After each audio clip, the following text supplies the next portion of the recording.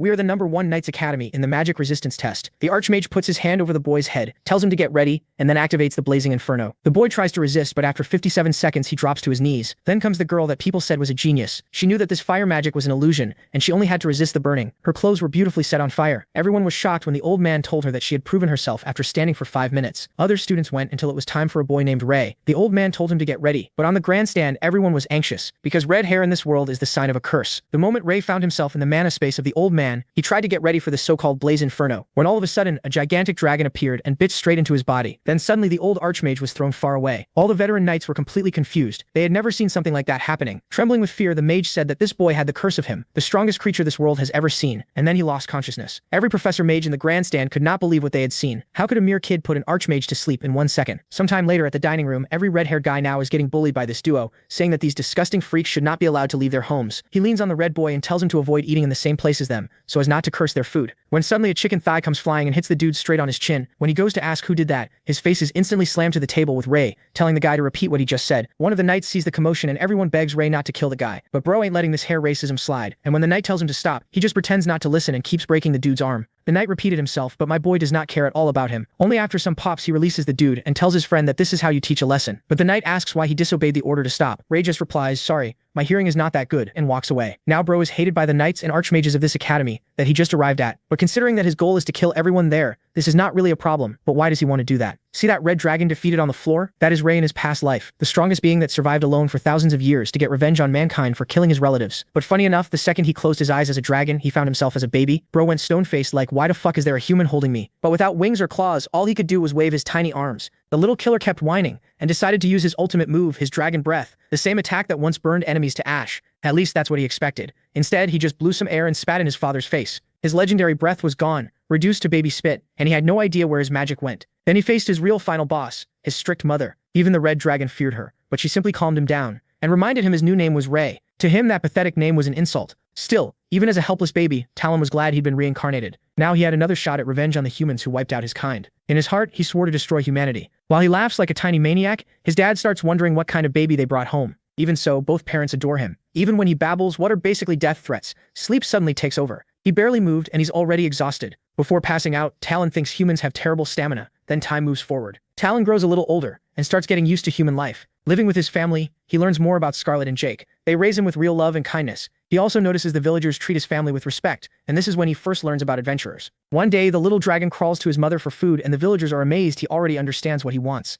They also start noticing his bright red hair, which looks nothing like his parents'. Jake explains it only turned red a few days ago. To Talen, that sounds like proof his powers may be returning. Later, he hears villagers whisper that the family might be cursed because of his hair, and that only makes him feel proud. His parents, though, still treat him like a normal little kid. He eats like a wild beast and makes a huge mess, trying his best to annoy them. And with Jake, even pee on him, but they still care for him. These humans love him more than anyone ever has, and to a dragon like him, that almost feels like torture. We also learn adventurers are rare, and Scarlet being a mage makes her even more unusual. Talen figures that if he ever gets his dragon powers back, revenge will be much easier. 2 years pass, and when children reach that age, they can take the mage evaluation. This is the day Talen finds out whether he has mana. Jake sends them off, and Talen rides with Scarlet in a cart. He's sure that as a reincarnated red dragon and the son of a mage, there's no way he'll fail. And if his magic returns, no one will stop him. When they reach town, the red-haired boy wakes from a nap and thinks his only problem is this weak human body. As Scarlet carries him through the market, he notices adventurers selling valuable beast crystals. Then a beggar asks one of them for food, only to get kicked away and warned not to interfere. People just pity the beggar and move on.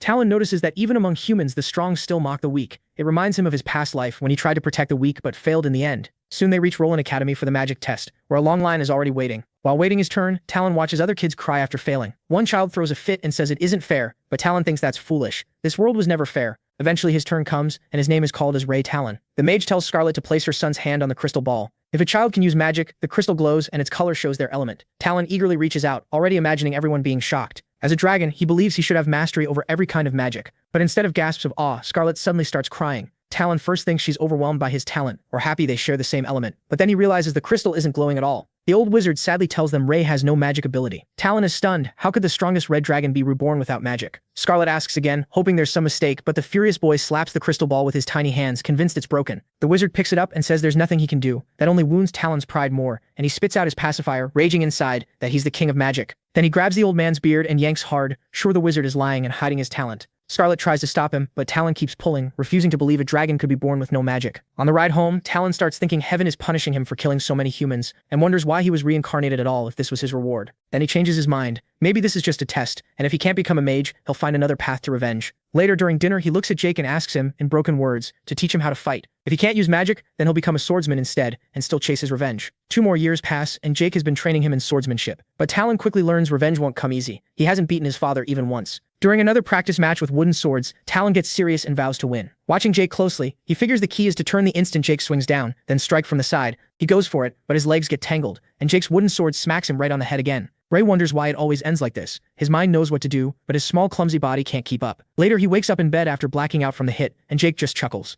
Scarlet snaps at him for laughing and tells him to ease up. Ray is only 4. Jake mutters that the night trials are coming soon, and at this rate he won't pass. Still upset, Scarlet says he's pushing their son too hard, and reminds him Ray doesn't have to become an adventurer. There are plenty of other paths, but Talen says that's not it. Ray is just young and still can't fully control his body. They still have a whole year, and he believes their son can make it into the Avarian Knight Academy. Hearing that, Ray thinks he still has 1 year before the night trials, but isn't sure that's enough. Then he reminds himself he's the reincarnation of a red dragon, so he shouldn't be this weak. Fired up again, Ray tells them he can do it, and vows to become the strongest person anyone has ever seen. To step up the training, Jake gives him a gift, a real sword they can use from now on. Ray is shocked to hold an actual blade, especially one that feels too big for him. Jake says it will help him improve his control faster, and leans in to say he has one more gift. Ray starts wondering what he's hiding. They head to the storage room, where Ray finds a magic puppet. Jake warns him not to take it lightly. It's powered by magic, and even students at Avarian Academy use these to train. Even so, Ray eyes the puppet like he isn't fully buying it. Jake then tells him to attack it, and Ray takes the challenge without hesitation. After loosening up his wrist, Ray swings with all his strength, and the puppet activates at level 1. But the moment his sword hits its shield, it fires back instantly, and knocks his sword out of his hand. When level 1 shuts down, Ray is left frustrated by another loss.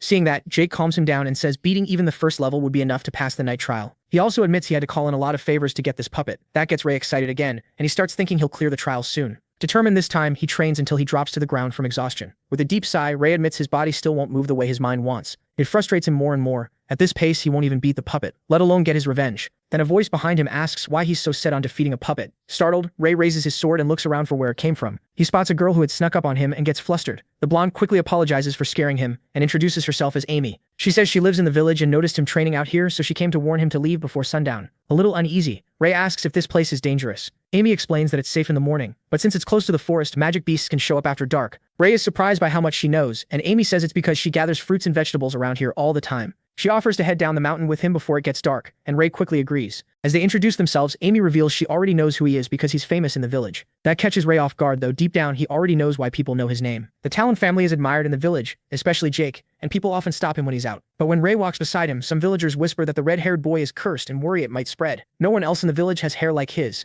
Ray knows people respect his parents, but fear him for no reason, making him an outsider no one really likes. That reminds him of his past life as a dragon. Maybe it's because adults always use stories about cruel red dragons to scare kids. Red should mean power, but humans treat it like evil. He can't help thinking how twisted that is. Humans wiped out his kind, yet dragons are the ones painted as monsters in stories. To Ray, their revenge was just self-defense, but humans use that as proof dragons were savage. Lost in those bitter thoughts, he gets pulled back when Amy asks what he's thinking about. After that, Ray snaps out of it and walks down the mountain with her. Amy says she's seen him here a lot lately and asks if he's been training. When he says he wants to be a swordsman, Amy thinks that's awesome since his father is the village's only swordsman. She asks if he's aiming for the Knight Academy, and he nods. Then she shares that her brother is taking the exam too, and claims nobody in the village can beat him. Still, he's jealous of Ray for being taught by his dad, since normal people don't get that chance. When Ray asks about her brother, Amy lights up and asks if he'd like to be friends with him so they can train together. Right then they hear footsteps, and Gary shows up. He rudely tells Ray to stay away from his sister. Amy quickly steps in front of Ray and tells her brother he didn't do anything wrong. Gary ignores that and questions why she's with the red-haired boy, calling Ray cursed and saying it could spread. He even checks her hair to see if it turned red. Amy gets annoyed while the 2 boys with Gary move in and mock Ray for walking with her. They keep piling on, saying his parents must have it rough raising a cursed child.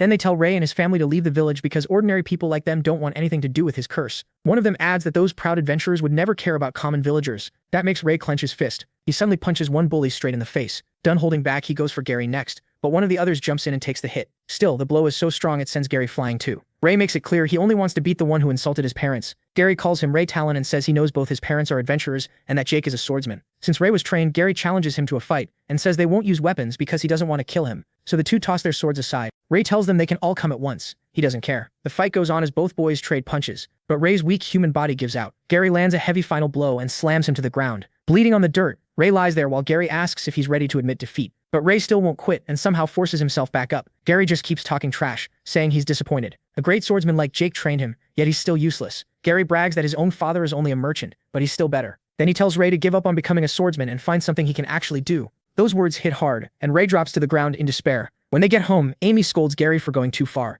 Gary insists Ray had it coming and warns her to stay away from him, since so many people fear the cursed red-haired boy. He says Ray's parents are adventurers, but theirs are just ordinary people. That only makes Amy angrier. She yells at him to get his own food and says she hates him before storming off. Left alone, Gary notices something on his hand. He looks at the mark and realizes that without his arm guard, Ray's first punch would have broken his arm, and Ray would have won. Later, Ray comes home covered in mud, bruises, and cuts. Scarlett, who was making dinner, turns and immediately sees he was in a fight. Ray tries to brush it off, claiming he just got hurt while training, but Scarlett can tell he's lying and wonders if other kids beat him up. Ray denies it and keeps acting tough, saying he's a man now while she checks his wounds. Jake hears that and praises his son for training so hard. Even with dinner close, Ray wants to practice again. His parents try to stop him, but he says it won't take long and wins them over. In the storage room, Ray sets the puppet to level 1. He dodges its attacks with ease because he already knows its pattern. Waiting for the right moment, he lines up his sword and swings, but the blade jams into a wooden post, shocking him. When he yanks on it, the sword starts to crack. While he's distracted, the puppet slams him from behind, and he cries out in pain. The next day, Ray heads up the mountain. There, he spots Amy waiting in the distance. She looks awkward and quietly greets him. When he asks if she was waiting for him, Amy apologizes for what her brother did.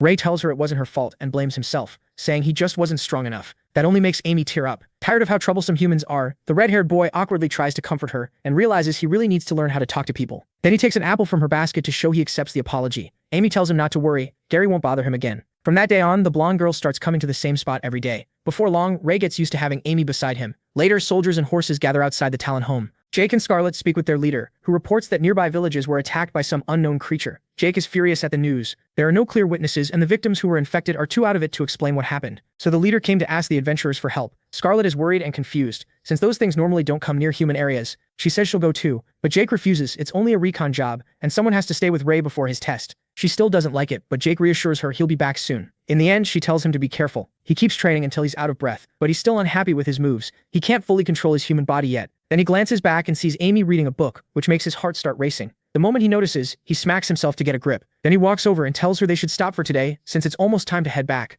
Amy is so lost in her book that she didn't notice how late it was. As they go down the mountain, Ray asks if people in the village bully her because of him, since everyone calls him cursed for his red hair. Amy tells him what her friends say, then shrugs it off. It's their problem. To her, red hair looks cool, not scary. She calls him special, says his hair doesn't change that, and tells him to just be himself. Those words hit him hard, and he remembers Gary mocking him, saying he should do something he's actually good at. The protagonist smiles, finally understanding. He thanks Amy excitedly and waves goodbye. As soon as he gets home, he rushes to the storage room and turns the puppet back to level 1. This time, he drops low, puts his hands on the floor, and holds the sword in his mouth. Moving like that feels natural to him, faster, lighter, and much more agile. Once he spots an opening, he attacks with everything he has, and just like that, he clears level 1. He's thrilled by the win, but instead of stopping, he wants to test himself. Passing level 1 already means he could likely pass the Knight Academy exam, and yet he still switches the puppet to level 2. Early the next morning, Jake gets ready to leave for the mission. Ray, just awake, sees him and asks where he's going. Jake apologizes and says he'll be away for a while, but promises to return before the test. He tells his son to keep training with the puppet while he's gone, smiling as he says he knows MC can beat it. He is about to tell him about clearing level 1,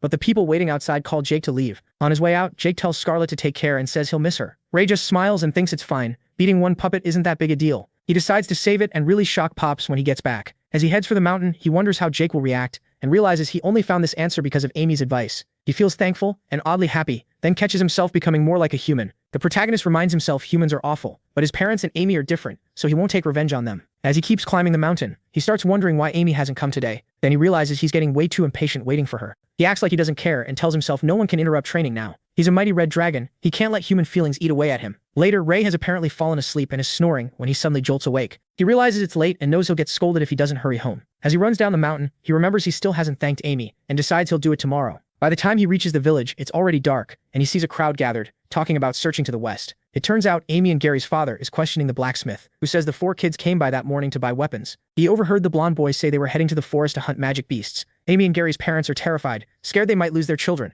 Then Bob and Kale's mother grabs the blacksmith and blames him for letting them go alone. Panicking, he says he didn't know they really meant to enter the forest. After that, the blonde kid's father orders him to call the guards so they can search together, since the forest at night is too dangerous. As the old man hurries off, Ray keeps walking, and thinks about Gary's missing group. At first he figures it's karma. Maybe magic beasts already killed them, which would save him trouble. Then he remembers Amy. He tries not to think about her, reminding himself he doesn't want revenge on her since she treated him well, even if her brother is a fool. Around him, people gather torches and supplies for the search, while he starts to walk away, thinking how short human lives are anyway. But Amy's face flashes through his mind. He stops, confused by the feeling making him hesitate. Then he turns back, deciding Amy did nothing wrong, and he still hasn't even thanked her for helping him beat the puppet. The scene shifts to the forest, where two magic beasts are badly beaten. Nearby, Kay and Bob lie unconscious on the ground. Gary stands in front of Amy, trying to shield her while she cries in fear. He tells her not to move and raises his sword to face the beast. Ray rushes into the forest, catches the scent of blood, and soon finds a dead young demonic wolf. He checks the fresh sword wound in its stomach, and realizes the kids must be close. But the tracks and marks are so mixed up that he can't tell which way to go. As he's trying to decide, he hears a scream.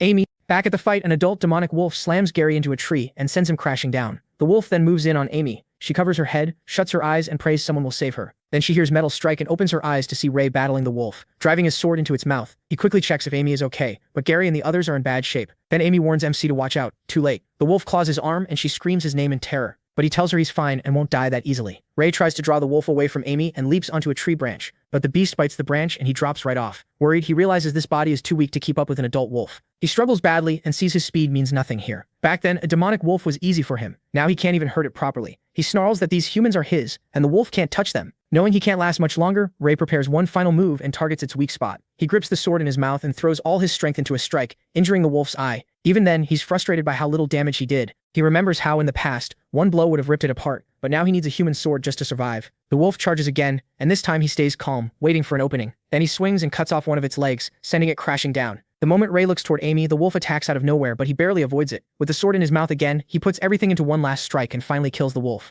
After that, he drops to the ground. Right before he blacks out, a screen appears, saying he unlocked a new ability and got an intermediate-grade beast crystal. Covered in wounds, he wonders what this useless message even means and looks at the unconscious siblings nearby. He knows he has to move them before their blood draws more beasts, so he staggers over in pain. He lifts Gary onto his shoulder and carries Amy in his arms. Gary briefly sees the red-haired boy saving him, then passes out again. Ray figures saving two people is all he can manage, so he leaves Bob and Kale behind, thinking he's done all he can, then stumbles out of the forest. The villagers are already searching with torches and weapons when they see him emerge. They call the parents over, and someone recognizes him as the protagonist from Talen's family. Bleeding badly, he asks them to help Gary and Amy and says they may need healing before collapsing. Even then, the villagers start whispering, wondering why the kids entered a forest full of magic beasts at night. Then a mother rushes over and panics when she learns Bob and Kale are missing. She looks around wildly, then at Gary and Amy, and their father tells her only those two made it out. She tries to run into the forest, but the villagers stop her, saying she can't go in alone. Calling them cowards, she pushes forward anyway. But the moment she sees the glowing eyes of magic beasts in the dark, she turns and runs back. When the villagers point that out, the shaken woman insists she isn't scared.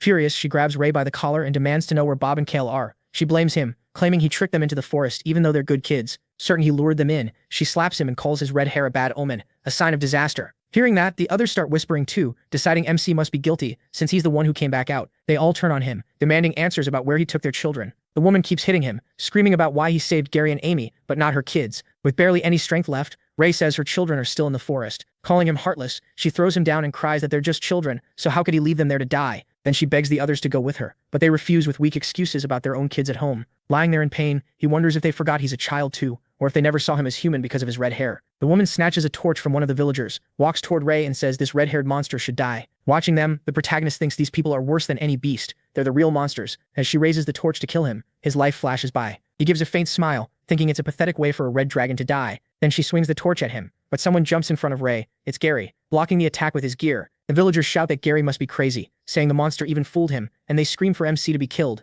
Gary glares at them and says they're the crazy ones, trying to murder someone over guesses. He stands in front of him and warns them not to touch his savior. Later, the protagonist has a nightmare about the woman blaming him and hitting him, calling him a star of calamity. The dream shifts to his past, with mages rushing at him and demanding his life. Surrounded by humans who want him dead, he wakes in fear and sees his mother. She's holding his hand, crying in her sleep beside him. Ray thinks humans can be both beautiful and cruel. As soon as he sits up, Scarlet wakes and lights up with joy, almost like she can't believe it. She hugs him and says she thought he'd never wake again. But squeezing him makes MC cry out in pain, so Scarlet quickly lets go and scolds him for being reckless. Then he asks how long he was asleep. She says it's been a full week and tearfully admits she had no idea how to explain this to his father if he didn't wake up. Ray then asks about the people from the forest. Scarlet says the two he saved are only lightly hurt and doing fine, but Bob and Kale are still missing, and she thinks the beasts killed them. Then we see Scarlet's flashback. When she reached the forest, she found him beaten by villagers while Gary defended him, explaining that the kids entered the forest on their own, and he saved them. She sees her son lying there unconscious and explodes with rage, her magic flaring up. The villagers try to calm her, claiming Ray led the children into the forest and should take responsibility, saying a mother should understand that pain. As Scarlet lifts her badly injured son, she glares at them so fiercely that even the woman who beat the protagonist starts shaking in fear. Then that same woman breaks down, begging the villagers to save her children, and they murmur in pity about how she'll live without them. While holding MC, Scarlet hears people still gossiping, saying they should have stayed away from that curse. One man warns another to keep his voice down while talking about Talen's child, but the other smirks and pretends he meant the forest. Hearing that, Scarlet carries Ray away. Coming back to the present, Scarlet pats his head and tells him not to blame himself. It's over now. She says Gary told her everything and says he did great. Then she leaves to bring him something to eat. Once she's gone, he starts thinking about the strange screen that appeared in the forest. Wondering if everyone has one, he taps the skill called Blessing of the Dragon's Eye. The moment he does, the skill activates, and he freaks out when he sees his mother's energy status, realizing this is an ability he used to have. He remembers his time as the Red Dragon, when he had many kinds of magic. After failing the aptitude test, he never thought he'd use any of it again. Excited to have power again, Ray guesses he'll unlock his abilities one by one. He also checks the intermediate grade beast crystal, and figures he got it for killing the intermediate demonic wolf. Suddenly, smoke starts filling the room, making him cough. He opens the window and hears villagers yelling that the house is on fire. Then Scarlet rushes in, warns him the flames are spreading, and tells him to get out now. But as the fire keeps climbing, Scarlet shields Ray with magic and stops it. Clinging to his mother's arms, the protagonist uses Dragon Eye to find who set their house on fire. He scans the villagers with it and finds the culprit, Bob and Kale's mother, with fire still burning in her hand.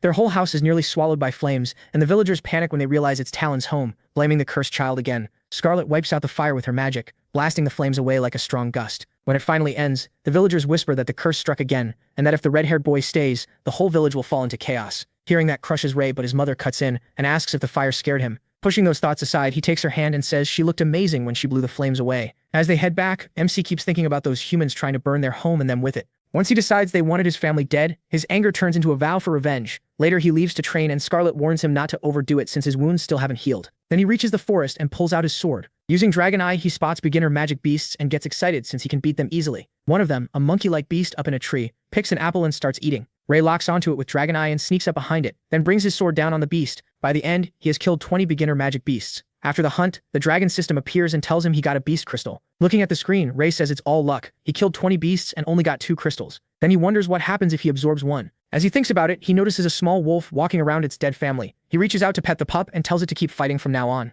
Then a screen appears saying he has a chance to tame the black demonic wolf pup. Not knowing what that means, he clicks yes. He gets excited when it works and the black wolf pup is tamed, but he freaks out after learning the tamed beast goes inside his body. Stunned, he asks the dragon system if there are side effects and whether he can summon it. Annoyed, he warns the little dragon he'll kill it if this fails, and the creepy thing just nods. Right then, he unlocks another skill, but puts it off for later because he has something else to do. He starts searching for the 2 missing kids with Dragon Eye and finds them beyond a hill. When he gets there, he finds a cave-like spot full of corpses and skulls. Then he sees 2 bodies that look like Bob and Kale. The beasts tore out their organs and ate everything, leaving only bones and clothes. Ray takes the clothes as proof of who they were and puts them in a basket. That night, Scarlet keeps telling the protagonist not to train so hard while he's still hurt. He tells her to stop nagging, so she scolds him for talking back and dirtying his clothes. The protagonist still says he'll train again tomorrow. Finally, Scarlet says his dad will be home in a few days, so he can train with him instead. MC lights up, eager to show his father how much he's improved. Then his mother snaps and orders him to get under his blanket and sleep. It scares him enough to realize human instinctive fear is very real. Later, at midnight, Ray opens his eyes, still awake. He heads into the storage room and takes the bucket of clothes from the forest,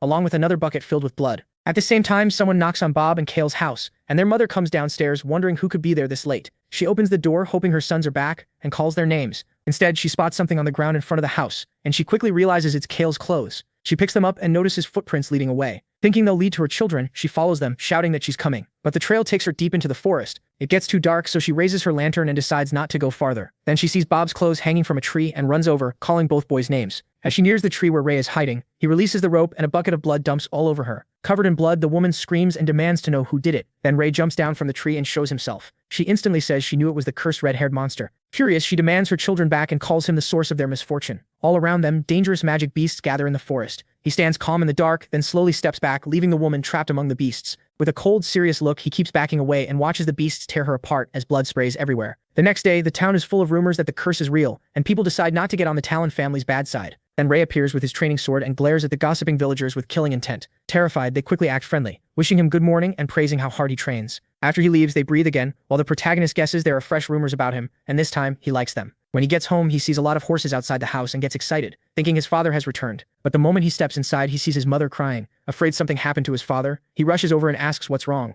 Through tears, Scarlet tells him Jake is sick, but he should recover. Seeing his father in terrible shape, Ray activates Dragon Eye and realizes he's never seen a living being with stats this high, not even back when he was a dragon. Then Jake weakly mutters that the shadows will kill everyone. The mages explain that Jake was hit by a plague of shadows while fighting a shadow beast to protect a villager on a mission. Hearing that, Ray feels like he's heard of something like this before. He wonders when these beasts appeared and what happened to the world after his death as the Red Dragon. As Scarlet thanks the mages for bringing Jake home, one of them apologizes for failing to protect him. MC checks the dragon system and thinks maybe a spell could help his father. He remembers a high-tier spell he once used that could remove curses and dark magic, but he has no idea how to unlock it again. If killing magic beasts gives skills as rewards, then this spell would probably need a high-rank beast. He knows he's still too weak to face something like that. Then Ray turns to his mother and asks if joining the Avrian Knight Academy will help him grow stronger. Still crying, Scarlet tells him that's where his father studied, so he can become a strong warrior just like him. That fires him up. He decides to pass the exam, enter Avrian Academy, and find a way to save Jake. With a heavy heart, Scarlet hugs him and says she believes he can do it. In the next scene, we move to a church-like place filled with hooded priests. There, the Master Elder tells them a prophecy has been revealed and a huge change is coming to the world. The others ask what kind of change it will be.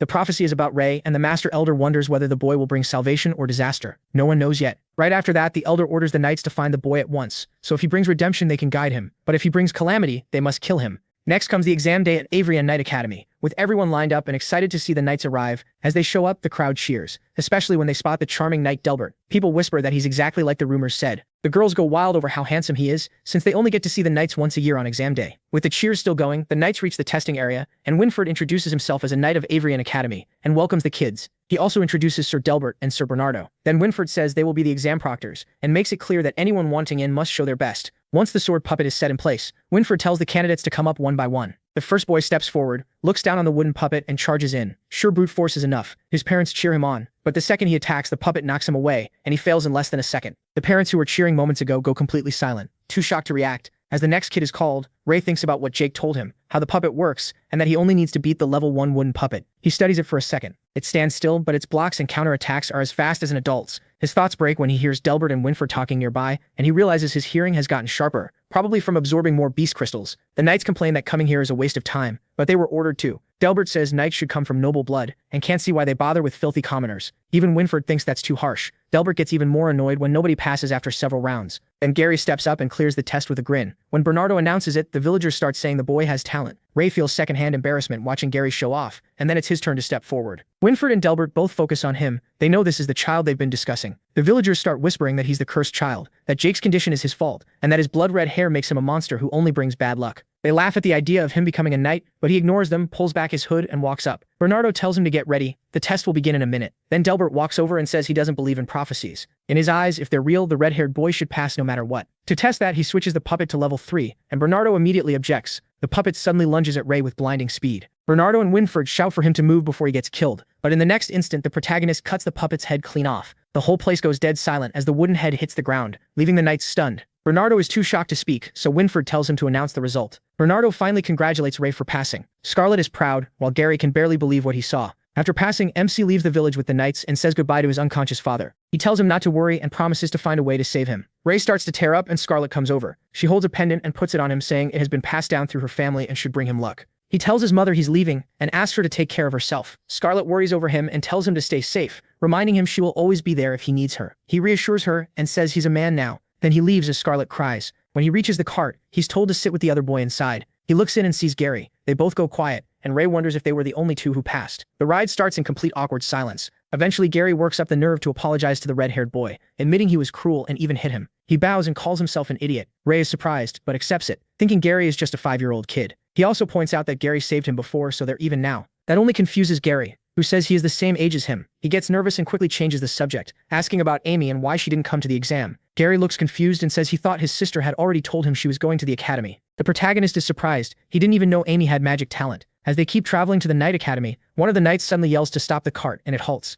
The boys peek outside and see thick fog, with no idea what's happening. Winford calls out that they are knights from Avrian Academy and orders whoever is there to identify themselves at once. A badly hurt girl stumbles out of the fog begging for help. She says her name is Anne Woodwork, an adventurer from the Traceless Guild. When Bernardo asks what happened, she collapses into his arms and says her team was attacked by shadow beasts. Bernardo is shocked. They hadn't even seen a single magic beast on the way here. Delbert, still arrogant, says maybe the monsters came because they know how strong the knights are. Winford tells Anne they're heading to Rennie, so if it's on her route, they can take her. She gratefully agrees. Gary asks why they're going to Rennie instead of the academy. Delbert hears him and snaps that sending kids straight to the front line would be stupid. Both boys are confused by what he means. Delbert explains that Avrian Knight Academy sits on the border, so it could be attacked anytime. Winford adds that they first have to train in Rennie for 10 years and learn the basics before going there. Hearing 10 years leaves Ray speechless. For a dragon, that's nothing, but not for a human. He wonders if his dad can hold on that long. Gary is also shaken. Anne was the only survivor, and Ray's father was attacked by shadow beasts too. Even the knights were rattled. So what happens if they run into them again? Then a cracking sound makes Ray tense up. Winford warns everyone to get ready. Something huge is coming. It's the Drop Bear King, now turned into a shadow beast too. All three knights prepare to fight as the giant monster charges in. It goes straight for Bernardo, and he can't dodge in time. but Ray jumps in and kills the beast, saving him. Bernardo immediately tells the kids to protect themselves, while Winford notices the Drop Bear King isn't moving and gets uneasy thinking it's waiting for something. At the same time, Gary struggles against the shadow beasts and gets scratched by one of them. Ray saves him by slashing the creature across the back and warns him to be careful, these drop bears are much stronger than demonic beasts. Then the Drop Bear King roars, the force blasts one knight away, and everyone else struggles to stay on their feet. Seeing that, Gary wonders what that thing even is, but Ray already knows it's far too strong for them to fight head-on. One knight points out that the Drop Bear King is staying in one spot instead of attacking. Then the giant beast points at Winford and speaks, saying they'll never defeat the shadows, and the shadows will take over the whole continent. While the other knights fight the smaller beasts, they're stunned to hear a monster talking. The shadow beast adds that he is doomed to fail, and everyone around him is destined to die. Ray is stunned, and so are the knights, who take it as a threat. Then the giant shadow beast growls and leaps away. Once it's gone, Winford says they should be thankful it chose not to fight, because none of them would have made it out whole. As Ray gets a crystal through his dragon system, he keeps thinking about the beast, feeling like it was talking to him. Winford then praises Ray and Gary for how they handled the attack and says they'll make fine knights. Ray asks if beasts normally talk like that. Winford says shadow beasts have never shown up on the border before, and this is the first talking monster he's ever seen. Looking at the red-haired boy's calm face, Winford thinks no normal child his age would react like this. Meanwhile, Delbert keeps staring at Ray with clear disgust. Later, they reach Rennie Town on horseback and are met by a troop of guards. There are far more guards than usual, so Winford asks why security is so tight. As Anne thanks the knights for escorting her, a guard tells him the Allure Kingdom has issued an Amber Alert, and every town and city is under heavy watch. Winford realizes things must be serious if the kingdom declared an Amber Alert. The continent is close to crisis. Then he looks at Ray and wonders if he is the child of prophecy meant to save them all. Meanwhile, Ray is with Gary, thinking about his father and promising himself he'll become a knight. He tells himself this is only the start, and Pops just has to wait until he makes it. 10 years later, the story returns to Rennie Town. At the academy, a teacher asks what power knights use since most of them can't use magic. Gary raises his hand. He answers that knights use chi. With training, it boosts their bodies and senses, and some can even push past normal human limits for a short time. The teacher praises him, then asks why chi can only be trained after age 15, calling on Ray. But when Gary looks over, Ray's seat is empty. Since Ray skipped class again, Gary awkwardly says he went to the restroom. The teacher moves on and calls on Sylvia. Sylvia explains that cry puts huge stress on the body, since a person's organs finish developing after 15, starting then lowers the damage. The teacher tells everyone to remember that while Sylvia keeps staring at Ray's empty seat. Then, we cut to the black demonic wolf. Ray tamed years ago. The wolf battles a magic boar and cuts it down. Ray gets a beast crystal from the kill. He absorbs the beginner rank crystal's power. Then he pats the black wolf for doing well. Figuring he's hunted enough for one day, Ray decides to head back before someone blows up at him for ditching class. Just as he's about to return, Winford rides up from behind. Winford says it is a surprise seeing him out here and praises the beast he killed, then wonders how Ray keeps getting past the tight guard. As they walk, Winford says Ray has gotten much taller. Ray jokes that Winford hasn't changed at all in 10 years, and asks his age, but Winford says that's a secret. Then he mentions hearing Ray slips out of class to hunt beasts. He adds that Ray seems to have caught quite a lot. Ray says that's thanks to the Amber Alert being lifted, which made sneaking out easier. Ray says he'd rather move around out here than sit in class. Winford warns him not to push his luck, because the outer guards would not go easy on him. Then Winford remembers something and says he stopped by Ray's house. He tells Ray that Jake's condition hasn't gotten worse because his mother is taking good care of him. Passing along her message, he says Ray shouldn't worry too much about his father. Ray quietly thanks him. Still, he thinks about how hard he trained over the last 10 years. Even after all that, he still hasn't unlocked any new abilities, and has no idea how to help his father. Seeing his mood drop, Winford pats his shoulder and pulls him in close, leaving Ray flustered. As they head back, Winford tells him to cheer up. They leave for Avrian Academy tomorrow, and he's excited to see the other kids there. Later, at Rennie Town's entrance, Alan is yelling at a guard for letting his student leave. The guard argues that after the Amber Alert ended, he had no reason to stop him. Then Winford and Ray arrive and see Alan grabbing the guard by the collar, saying the red-haired boy is special and they need to know where he is at all times. Winford calls out to him. Alan turns and spots Ray standing beside the knight. That is the last straw. Alan explodes, reminding Ray he was told not to leave his sight, and asking how many times he skipped out this month. Winford watches from behind, thinking Ray had this coming. After getting smacked on the head, Ray mutters that the alert ended a month ago, so he should be able to do what he wants and that Alan is way too stiff. Ray ducks behind Winford while Alan keeps after him. Ray says he's leaving soon anyway, so Alan will be free. Alan snaps back that as long as Ray is his student, he doesn't get to skip class, while Winford tries to calm them down. After that, everyone is called to Rennie Town Square for an emergency meeting.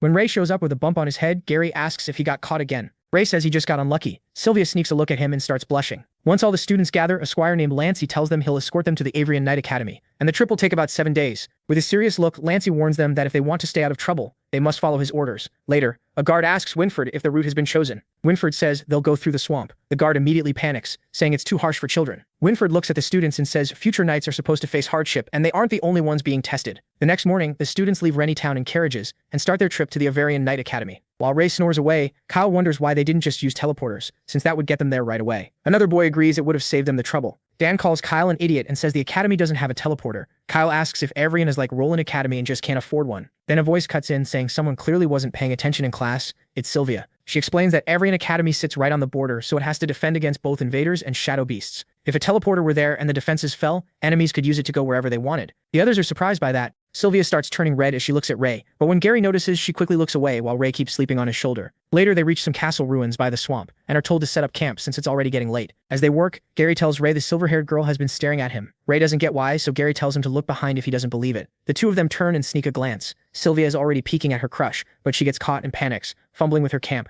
Since Gary was right, Ray guesses it's because of his red hair. Gary points out there are plenty of redheads here, like Kyle, Ian, and the twins Sloth and Badger. Then Gary grins and asks if Ray is really going to ignore a girl that pretty. Ray doesn't seem interested at all. Meanwhile, Dan sneaks behind the castle ruins to meet his friend Monk. The two are hit by a horrible smell and quickly figure out where it's coming from. Staring at the swamp, Dan says he can't even see the end of it. As they look around, Lancey suddenly appears behind them and dryly tells them it's a swamp. The boys jump, and Lancey warns that if they don't want sharp worms in that swamp biting their legs off, they better set up their tents and go to sleep. Night falls. Ray slips out of the ruins without the guards noticing. Since he already scoped the area out during dinner, he figures he can leave without trouble. But just as he starts to go, someone grabs his hand. It's Sylvia, asking where he's going this late. Ray plainly says he's off to hunt magical beasts. Sylvia's shocked and warns him this isn't near Rennie anymore. He could run into an intermediate rank beast and the knights might not reach him in time. Ray pulls his hand free and says he'll be fine. An intermediate rank beast isn't a problem for him. Sylvia looks hurt as he walks off to hunt. The next morning, the knights yank the curtains open and wake everyone up, warning that the last person up will be punished. Gary jolts awake and nearly jumps out of his skin when he sees Ray lying there with his red eyes wide open. He asks if Ray stayed up all night. Ray, who had only just laid down after hunting all night, calmly says he slept fine, he's not stupid. Gary quickly figures out the truth and rushes outside so he won't get punished. Ray stays behind, smiling at his dragon system. He figures that if he keeps hunting like this, he'll max out beginner beast crystals before they reach every Knight Academy. After that, he can start absorbing intermediate ones. Later, the group continues toward the academy, with the knights leading the carriages. As they move through a creepy forest, Winford suddenly stops after sensing something ahead. He gives Lancey a look and the knights pull back. The students are about to face this test on their own. Then things burst from the ground, rocking the carriages. Gary notes how quiet it had been outside, while Ray is still half asleep. Then a horse screams as something attacks it. Sharp worms erupt from the earth and slam into the carriage, terrifying several students. Gary and Ray react at once, drawing their swords and cutting into the worms. One worm crawls forward to strike a girl, but Gary jumps in front of her and slices it apart. The sight of worm blood pouring everywhere leaves some students shaking. Gary warns that sharp worms travel in swarms, so more are coming. He tells everyone to stay alert and get off the carts as others move in to help. He orders them to fight in the open and form groups of 3, standing back to back so there are no gaps. Kyle, meanwhile, looks fired up to kill every worm he can. Ray thinks they're getting a little too into it and activates his dragon eye. After checking the field, he sees the sharp worms are only beginner rank beasts, so he has nothing to worry about. Then he spots the 6 knights on top of a cliff, watching from above. As Ray starts drifting back toward the carriage to nap, Dan catches him and tells him not to break formation. With a huge yawn, Ray says these are just beginner rank monsters, so they don't need him. And with him out, the numbers work out better anyway. From the cliff, the knights assume Ray is scared and say he'll probably end up with a red belt. Another points out that Gary is doing very well. They note that he attacks without hesitation, kills in one swing, and controls his body well without wasting movement. They expect Gary to earn a white belt. Winford then points to Sylvia, saying she doesn't attack first but notices everything. Another knight praises her perfect stance. Sylvia neatly dodges a sharp worm and cuts it down with her sword. Winford says she's steady, and once she sees an opening, the fight is over. Lancey is impressed that she even kept her clothes spotless. Then the ground suddenly explodes and a giant sharp bug rises out. The students panic, thinking the worms merged into one huge monster. Shaking with fear, one kid stumbles to the ground as the giant worm leans in. Just before it can strike, Ian jumps in front of him and tears off the worm's tentacles with brute strength. Fueled by anger, Ian keeps ripping into it, shouting that no one gets to hurt his comrades. The twins, Sloth and Badger, rush into and carve through the giant worm like pros. Kyle, still counting his kills, drives his sword through it and proudly says that makes 45. Watching from above, the knights are surprised they don't need to step in. The red-haired kids, aside from Ray, have nearly finished the monster on their own. Once it's over, Ian checks if his teammate is okay, and everyone is relieved the worms are finally dead. Winford notes that Ian isn't just strong, he also looks after his team, making him a real gem. Then there's Ray, asleep on the carriage like none of this matters. Afterward, everyone climbs back into the carriage. Gary asks Ray why he didn't help, and warns that this place is dangerous. Stretching, Ray says he was too sleepy, and the knights were watching anyway. Gary can only call him a lone wolf. Winford, still watching, wonders which one is the child of prophecy. As the trip continues, Kyle brags about killing the monsters, and Dan praises him. They start talking like they'll be real knights before long, and Dan says if they're lucky, they might even earn a white belt. Gary, confused, asks what a white belt even is. Dan explains that knights have different ranks, and the ones escorting them now are white tassel protectors, high-ranking knights. He says those knights once earned white belts, proving their skill through tests and trials. There are also green and black belts for other levels, while red is the lowest rank. That wakes Ray right up when Dan adds that red belts go to students who do poorly on the tests. He goes on to say white belts get personal instructors, rewards, and better resources. Red belts get basic training and are mostly ignored. Since the academy gives up on them, they can pretty much go wherever they want. Hearing that, Ray is thrilled. If he gets a red belt, he'll have all the freedom he needs to hunt magic beasts and gain stronger crystals and abilities fast. Excited, he clenches his fist and decides he has to do his best to earn that red belt. Soon after, they finally arrive at Avarian Knight Academy. The place leaves the students stunned. Gary thinks it's awesome, and Ray is speechless at how massive it is. Avarian Knight Academy is basically a giant castle with enormous gates. The students can only stare. It's exactly how they imagined it. They whisper that the academy feels like a whole city just for knights. They're even more amazed to learn it runs on mana crystals instead of torches. Gary says this place feels like a completely different world from the village he grew up in. Lancey then tells Gary and Kyle to stay close if they don't want to get lost, promising they'll have time to explore later. Lancey the squire starts giving them a tour, leading them through the armory. At the library, he tells them to keep quiet. Some of the girls are more focused on how handsome Sir Lancey is. Dan asks if the librarians are knights too, and Lancey explains that every graduate must serve the city for 2 years before choosing to stay or leave. Before the dorms, Lancey brings them to one last stop that looks almost like a cemetery. He reveals it holds the remains of knights who fought or died for the Allure Kingdom. He says he brought them here to remind them that war never truly ended, and a knight's first duty is to protect home. The students answer together that they will fight to protect their home. But Ray starts trembling with anger, thinking about how humans use dragon bodies to make armor and weapons. Then Sivlia raises her hand and asks about the statues and who they were based on. Lancey says they honor the founders of Avarian Knight Academy, the legendary Dragon Knights. The students immediately start buzzing with questions. Lancey cuts it short, saying they'll learn all about them in Academy history. As they head for the dorms, Ray is still upset enough for Gary to notice. Using his dragon eye, Ray senses a tomb beneath the graveyard and something down there is alive. On the way to the dorms, Gary wonders who their roommates will be and hopes they're easygoing. Ray barely hears him, too busy thinking about that strange presence in the tomb. It didn't feel like a magical beast at all. Gary finally asks if he heard a word he said. Ray replies that he was talking about roommates, and just then they reach their dorm. They find out they're assigned to the same room and start wondering who else will join them. Then Sivol walks up, and to their surprise, she's apparently sharing the dorm with them. Gary is thrown off and Sivol turns pink the moment she sees Ray.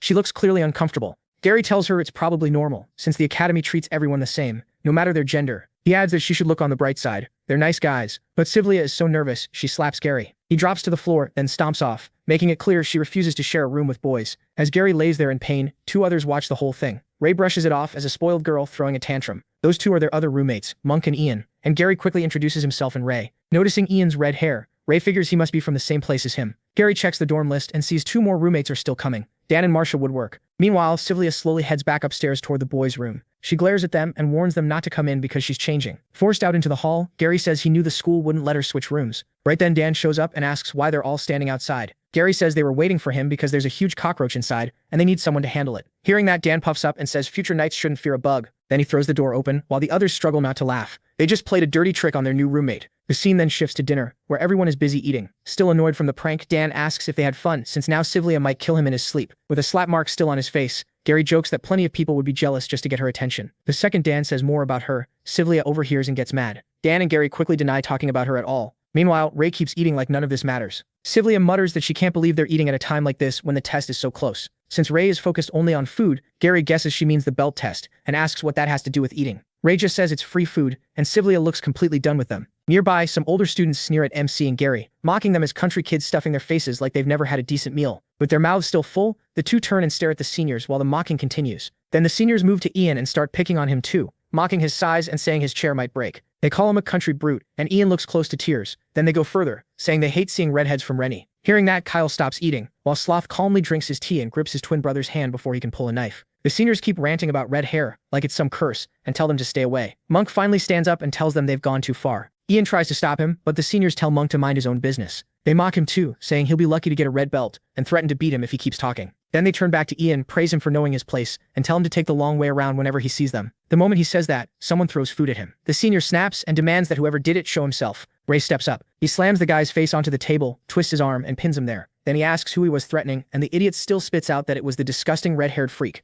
The fight at the table draws the knight's attention, and students start shouting that someone's gone crazy. He keeps pounding the loudmouth until Ian stops him and says they weren't hurt. Gary urges him to calm down before the knights step in, and Sylvia warns him the coming test could ruin his first impression. But he doesn't let go and twists the senior's arm even harder. Other students call for a knight and accuse the red-haired boy of attacking another student. Then Sir Lancey arrives and orders Ray to let him go. The senior cries for help, but the protagonist only squeezes harder. Lancey repeats the order, telling MC to stop. Instead, he tells Ian this is how he was raised. When someone tries to use you or treat you like dirt, you make sure they pay for it. A crack follows. Ray has broken the guy's arm and the room goes silent. Only then does he let go, pointing at the senior and telling Ian that people learn only after they're taught a lesson. Lancey glares and demands to know why he ignored a direct order. With a smug smile, he apologizes and says he figured his teacher of all people would understand what it's like to hear only what he wants. Without even blinking, the protagonist grabs Gary's hand and tells him to keep eating. They shouldn't let trash ruin their appetite. Lancey is furious, but whispers spread through the hall. People point out the seniors started it and say they had it coming after bullying others for so long. After that, the 3 commanders arrive and the students assume the test is about to begin. Winford orders everyone to be silent and welcomes the heads of the academy, the 6 elders. The 6 elders enter in cloaks and masks. Seeing them, the students get nervous, since it's rare for all 6 to watch a test. As Ray watches the elders approach, he wonders if they're as strong as the humans who once slaughtered him and the other dragons. He snaps out of it as Winford explains that the 6 elders will witness the test for the new knight recruits, and the results will decide what color belt each student gets. He adds that a poor result means a red belt, basically a failure. Still, Winford smiles and tells them not to lose heart. Even a red belt doesn't decide their whole future, and every one of them showed talent when they were chosen at age 5. He encourages them to keep going, because training will sharpen the gifts they already have. Ray looks at Winford and thinks he's as kind and hopeful as ever. That only makes him more uneasy, wondering how Winford will react if he gets a red belt. When Winford finishes speaking, he hands things over to Lancey. Lancey says he'll handle the rest, then shoots Ray a deadly glare. Lancey announces that the trial has 5 stages, each testing a different part of a knight's skill: Stone of Power, Blazing Inferno, Undetected Passage, Ion Precision, and Will of Truth. The first stage is the Stone of Power. Lancey explains that they simply have to push a huge stone to the goal line to clear the stage. Each student gets 2 tries. If they fail once, they can use magic gloves on the second attempt to boost their strength, but that will lower their evaluation. Gary whispers that this looks easy, and Ray agrees it should be no problem for him. But Ray mutters that someone clearly doesn't want him to pass, leaving Gary confused.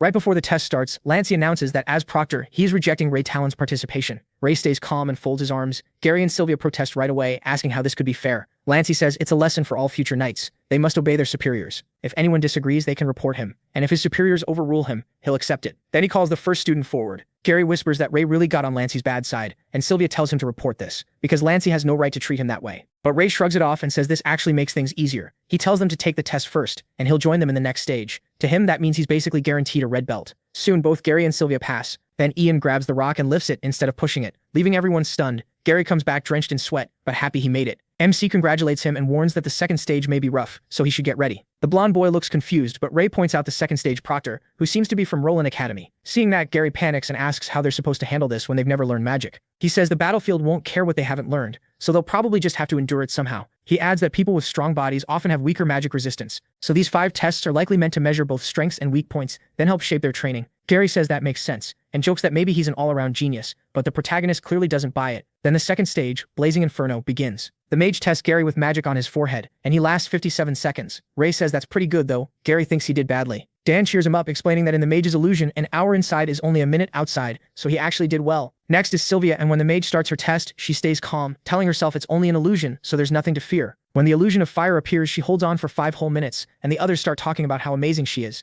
While everyone is calling Sylvia a goddess, the proctor tells her she's proven herself. After that, Ray is called up and Sylvia wishes him luck. He figures lasting 20 seconds would be enough, or maybe he should just give up right away. Then gets ready, but as the proctor casts the illusion, a red dragon suddenly appears before him and breathes fire. Ray is thrown off, wondering what's happening, and the red dragon looks like his past self. Then the proctor is suddenly lifted into the air by some force, shocking everyone. The mage panics and cries out that the boy is cursed by the red dragon. Right away, whispers spread through the crowd that the red-haired boy is bad news, that he's cursed. Seeing this, Winford rushes over to the old mage, who looks unconscious. MC stands nearby and asks if he's okay, but Winford says he's just exhausted and tells him to rest. Winford finds it strange that the old mage's mana is completely drained. It doesn't add up. In the next scene, the elders look into the incident. Winford says it was just mana disorder from overusing mana, and the mage should recover with rest. The elders aren't convinced. They question how a mage from the famous Roland Magic Academy could be drained by a test like this, while others wonder if he simply used too much mana on the students. Winford tells them the mage is resting, and says he'll keep investigating. He also suggests replacing him for the remaining tests, and the elder agrees, but as Winford leaves, one masked elder calls over an armored guard knight and whispers something to him, and the guard says he'll handle it at once. Then the elder stares at Ray Talen from a distance, as he heads back to his friends.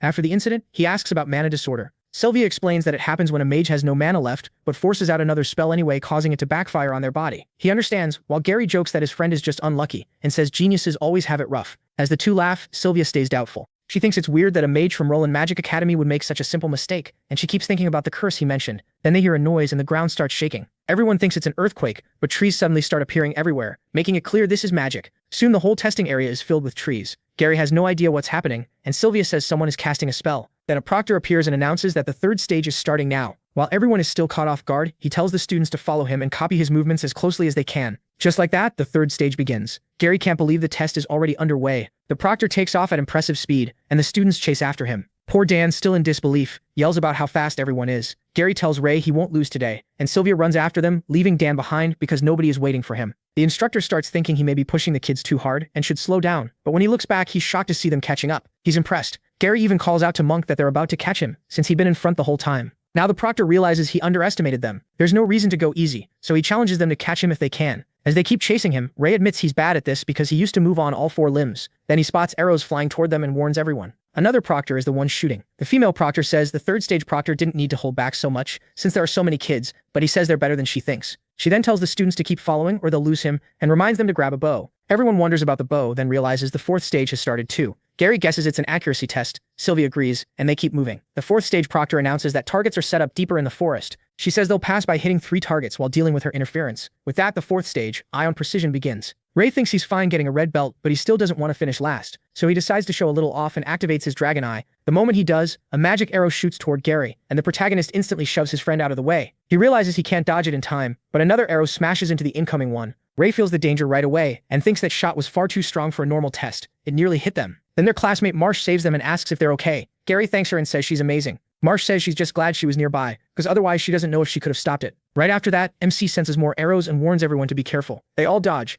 Ray quickly understands something is wrong. Those arrows were wrapped in cheat and completely different from the proctor's shots. Someone is trying to kill them, or maybe just him. Another arrow suddenly flies at the students, but he tracks it and fires his own to stop it. At the same time, the fourth stage proctor also senses the danger. Just as the protagonist is about to release his arrow, his bow shatters, stunning the others. Realizing something is seriously off, the proctor goes after the imposter and fires a full attack, but she's shocked by the speed. The imposter dodges everything without leaving a trace. She wonders who would target the students and knocks the arrow out of the tree. Then she tells the students her arrow simply went off course and orders them to continue the test. Ray knows she didn't fire that shot, she's just trying to calm them down. As the others keep testing, he wonders if someone dangerous slipped into the venue. When they finish, they find Monk waiting with the third stage proctor. Gary and MC tell Sylvia what happened and she's shocked to hear it. She says they should report it to the Knights, but Ray thinks they shouldn't. Gary agrees. The proctor clearly lied earlier. Maybe she was trying to calm everyone, but maybe she was hiding something too. He adds that if someone really is after them, it has to be someone who can get inside the venue, which means the attacker could be a proctor or even a knight. That leaves Sylvia deeply worried. When she asks what they'll do now, he says they'll wait and watch, though he's very curious about the bastard who tried to kill them. Meanwhile, the intruder tries to run after tossing away his bow, but a female proctor catches him and orders him to stop. He freezes. She points an arrow at him and demands to know why he attacked the new students,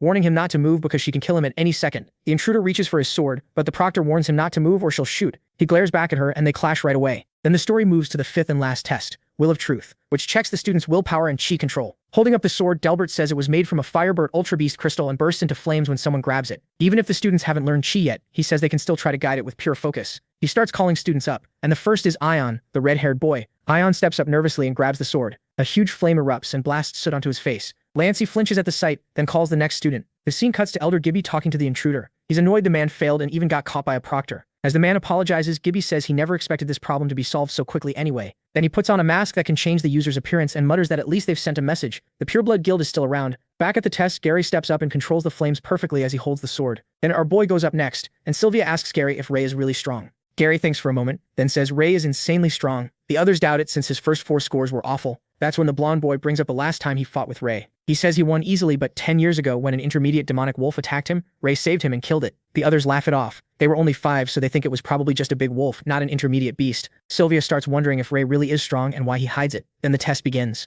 Our boy grabs the sword and suddenly the dragon system appears, asking if he wants to absorb the ultra-grade beast crystal. No flames come out at all. The students start whispering that weird stuff always happens with this guy, and they're shocked the sword isn't even glowing anymore. He swings it around, wondering if it broke. Delbert stares in disbelief, and yanks the sword from his hands. When no flames appear, Delbert panics, shouting that the weapon was made from an Ultra Beast crystal and is one of the Allure Kingdom's treasures. He grabs the red-haired boy by the collar and accuses him of doing something to it. Ray, totally confused, asks how he could damage a sword made from Ultra Beast crystal. He adds that Delbert was watching him the whole time, so he couldn't have tried anything anyway. Delbert is furious, but before he can go on, an armored knight cuts in and says there's an urgent report. He whispers in Delbert's ear, and Delbert is stunned by what he hears. Right after that, he announces the tests are over and orders everyone back to their dorms. The students relax, and they're told to come back at dinner to receive their belts. Everyone starts guessing what color they'll get, while Ray hopes for red, but something else catches his attention. He overhears the knight saying the 4th stage proctor has been found dead. At the crime scene, armored knights tell Winfred that she was already dead when they found her. What shocks them more is that her body is still warm, meaning she was killed not long ago, and Winfred can't believe someone pulled this off. A knight orders the elders to be informed at once. The next scene moves to the elders' meeting room, where the armored knights report the death. They say the proctor was killed in a single strike, so the killer had to be highly skilled. They also mention something strange. None of the intruder alarms went off. One elder says that makes it sound like an inside job, especially with all the rumors about hidden groups. The elder wonders if it was the Pureblood Guild or the Dark Guild, while another says this is outrageous. A captain of the Green-Belted Knights was killed during an exam, so they need answers. They wait to hear what the head elder thinks, and the head warns them not to let a word of this leave the room. He orders the knight captains to keep investigating and find the killer. By dinner, all the students gather to receive their belts, and everyone is tense. Meanwhile, Gary and Sylvia are talking with a girl named Marcia Woodwork. Sylvia is happy to finally have a female roommate. Hearing her last name, Gary asks if she knows Anne Woodwork, and learns Marcia is her daughter. On the other side, Ray is stuck thinking about the murdered proctor. He's sure this wasn't done by an ordinary person, but by someone high up, maybe even a commander or elder. Gary snaps him out of it and asks if he remembers the adventure they met on the way to Rennie years ago. He says that woman turned out to be Martha's mother and talks about what a crazy coincidence it is. But the protagonist barely listens, which annoys Gary. He points out that the protagonist has been spacing out a lot lately. Sylvia figures he's still worried about the one who fired the arrow. Gary pinches his cheeks hard, and MC finally says he was thinking about why the sword in the 5th test didn't react to him. He keeps quiet about the proctor's death, knowing that would only make things worse. As Gary keeps pinching him, Sylvia says Ray really has the worst luck. She's about to bring up what happened in the 2nd test when the Knight Commanders arrive. Winfred says it's time to hand out the Knight Belts and tells the students to come up when called. The first name is Gary Blueblood, and as he walks forward, the students whisper that he was the top performer and should get a white belt. Some argue their goddess Sylvia did just as well, and others say both of them will get white. The guesses keep going, but after the final decision, Winfred announces that Gary will receive a black belt. Gary looks disappointed as the whispers spread through the hall. After that, Ian and Sylvia receive white belts, and some students lose it when they see the red-haired guy get a white belt. When Ray Talen is called, everyone is sure he's about to get a red belt. Instead, our boy is given a black belt, leaving everyone stunned, especially him. Dan starts crying because he's the only one who got a red belt. His friend Monk got black, and even the guy who did the worst got black too. Another student tells him whining won't change the results. Meanwhile, our boy can't understand how he got a black belt with such low scores, and he starts wondering if there's some conspiracy behind it. Finally, the Knight Commander explains that from now on, students will train under different knights based on belt color. As Gary wonders what black belts even do, a man who seems to be their instructor is smoking a cigarette while holding the list of his students' names. He looks over the 2 redheads in his group, hopes they don't cause trouble, and calls them the future Dragon Knights. The next day at the training grounds, the students have already returned from their dorms. The black belt group waits for their instructor while Ray naps and Kyle keeps complaining, hoping their teacher is at least normal. As the red-haired guy tries to stay hopeful, their instructor suddenly appears behind them and asks if they were talking about him. Kyle nearly jumps out of his skin. The instructor, a laid-back guy with a cigarette, tells them to follow him. He, Kyle, Gary, and Monk trail behind in awkward silence. Kyle asks if the instructor ever said his name. Since he didn't, Gary tells him to just ask directly. So Kyle does, bluntly asking what they should call him, and our boy is a little shocked by how bold he is. Without turning around, the instructor waves a hand and says they can call him K. Ray thinks the name is weird, and Kyle figures it can't be his real one. As they keep walking, they run into Delbert, who greets him as Sir K, still bitter toward the red-haired boy. Delbert says he feels sorry for the black belt instructor for ending up with 2 redheads. He also mocks the protagonist Talen, saying he must be thrilled to have gotten a black belt. Then he adds that if it were up to him, someone like MC would never have been allowed into the academy. But our boy fires back that it's a shame Delbert doesn't get to make the decisions. That pushes Delbert over the edge. He warns Ray to know his place and says he'll be watching him. As Delbert moves to hit him, Case blocks him with his sword and reminds him that he is now part of the black belted knights. So letting discrimination come between them would only make things worse. Case's sword stops Delbert, but the knight just smirks and says everyone will soon learn the prophecy about the protagonist is wrong. Still annoyed, Delbert tells him good luck and walks off. The students are left confused, whispering about the prophecy and wondering what he meant. Kayak glares after him, then tells the student knights to follow. He leads them to a room inside the castle and says this will be their special training area from now on. When they enter, the chamber is completely dark. A strange wind hits them, making the students flinch and shield their eyes. The place is run down and gloomy. The silence freaks Monk and Kyle out, and they suddenly realize Sir K has vanished without them noticing. While the others start panicking, Ray uses his dragon eye and figures K is gone. He still can't find him, even with that. Gary asks if MC can see their teacher, but he says no, he's nowhere in sight. Then K suddenly appears behind them and grabs both boys, scaring them half to death. With a candle in hand, K explains they'll train in total darkness to sharpen their senses. They'll stay here until they can move with the dark and use it like a weapon. That makes Gary uneasy. He says he heard black belts get sent on assassination missions and asks if that's true. Ray can tell that's what's bothering him. Kay takes a drag and says their skills make them better suited for those jobs than the others. Like it or not, Gary has to accept that. Gary, clearly upset, asks why they can't just fight head-on like everyone else. Kay steps closer and tells him they were picked because they have abilities the others don't. He pats Gary on the shoulder and says if he wants a straight fight, he can still have one, so he doesn't need to worry. Then Kay tosses them their black belts and tells them that from today on they can fight however they want. The next day, Ray checks his watch and sees his rank is 300. He figures the watch shows the current rankings. Lying on his bed, he recalls KX saying the list updates every day after practice. Students in the same grade can challenge each other anytime. If a lower-ranked student wins, they take that spot, and the higher your rank, the more resources you get. Ray then asks Gary how many students are in their grade, and Gary says there are over 300. He realizes that puts him near the bottom of the rankings. Then Dan checks Gary's watch and freaks out when he sees Gary is ranked first, saying everyone had been wondering who'd take the top spot. Dan is thrilled to share a room with the first and third rankers, laughing that he can brag all he wants. Gary gets annoyed at him for flashing everyone's ranks. Nearby, Sylvia, the third-ranked knight, glances over at Dan, acting wild, and says, "Boys are foolish." Then Ian asks Monk why he looks so happy.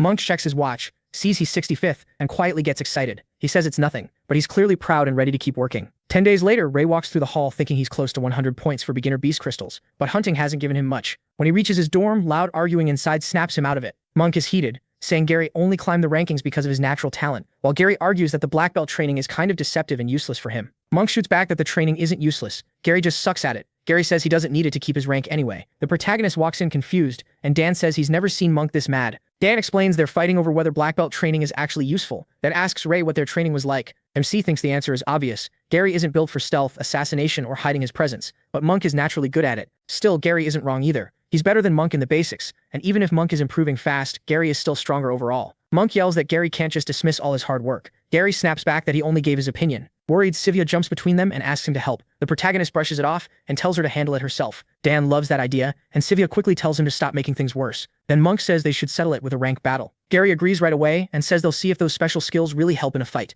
Soon they're at the training grounds, where everyone is buzzing that someone is challenging the #1 ranker. Some students wonder if it's the blonde guy, since they heard the challenger is another high-ranked black belt. Hearing that, Sebastian Delbert's youngest son gets interested, but a silver-haired boy says it's nothing special, just a fight between country kids from Rennie. Meanwhile, Kyle loudly calls for bets, using a wooden box as everyone chooses between top-ranked Gary and dark horse Monk. Dan jumps in first, putting 10 silver on Gary. Sylvia immediately yells at him for betting on his own roommates. Then, to her shock, Martha bets on Monk, saying maybe he'll surprise them. Troubled, Sylvia asks Ray if Monk has any chance of winning. By then, the match is starting. Gary and Monk take their wooden swords while Kyle stands in as referee. Kyle eagerly gives the signal to begin. At the same time, MC asks Sylvia if she thinks Gary will win. The fight starts, and the two clash hard right away. Sylvia says Gary is clearly gifted. His technique is great, and he stands above most of them. Still, Monk has worked harder than anyone in special training, so he's probably Gary's biggest rival right now. Monk swings hard, and smoke bursts out around them. He thinks his training paid off, but when the smoke clears, Gary has blocked it. As their swords grind together, Gary tells Monk to give up because he can't win. Ray admits Monk has improved a lot, enough that Gary has to take him seriously. Even so, he still thinks Gary will win. He yawns, nearly nodding off, while Sylvia says Monk can't close every gap in such a short time. Martha, who bet on Monk, watches nervously as he starts losing the fight.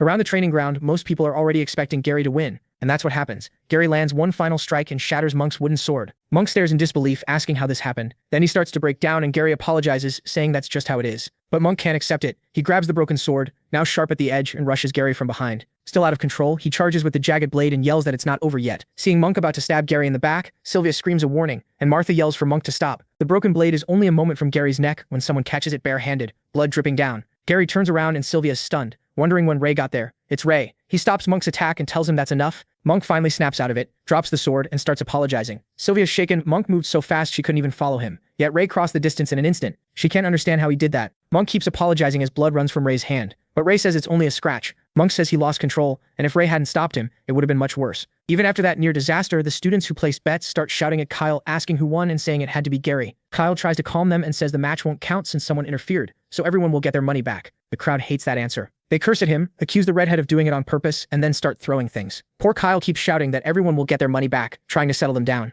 The mess on the grounds gets even worse. The students start hurling stones, calling them trash, and yelling for the redheads to leave the academy. They keep mocking them as red-haired monsters, and drive them back with rocks until one hits Ray in the head. Monk jumps in front of Ray to shield him, but the crowd just curses at him and tells him to get lost. Gary checks on Ray and sees blood running from his head. Sylvia and Martha try to calm everyone down, but the crowd is out of control. Elsewhere, a silver-haired student named Sebastian Spoony grabs a large brick, ready to throw it at Ray. Monk rushes over and knocks the brick from his hand with a stone. Monk tells him to stop, saying Ray has nothing to do with this. But the silver-haired boy snaps back and warns Monk he'll remember this, calling him a brat. Sebastian is clearly losing his temper. Ray gets mocked again by the humans around him. They call him a red-haired freak, say nothing good happens when he's near, and wish he had never been born. As those cruel words pound through his head, Ray wonders why this always happens to him and thinks humans never fail to disgust him. Their insults keep echoing, tearing him down again and again. Ray's anger explodes, his veins bulge, and he decides they should be the ones to die. Then Sir Winford arrives and finally brings the chaos under control. Gary quickly tells the knight Ray is bleeding badly and needs treatment. Winford calls for the injured to be helped, but Ray insists it's only a scratch and asks if the knight needs something. Winford hesitates, then tells Ray that his mother is here to see him. Scarlet is waiting for her son. Ray walks in and calls out to his mother. She greets him warmly, saying it's been a long time and noticing how much he's grown. Ray happily says he got taller, takes her hand, and asks if Pops is doing well since she came here. But Scarlet brings terrible news. His father is gone. Ray panics, thinking he died, but Scarlet says that's not it. Jake left the house in the village. Shocked, Ray bombards her with questions. How could that happen when his father had been stuck in bed since getting infected? Outside the room, Winford hears everything and thinks about how he never had the courage to tell Ray the truth about the plague of shadows. Most infected people die within a year. A few like Jake can resist longer, but in the end, even they lose themselves to the shadows and become slaves that spread the plague. There has never been an exception. Scarlet explains that Jake had been fighting the plague of shadows for the past 10 years. Then she tells Ray about one night when she heard a noise. She found Jake sitting in a chair awake and able to move. She rushed over and hugged him. But Jake, whose body was turning black, said he couldn't hold on much longer and begged Scarlet to kill him. Hearing that, she broke down in tears and said she couldn't do it. Then his condition suddenly got worse as the plague took over. Jake burst into flames. Even then, he kept begging Scarlet to kill him. All she could do was watch him turn into a black shadow. Back in the present, Scarlet tells Ray she couldn't kill Jake and takes out a letter. She says his father left it for him. Ray opens the letter. Jake apologizes for not being there while he grew up, and says he's proud that Ray made it into the academy. He thanks Ray for being his son, and ends the letter by saying he loves him. After reading it, Ray starts crying. It feels like his father's final words, and he vows to find a way to save him. Later, Ray lies on his bed, crushed, replaying what his mother told him. She said she would find his father no matter what. When he tried to go with her, Scarlett refused and told him to follow his own path, saying Jake would want that too. She hugged him, happy to see him again, and told him not to worry about them. He should focus on what he needs to do. Now alone on his bed, Ray thinks about the last 10 years and how he's found nothing. He feels useless. He couldn't avenge his dragonkin, and he couldn't protect the people he cares about. To him, everything feels awful. Gary comes in and asks if he met his mother and what she said about his father's condition. But even though he's falling apart inside, he says his father is fine and walks out. Gary can tell something is wrong. As the protagonist leaves, he drops a paper behind, and Gary notices it. He picks it up, wondering what it is, when Dan suddenly sneaks up behind him. Dan snatches the paper, joking that it must be a love letter from a fangirl, since Gary was staring so hard. Gary panics and tries to grab it back. With a weird grin, Dan tells him not to be shy and asks to see the heartfelt confession. While they mess around, the other roommates walk in, confused. Gary finally blurts out that it's a letter for Ray, and that's how they all learn his father was infected by the plague of shadows. Dan says the poor guy had a rough life, so they should treat him better. Monk feels bad for MC after hearing all that. Later, in the crowded cafeteria, he walks by himself. Then Martha and Sylvia join him, pretending it just happened, and ask him to eat with them. Back in the dorm, he notices his bed is neatly cleaned and fixed up and wonders who did it. Dan and Ian awkwardly say Sylvia made his bed because she's so nice, though their bad acting gives them away. Ray immediately senses something is up. The next day, he notices fresh flowers in a pot. Gary says he picked some lilies to cheer him up. The protagonist takes it the wrong way and makes a face, asking if Gary fell in love with him. Gary instantly freaks out and says it's not like that at all. MC then says he's been meaning to ask what his roommates have been up to, and Gary decides to come clean. He accidentally saw the letter. He says he never meant to invade Ray's privacy and shouldn't have read it, but things got out of hand and everyone ended up seeing it. Panicking, Gary admits it's his fault they learned about his father. He just smiles and says they're the best, leaving Gary relieved that he's not mad. Their moment gets cut off by someone shouting for them to move. It's Monk, badly hurt and covered in blood, being carried in by Dan and Ian. Seeing him like that, Gary asks what happened. Dan says Sebastian beat him badly and even provoked him into a rank battle. Since rank battles are supposed to stop when someone gives up, the protagonist asks how Monk got hurt this badly. Dan explains Monk passed out during the fight, so he never got the chance to surrender. Sebastian kept beating him anyway on purpose. Monk weakly calls out to Ray and apologizes, saying he won't be able to help make his bed for the next few days. Sylvia says his limbs might be broken and they need a doctor right away, so Ian runs to get one. As Gary asks where MC is going, he says, barely holding himself together, that he's going to make Sebastian pay for what he did to Monk. Gary grabs his arm and tells him to calm down and not do anything stupid, but he, set on revenge, asks if Gary is coming. Gary hesitates, admitting he also wants payback for Monk, but he says this isn't just anger, it's retaliation. Then Sylvia steps in and says Sebastian is from House Delbert, while Gary adds that he's Sir Delbert's youngest son, so crossing him is dangerous. The protagonist doesn't care. He says Sebastian started this, so he should answer for it. Gary snaps, saying the protagonist doesn't get the situation. This isn't the first time Sebastian has done something like this. Nobody wants trouble with him, and the protagonist could get expelled. Still, the red-haired boy says he'll be fine because he's not stupid. If he challenges Sebastian in an official rank battle, he can get his revenge without breaking the rules. Later, House Delbert is out on the training grounds. Ray walks up and cuts into their training, asking for Sebastian right away. The night students say he doesn't belong there, and joke that Sebastian never mentioned a red-haired friend. MC tells them to move, and a silver-haired guy asks what the noise is about. The others tell him this redhead is trying to push in and wants Sebastian. Stepping up, Eric says Sebastian doesn't know some red-haired freak, and gets mad that he interrupted training. He even asks if the protagonist's parents never taught him manners.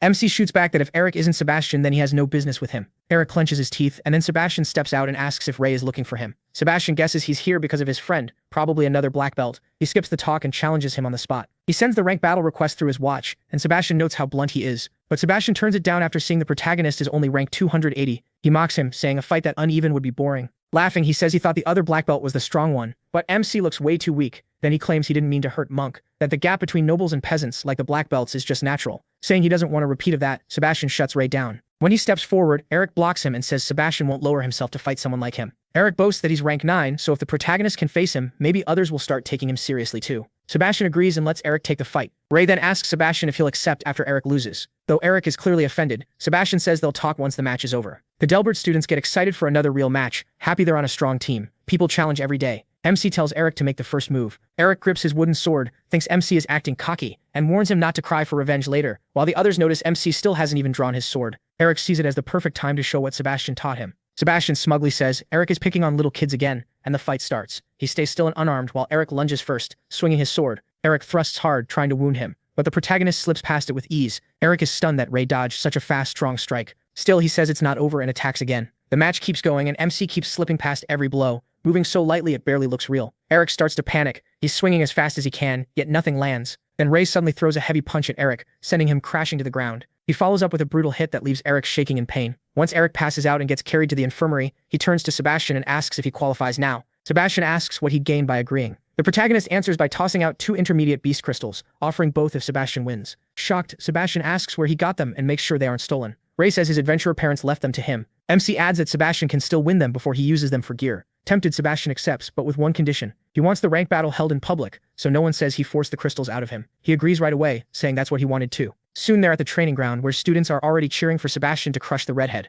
As they walk, Kyle asks if Ray is really about to fight Sebastian since he's ranked 2nd, and that's a terrible idea. Kyle warns that even if the protagonist wants easy betting money, Sebastian won't hold back. The protagonist tells him not to worry and to go place the bets. Since he can't stop him, Kyle just asks MC to make that bastard bleed. MC agrees with a fist bump. While Kyle starts taking bets on black belt Mim versus white belt Sebastian, Dan asks how long he can last, and Ian hopes he doesn't get hurt. Sylvia says this won't be a simple fight. Dan teases that love is making her blind, but Sylvia snaps back that she doesn't like the protagonist like that, and insists she's right. Annoyed, she tells Dan he's the blind one, if he can't see how strong MC is. Gary, though, isn't worried about who wins. He's worried what Sir Delbert will do after this. On the stage, Sebastian starts grandstanding, saying knights' children become knights, farmers' children stay farmers, and class lines can't be crossed. Sword in hand, he says Ray may have gotten bold after beating Eric, but this fight will show the real gap between them. When a knight student tells them to take position, he says Sebastian should save the negging for his lackeys. Right before the match starts, the protagonist wraps a black cloth over his face, leaving only his eyes exposed. The fight begins, and Sebastian strikes first with a hard swing. Ray dodges cleanly. Sebastian says he's lucky, since not many people avoid his opening attack.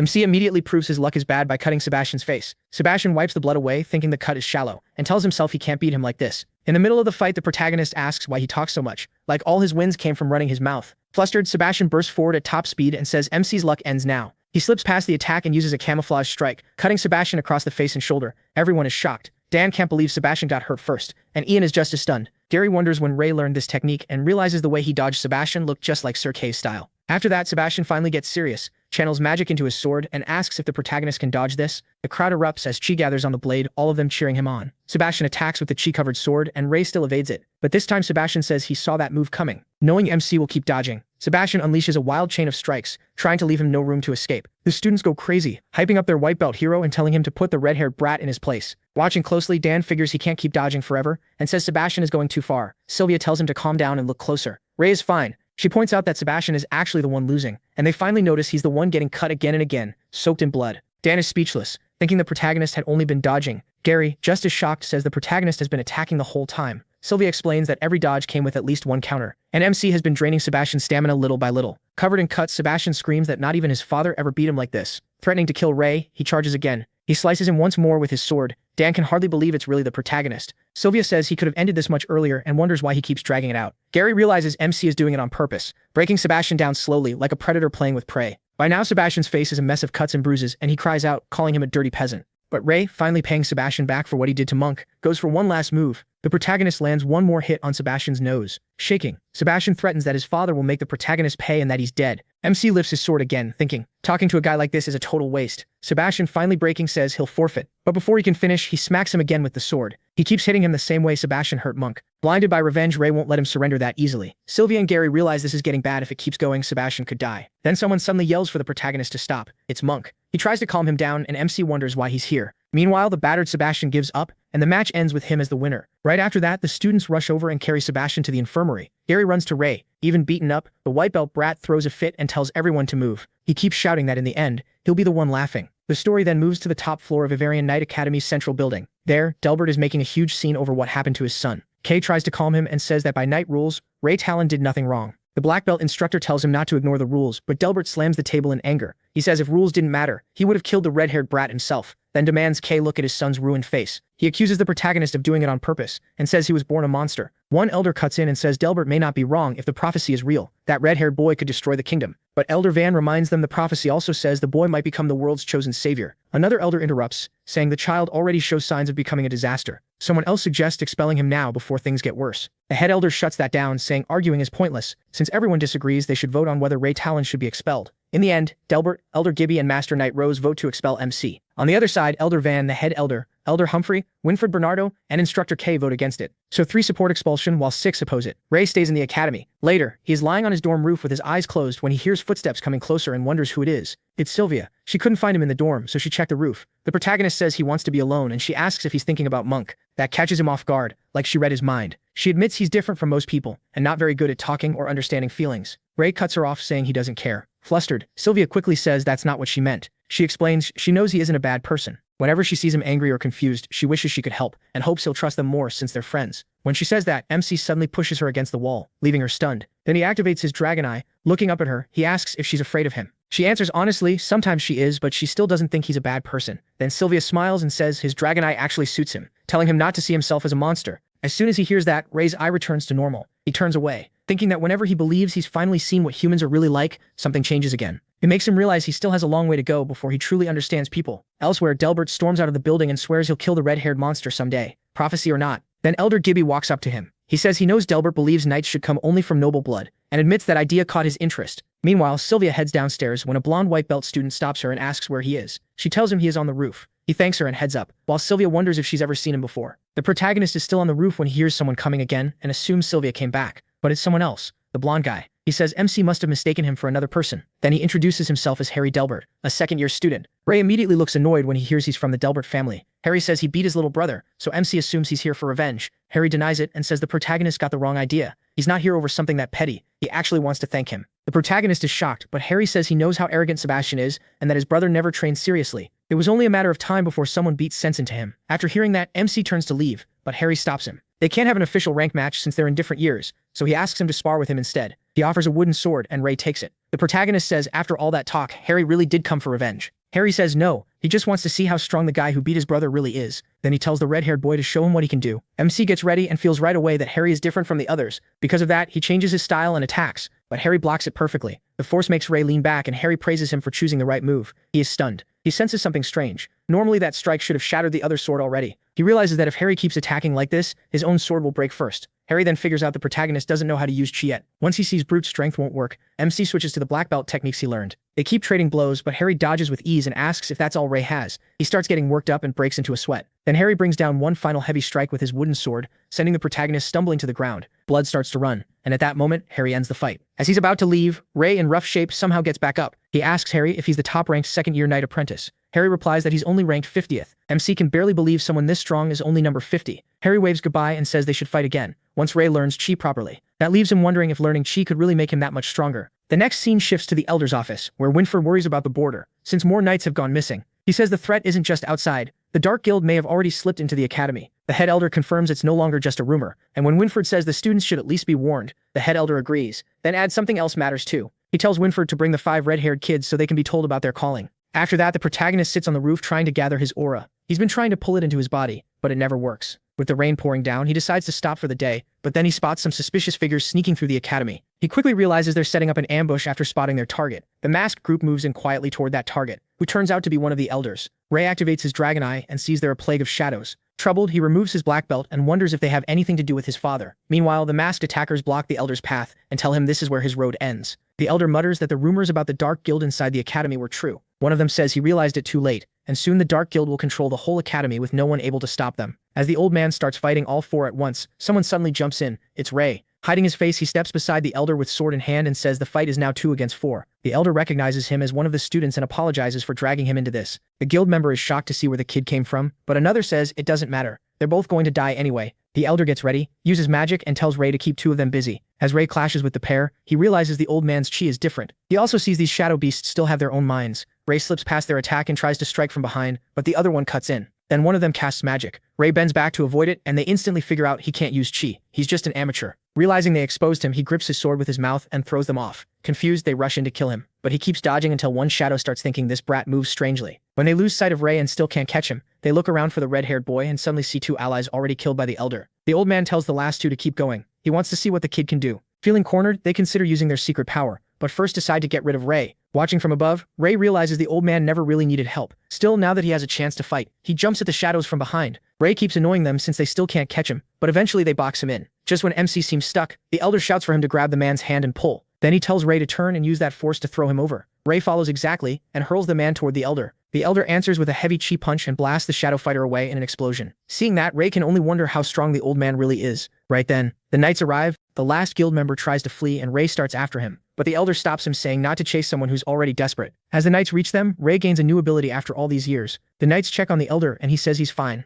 He mentions one enemy escaped, so they can go after him if they want. The knights take off in pursuit. The elder thanks Rei for helping and calls him talented, so Rei asks why the guild attacked him, but the elder avoids the question. Instead, he taps Rei's shoulder and asks if he'll join the martial arts club when he becomes a second year. After that, the elder leaves in a burst of chi, vanishing like the wind. Rei just stares, thinking the old man is seriously weird. Next, Rei is called to the head elder's office, where Winford is already waiting, and says the head elder wants to see him. That makes Rei wonder if he got caught already. It turns out Winford gathered all the red-haired kids, Ian, Kyle, Sloth, Badger, and Rei. The boys get restless, guessing the elder has some special mission for them, but the head elder gets right to it and says they were called because of a prophecy. He explains that 10 years ago, heaven foretold their land would be saved from ruin by a red-haired boy. Kyle quickly assumes it could be one of them, but the elder says they found 10 red-haired children who match that sign. That leaves Rei even more shocked. When they ask about the other 5, the elder says those children have talent for magic and study at Roland Academy. Hearing that, Rei remembers Amy and thinks she probably already knows about them. While Kyle and the others get excited about saving the world, the elder keeps explaining the prophecy. Long ago, 5 dragon knights saved the land, defeated the shadows, and founded Avrian Knight Academy. Now the head elder puts that legacy on their shoulders and says they'll get training beyond the normal and special courses. These 5 red-haired kids are expected to become Avrian Academy's next dragon knights. After they leave, Kyle and one twin are thrilled to be called saviors, while Rei asks Ian if his hair was always red. Ian says yes, and that it caused him plenty of trouble growing up. Rei realizes everyone else's hair was always red, but has changed from black to red. That makes him wonder if he should even count as a dragon knight, and he starts thinking the head elder is hiding something. Back in the head elder's office, Winford questions why he didn't tell the children the whole prophecy. The head elder says they already carry enough, so the rest can wait until they're ready. Winford reluctantly agrees. Then the story shifts to Rei researching the dragon knights. He notes that some people still see dragons as evil, while others think they never existed. A small number still believe dragons once protected this land, back before shadows spread everywhere. As he keeps reading, one book stands out, because it mentions guidance from God. Books about God are forbidden to humans, so Rei finds nothing useful, and goes to a priest for answers. At the same time, besides special training with Sir Kay, they also train under Winford to prepare as dragon knights. During all this, Rei thinks that without knight training, he would have gone straight to ask God why he was turned into a human. He says a full year passes with training, plus time he still makes for hunting, and tomorrow starts their second year. Back in the present, while Rei is asleep, he hears something and sees Gary shaking from a nightmare. Gary opens his eyes and jumps when he sees Rei right in front of him. He tells Rei to get some sleep since they have a ceremony in the morning. Rei says he's fine but stays curious and wonders what nightmare scared Gary that badly. The next morning, Gary still looks like he barely slept, and Rei worries about him. Then Sylvia greets them and asks if they've picked a club. Since Rei has no clue what she means, Sylvia gets annoyed and explains every second year has to join a club for training. She picks the medic club, and Gary has already chosen swordsmanship. Rei feels a little left out, then remembers someone once told him to join a club. He recalls the old man telling him to try the martial arts club. Since nothing else interests him, Rei decides to check it out, and if it's boring, he'll just use the time to hunt beasts. After Rei got that new ability, he learned he had no mana, which is why he failed the assessment years ago. Now he hopes that changes once he starts absorbing intermediate beast crystals. But after beating Sebastian, too many people are watching him. Since he's ranked 10th now, he figures he'll have to skip some fights. MC heads to the martial arts club and is surprised by how far out it is. Seeing no one outside, he walks in and wonders if this rundown place is really the club. Rei calls out and spots someone sitting inside. He walks over, but the man doesn't react at all, and he can't even sense his presence. Thinking the guy might be dead, he taps the old man's shoulder, only for the elder to grab his hand and slam him hard to the floor. The old man snaps, asking how dare he come in here. The protagonist quickly explains he came to join the martial arts club because the elder told him to. That calms the old man down, and he recognizes him as the red-haired student who helped that day.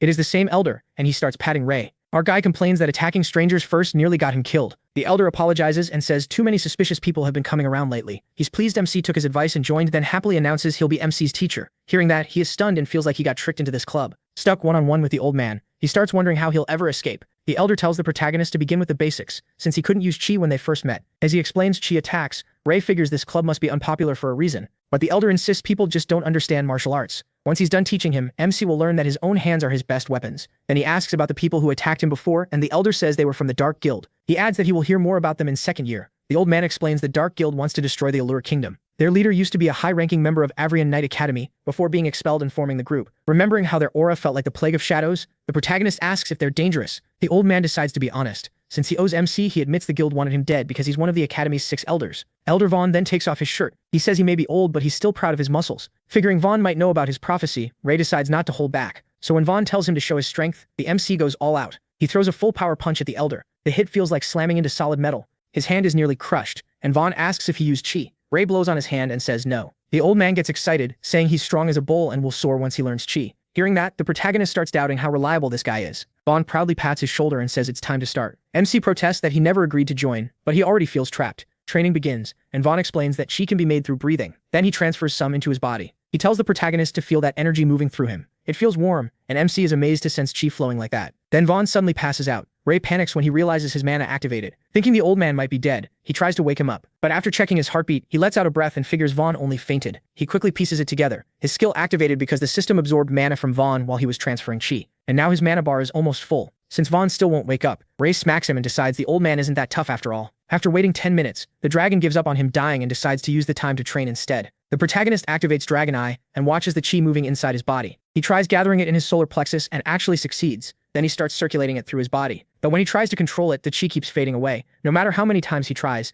thinking the flow is too unstable, he decides to use more energy. As Ray pours in more chi, his body starts to hurt. Things begin getting out of control, and Vaughn finally wakes up just in time to see MC overflowing with energy and losing control. Shocked, Elder Vaughn yells at him not to move and pulls the energy out of his body. When he forces it out, the blast wrecks the place. Only then does Vaughn reveal that Ray was close to killing himself. The power inside him was that dangerous. Before he can fully process it, he collapses. He wakes up in the hospital to voices nearby. It's Sylvia and Kyle, guessing he passed out from mana deficiency. Sylvia says an old man rushed him there and only calmed down after the dean said the protagonist would recover fast. Kyle gets suspicious, wondering who that old man is if he could get the hospital dean involved. Ray cringes at Kyle's loud voice and wonders if the elder had to make such a scene. To clear things up, he says the old man is the martial arts club instructor. MC then asks why Kyle is at the hospital, and Kyle says he joined the medic club because he's always liked medicine. Right then, Gary peeks through the curtain like a ghost. He's glad he woke up since all the noise was driving him crazy. Seeing Gary by the bed, he jokes to himself that their dorm practically moved into the hospital. Gary looks awful and says he hasn't been sleeping well, so he collapsed during training and came here to rest. While he argues with Kyle, who keeps telling him to take better care of himself, Ray starts wondering what kind of nightmare Gary has been having.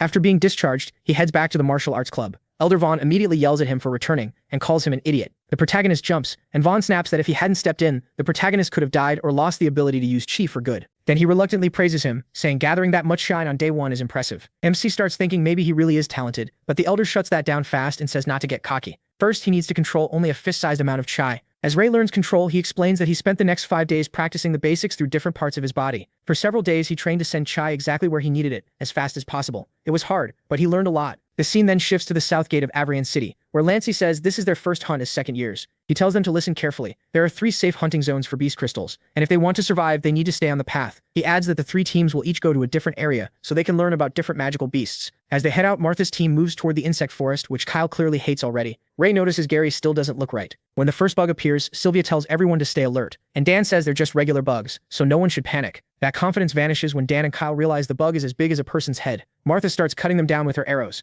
Sylvia warns that bugs may be weak, but they attack in swarms. A swarm of bees rushes them, and everyone jumps into action. Kyle fights off the gross bugs while Dan points out how fast they are. Sylvia warns Ray to watch out. He activates chi and takes the bugs down barehanded. Kyle is impressed that he learned chi, and he wants to test his training, but Dan tells him to quit showing off and use a weapon. Suddenly, Monk and the protagonist hear a noise, and they see a bug has bitten Gary's arm, leaving him bleeding. Ian kills the bug and asks if Gary is okay. Sylvia checks the wound and says it isn't deep. She asks Ian to help remove the armor so she can treat it. Watching this, Ray grows more worried. Gary has been acting strange for a while, and now he got hurt by a beginner beast. He decides to ask him about it later. Sylvia then uses chi on Gary's arm. Dan is impressed when the wound closes up a lot and asks if she learned that in the medic club. Kyle says yes, and explains that chi can speed up cell recovery, making it useful for simple first aid. MC realizes he's not the only one learning new skills, and decides to train even harder. Later, Dan picks up a beginner beast crystal, and says they probably won't reach the tax limit today. When he asks what taxi means, Dan explains that by Academy rules, if they collect more than 10 crystals, they have to hand over 1/10 when leaving the hunting grounds. He says that's just how the Academy works. Ray immediately thinks he needs a way around Lancey, and it seems he already collected more than 10 crystals. Then he checks his dragon system. At the hunting ground entrance, Lancey starts collecting beast crystals. The protagonist only hands over 5, and Lancey blows up, sure he's being tricked. He orders the protagonist to remove his equipment. MC calmly takes everything off. When Lancey still can't find any crystals, he gets furious and says it's impossible. Then he accuses Ray of hiding them somewhere on the mountain, but he pushes his luck and smugly says Lancey won't find anything. As they leave, Monk asks how he pulled that off, when he clearly got more than 5 crystals. The protagonist just says it's a secret. Monk has figured out that when he stores beast crystals in the system, the real ones turn into useless rocks. The system gives him the crystals directly after he defeats magical beasts, while everyone else has to dig them out of the corpses. To avoid suspicion, he tells the system not to auto-extract them anymore. Besides, once he stores them, he can't take them back out. That leaves him with only 5 crystals to show, so he doesn't have to pay anything. After finding a way around the tax, Ray reminds himself to be careful. If Lancey learns the truth, he won't let it go. On the way back, he calls out to Gary, thinking he forgot something. The moment he taps Gary's shoulder, Gary starts muttering about opening the red door. Then he begins shaking in fear and screaming while covering his ears. Ray tries to calm him down, and Monk notices they're no longer behind him. He tells Sylvia and Dan he's going back to look for them. Monk finds the 2 of them and asks what's going on, saying everyone else is already far ahead. The protagonist says Gary isn't doing well and keeps talking about a red door. Gary is terrified, mumbling that he has to open it because a voice keeps calling him. Monk makes a guess, maybe Gary is talking about Avrian prison. Ray speaks to the voice and it says it has been waiting for him. Then it starts revealing hidden history and the world's secrets. The voice seems to be coming from the red door. Then it suddenly vanishes when the door is shut. Ray yells for it to wait, then jolts awake shaken because the dream felt way too real. Seeing Gary mumble about the red door in his sleep, MC realizes it may be the same one from his own dream. We then flash back to the hunting grounds where he asks Gary what kind of nightmares he's been having. Panicking, Gary says he only passed Avrian prison once and happened to look at its red gates. Ever since then he's had nightmares every night, but when he wakes up he can't remember them. Still, Gary says he feels endless fear and something behind those red doors keeps calling him. He wants to go there, but Monk panics and says the place is totally forbidden, they could even be expelled. Gary says he has no choice. If he doesn't face it, the voices in his head will torture him to death. Ray agrees to go with him and asks Monk to come too, but Monk hesitates, warning that they could die in there. The protagonist stays firm, saying their skills will work better at night, so it's worth trying. When Monk refuses, Gary feels guilty and tells the protagonist not to pressure him. He's already grateful the protagonist is coming, but MC insists, saying Monk is better at stealth than either of them and would be a huge help. With no way out, Monk finally agrees to come. He tells Ray he's paying him back for what happened at the duel. Later that night, he wonders if Avrian prison's red gates are causing Gary's nightmares, since he saw them in a dream too. He starts thinking the Academy prison may be hiding this world's secrets. The scene shifts to Avrian prison, where knights stand guard by the doors. Late that night, the three sneak into the area and hide. Monk nervously asks if they really won't get caught. Gary says they should be fine. He's been watching the place and learned that every Tuesday the black armored knights switch shifts with white belted ones. When asked why it happens at the same time each week, Gary guesses it's some kind of weekly meeting. Meanwhile, Ray activates his dragon eye to inspect the prison. Something feels wrong. Everything is completely dark. Since the prison is underground, that seems suspicious. Soon, the guards start switching shifts and head off to the meeting. The black armored guard leaves with the others. The protagonist decides it's time to move. But suddenly, someone grabs Gary's hand and asks what they're doing. It's Molly, a third-year black belt student. She says she was training nearby and spotted them sneaking around. When Molly figures out they're trying to break into the prison, Gary blurts out that they were planning to before realizing she caught them at the worst time. Then barrels suddenly go crashing around, pulling the guards' attention away. Ray immediately realizes Monk has started the plan, so he tells Gary they need to move now. The moment Molly hears Monk is involved, she freaks out and says they're breaking the rules. She keeps calling them crazy, and Gary asks MC what to do with her. Thinking they might kill her, Molly quickly reminds them they're supposed to be kind fellow students. Then Gary chops her in the neck and knocks her out, saying she just wouldn't stop talking. Ray decides they have to bring Molly along since they'll be finished if she wakes up and exposes them. Right then they rush for the red door, while Monk works on opening the gate and the guards stay distracted. They slip into the prison successfully while the guards keep arguing over the barrels. But inside, someone appears to be watching them. It's the same man who killed the Stage 4 proctor. Smirking, he reveals he lured them here on purpose and says Elder Gibby will be pleased. Meanwhile, the group heads farther in and is shocked to find there aren't any windows at all. Gary lights the area with a glowstone and Monk freaks out when he sees Molly. Gary explains they brought her because she caught them. Molly eventually wakes up and Monk asks if she's okay. She's furious, yelling at them for treating a senior like that and threatening to report them. Gary tries to explain why they did it. Ray coldly tells her to go ahead and report them and shout as loud as she wants, so they all get expelled together. That only makes her madder, and Monk quickly tells her not to mind him. He walks off and Gary gently suggests that since they're already inside, they might as well look around. Molly is still really annoyed with the protagonist. She says she won't take responsibility if this goes wrong, grabs the glowstone from Gary, and takes the lead since she's the senior. As they go deeper, Monk realizes there are actually inmates in the prison. Gary's just as confused, saying the place was always forbidden and he never heard of criminals being brought here. Molly then says there's a rumor the Academy uses this prison to hide what it really wants to keep secret. She adds that if those things ever came out, it would cause a huge uproar. Hearing that, Ray figures she doesn't know what they're hiding either. Molly snaps that they're only rumors and calls him a brat. Still, she says no one besides 3 knights and 6 elders has ever been down here. Then a strong wind starts blowing. A terrible smell spreads through the area. Ray hears something nearby. Monk tells them they should turn back, and even Molly, now scared, agrees. But Gary refuses. He's determined to learn what's been haunting his dreams. So the 4 of them keep going, and finally reach the bottom. To their surprise, there's another door. Staring at the huge gate, Molly wonders what it's made of, because it looks ancient. Gary only cares about getting through, so he starts trying to open it with his chi. The giant door doesn't budge at all, and Gary asks Monk to help. Ray uses his dragon eye too, but still can't see past it. He guesses it's protected by a high-level spell or some special seal. Molly mocks Gary, saying he made all that noise like he could handle it alone. Monk thinks the door is locked and warns that something far stronger than them is behind it, so they should leave. But Gary refuses to turn back and asks MC to help him. The moment he places a hand on the gate, the dragon system pops up and asks if he wants to open the door. Confused, Ray agrees. In an instant, the door opens. Monk is stunned and asks how he did it, and the protagonist says he only touched it. The gears rumble deep below, but the magic crystal lights only a small space ahead. As they move on, a heavy fear settles over all of them. Then a harsh sound echoes when Gary steps on something. Monk trembles and asks what it was, while Molly, terrified too, grabs onto MC. Flustered, he tells her to get off. Gary lowers the glowstone and sees he stepped on bones. He guesses they belong to a beast or maybe a dragon. He says dragons don't die that easily, while Molly thinks the knights must have dragged the creature out. As they go deeper, Ray sees they're nearing the end, and Molly says they can finally get out of there. When they reach it, Gary says there's a large space underneath. Molly says the area looks like prison cells, and Monk notices there are a lot of them. Then Monk realizes the cells are empty, and fears the monsters kept there may have escaped. He says they've seen enough and should leave, and Molly agrees. If monsters really were locked down here, they'd have to be incredibly strong, and if they're gone, everyone here is in real danger. Ray tells Gary they've already come this far, so if they head back now, they can still get out before the guards switch again. But Gary starts acting strange, and says that if they just go a little farther, they'll find the truth. As he keeps walking, the protagonist warns him not to go any farther, but Gary seems like he's losing himself. He keeps moving deeper into the cell, following the voices calling him forward. MC tries to stop him, but a powerful wind suddenly tears through the place. Gary falls into some kind of pit. In that instant, Ray realizes whatever is here is truly dangerous. Drawing his sword, he takes position and sees a giant horned beast burst out from the prison. Molly freezes in fear as it charges at them. It's a monarch-rank magical beast, the Minotaurus. Then the Minotaurus unleashes a massive roar. The force slams everyone to the ground. Molly twists her ankle and can't run. The beast grabs her in its claw. Monk rushes in and slashes its arm, making it drop Molly to the ground. After landing the hit, Monk runs to her and asks if she can stand. As he yanks her up, the Minotaurus gets ready to attack again. This time it's a magical strike, and Monk panics, yelling that if Molly can't move, they'll all die here. A second later, the beast fires the attack, and Monk turns back in terror. Gary crashes down into a pit. He worries about Monk and the others,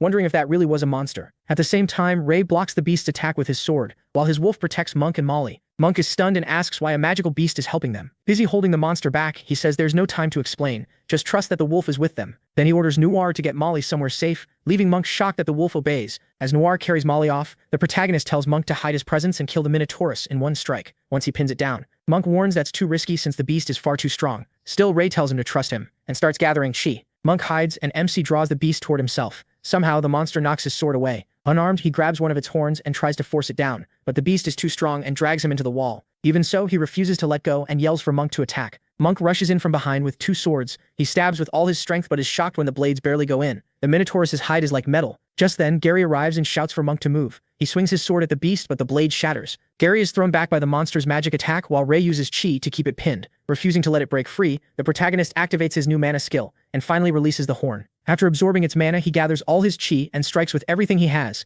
Using his bare hands, he slashes across the Minotaurus' back. Ray is thrilled that the old man's training actually worked. Then Gary warns him to watch out, but it's too late, and the beast knocks MC away, sending him crashing to the ground. Coughing, he realizes he absorbed too much mana. His body can't handle it yet, and he's still too weak. As the beast closes in, Ray scrambles for a way to stop it, but then he sees someone. It's their instructor, Sir Kay, calmly smoking as usual. He says they really angered something huge, and tells the brats to move aside. Monk lights up with relief. Sure, they're saved. Sir Kay says they can praise him later and charges the beast, aiming for its horn. In one blow, he snaps off one of the Minotaurus' horns. When he goes in again, the beast grabs his leg, but he counters right away and slices through its fingers. The Minotaurus roars in rage and charges him. Then it suddenly stops and looks around. Sir Kay has vanished. Like a shadow, he appears on its back and cuts through its head, killing it instantly. As Monk supports Gary, he can only think about how easily Sir Kay took down such a monster. Ray tells Noir to head back. When Noir obeys, he gains a new ability and wonders if it came from absorbing that lightning attack. Sir Kay picks up the unconscious Molly and says the monarch beast was nearly out of mana, otherwise even he would have had trouble. Then he tells them to follow him before something worse shows up. As they leave, Sir Kay demands an explanation, while Molly pretends to be unconscious to dodge blame. Monk nervously asks if they'll be expelled. Cater says they should be grateful. Expulsion is even still an option after sneaking in here. Thinking it's a miracle they're alive, Monk and Gary apologize, but then Sir Kay turns and winks at them. He says it'd be a waste to expel students who fought a monarch beast and survived. He'll let it slide,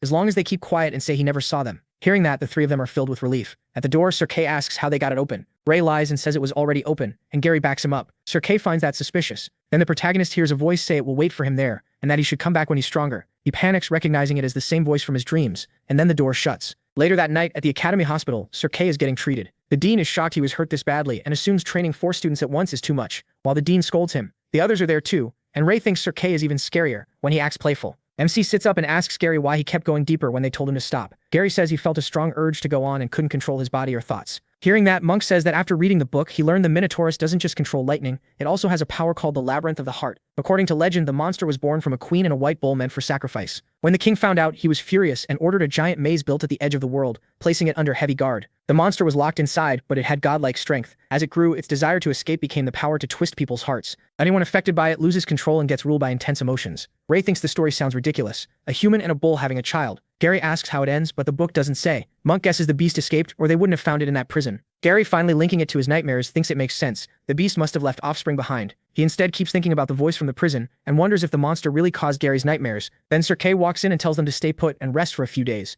Thinking he's about to get scolded again, Ray calls out to him, and Sir Kay assumes they're worried about his injuries, so he says it's nothing. Just a couple broken ribs. But the protagonist only wanted to ask if he got a monarch beast crystal, and whether they'd get a share. That makes Sir Kay snap. He says they get nothing, those are his payment, and he didn't get hurt just to split the reward. MC looks completely done with the rant. Before leaving, Sir Kay says they'll do a full checkup in the morning. Still curious, he asks one more thing. He wants to know how Sir Kay knew they were in the prison. Gary points out that only they should have known, since Molly wanted to report them but never got the chance. Calling them brats, Sir Kay says they asked too many questions, and reveals that the lurkers told him. Hearing that, Ray realizes they were being watched the whole time. Monk brings up the rumor that certain people in the academy secretly protect students, while Gary adds that they also leak information. Sir Kay says he won't reveal who it was and tells them to focus on the things they really should be worrying about. After he leaves, the protagonist thinks the more he learns, the more the academy feels far less simple than it first seemed. When he goes back to bed, he thinks about his new ability. It can absorb a target's magic and boost spells of the same element. To him, it doesn't seem very useful. He looks over at Gary, remembers making them keep Noir a secret, and figures Sir Kay didn't notice either. He also realizes Gary doesn't seem to be having nightmares anymore, and wonders if the beast really was the cause. The next scene moves to a martial arts club at the market. Ray is training with Elder Vaughn. Vaughn praises his fighting style, especially how he can battle with a sword in his mouth. MC says his sword feels more defensive now, and his barehanded attacks still aren't strong enough. Vaughn agrees. Then the old man excitedly says he has something for him. He digs through a closet, and Ray wonders what could even be hidden in a place like this.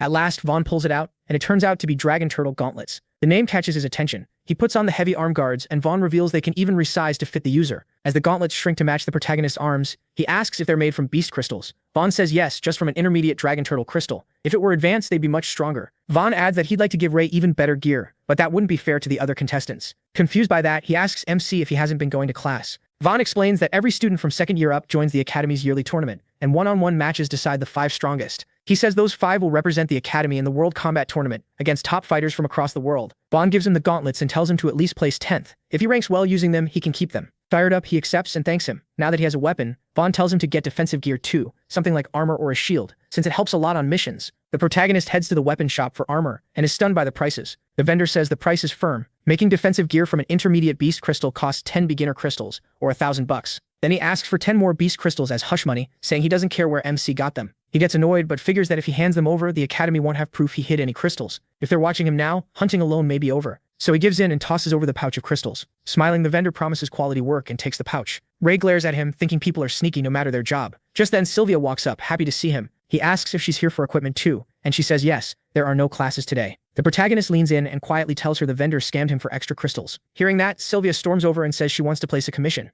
The vendor clearly knows her and warmly greets the young lady from the Hart family. Sylvia then asks the price of the defensive gear for her friend. Hearing that title, Ray starts wondering if Sylvia comes from an important family. A little later, she gives back the extra crystals the vendor took. MC thanks her, but he can't ignore how differently people get treated. He remembers Sebastian Delbert saying knights' kids become knights, and farmers' kids stay farmers. He starts to think that ugly idea may really be how the world works. Shaking that off, he decides to repay her. He pulls out a Wallabear intermediate crystal, but Sylvia refuses, saying it's worth way more than 10 beginner crystals. Ray insists, telling her he doesn't need it much now that he has a weapon and armor. As he leaves and waves goodbye, Sylvia blushes and holds the crystal close. Later, when the protagonist keeps buying gear from the same shop, the vendor apologizes, saying he didn't know the protagonist was close to the young lady of the Hart family. MC is in a good mood too. His chi training is improving, and with armor plus Vaughn's gauntlets, he's excited to hunt stronger monsters. The scene shifts to Elder Gibby, who's irritated that the kids escaped the prison alive. The man from before reports that the lurkers told Sir Kay and Kay saved the students. Gibby didn't expect Kay to be useful. The man adds that with the 3 knights and Kay involved, attacking the students now would be hard. He suggests testing Knight Delbert, but Gibby says not to rush. Delbert is a promising candidate. He still wants to test his loyalty first, since he's one of the knights, and tells the man to leave him alone for now. Instead, he names someone else and says to offer him a new position in the Pure Guild if he succeeds. At the Mountain Forest hunting grounds, everyone is pumped, and Gary says they need to earn more money for equipment. Monk thanks him, and Ian does too, saying he'll repay him with something even better. He just looks confused, asking what they mean. When Dan grabs him and says he knows the protagonist is shy, but they're all really grateful. MC asks Sylvia if this has to do with her, and Martha quickly leaves them alone. Sylvia explains that she traded the Woolly Bear intermediate crystal he gave her for gold, then shared it with the team in his name.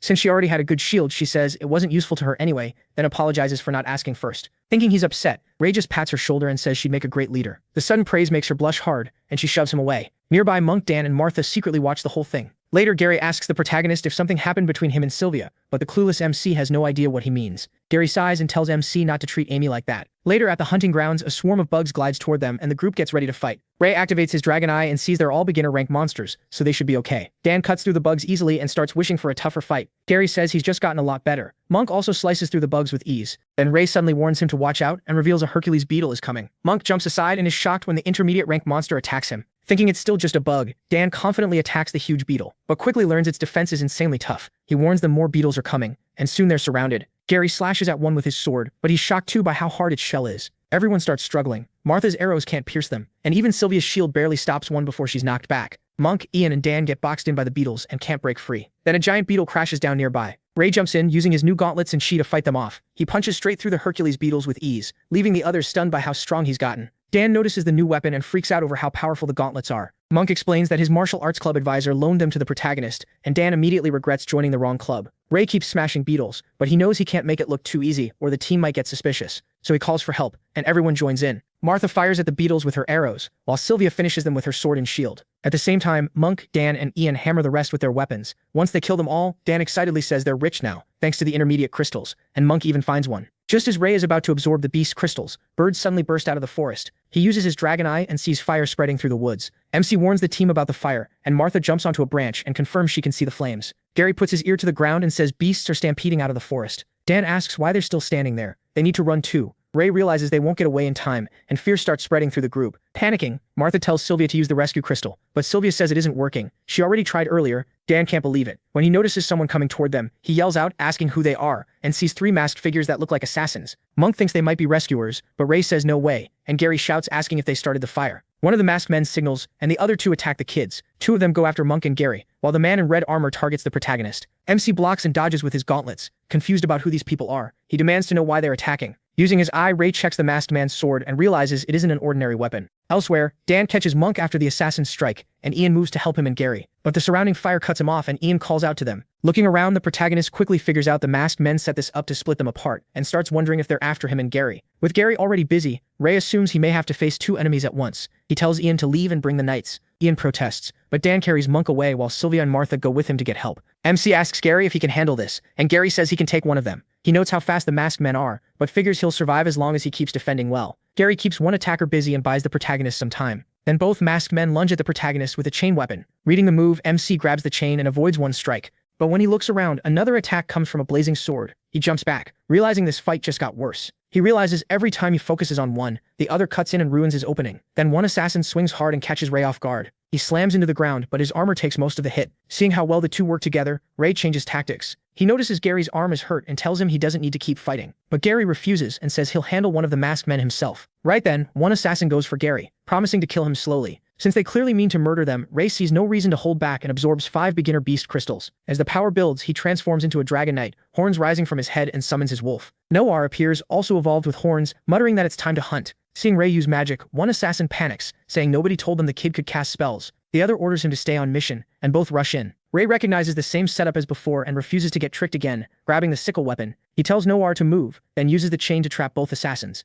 They break free almost at once, and Ray isn't even surprised. He tells Noir to handle the one with the sickle, while he jumps the other. As Ray trades blows with one, the second charges him, but Noir cuts in just in time and attacks. The assassin mocks him, saying beasts like Noir are easy work, then dodges with his weapon. Ray keeps evading and realizes the man is using the same pattern again. That sword is a problem, so he decides to pin it down. He also notices the masked man avoids close combat whenever the chain isn't in hand and wonders why. To test it, Ray suddenly attacks the assassin and catches him off guard. Just as he thought, the man doesn't trade blows and leans away instead. Now that Ray has found his weakness, he glances at Gary, who's pressuring his opponent hard. Gary says they're students of Avrian, then stabs the assassin and demands to know why he attacked them. As Gary pins him with the sword, Ray shouts a warning. The other assassin sends a fire strike their way, but it hits his own ally instead. The stabbed assassin catches fire and screams for help. Shaken, Gary realizes these men will even kill their own teammates, and he moves to help Ray. But pain hits him, and he collapses. Ray tells him to rest and promises he'll rip these bastards apart. With his sword in his mouth, Ray says trash like this doesn't deserve to live, especially after throwing away their own comrades' lives. He lands a heavy blow on the masked man, but the guy survives. Ray sees he avoided the worst of it and realizes they came fully prepared, with special gear and weapons. His gauntlets are already cracking, so if this keeps up, his equipment won't last much longer. To buy time, Ray calls Noir again and sends him at the assassin. The man says the wolf is only intermediate rank and will die before its master. Noir circles fast trying to throw him off, but the assassin grabs the chain and snarls that he won't be looked down on. Then he catches the wolf with it. Seeing Noir trapped, Gary tries to help. The assassin aims to finish the wolf, but Gary jumps in and blocks the strike. Calling him stupid for risking his life for a beast, the assassin hits Gary again, even though he's barely standing. Gary crashes to the ground and his sword slips away. Still, he grabs the assassin's leg and tells Noir to take the sword and fight like Ray. The wolf picks it up in its mouth. As the masked man tries to kill Gary, who still won't let go, Noir slices through his head and cleanly takes it off. Now only one masked man is left. And as he looks at his fallen ally, Ray grabs the sword and strikes with everything he has. It still doesn't do much damage. But the assassin's mask shatters, and to their shock, it's Knight Lancey. Lancey pulls the rest of the mask off, and Gary, stunned, curses him for doing this as a teacher. Lancey doesn't care. He says Gary will die anyway and rushes him with his sword. Noir jumps in front and takes the hit. Ray tells Noir to stop, then unsummons him. Gary drops hard and lies there helpless. Lancey storms toward Ray, saying he'll kill them one by one. As Lancey comes in with a flaming sword, Ray thinks about how rotten people like him love causing pain. He decides to make him pay and catches the blade with his gauntlets. Lancey smirks, thinking Ray is wasting all his strength just holding it, and tells him to enjoy burning alive. Ray answers that Lancey is the one who's going to die, and Lancey mocks him, waiting to see how long he lasts. What Lancey doesn't know is that Ray is draining the fire element from the sword, and he notices when the flames start fading. Annoyed, Lancey calls him clingy trash and kicks him in the stomach, yelling at him to die. Ray finally lets go of the sword, sending both of them flying backward in opposite directions. With a few ribs broken, Ray decides it's time to use the fire element he stole, the only magic he can use right now. He mixes chi with fire to forge his own attack and gathers all his power. When Lancey sees Ray in Dragon Knight form shaping flames with chi, he's speechless, then says Ray really is a demon and should have been killed long ago. Ray just looks at him thinking how pathetic humans can be. Lancey charges with his sword, but in a flash, Ray cuts off the arm holding it. Lancey stares in shock, wondering why the flame sword didn't react. Blood pours from the stump as he screams in pain. Then Ray grabs his face and presses his burning gauntlets onto it, burning him to death and saying he got what he deserved. Right then, Sir Kay and the other knights arrive. They identify the masked men as members of the Pureblood Guild and say Winford must be told. Kay tells Ray to hold on, but his body is badly torn up, and after saying everyone is safe, he passes out. The story then moves to the hospital. Ray wakes up covered in bandages and realizes he's in the infirmary. Sylvia is relieved to see him, and he asks how long he was out. She says he was unconscious for 3 days.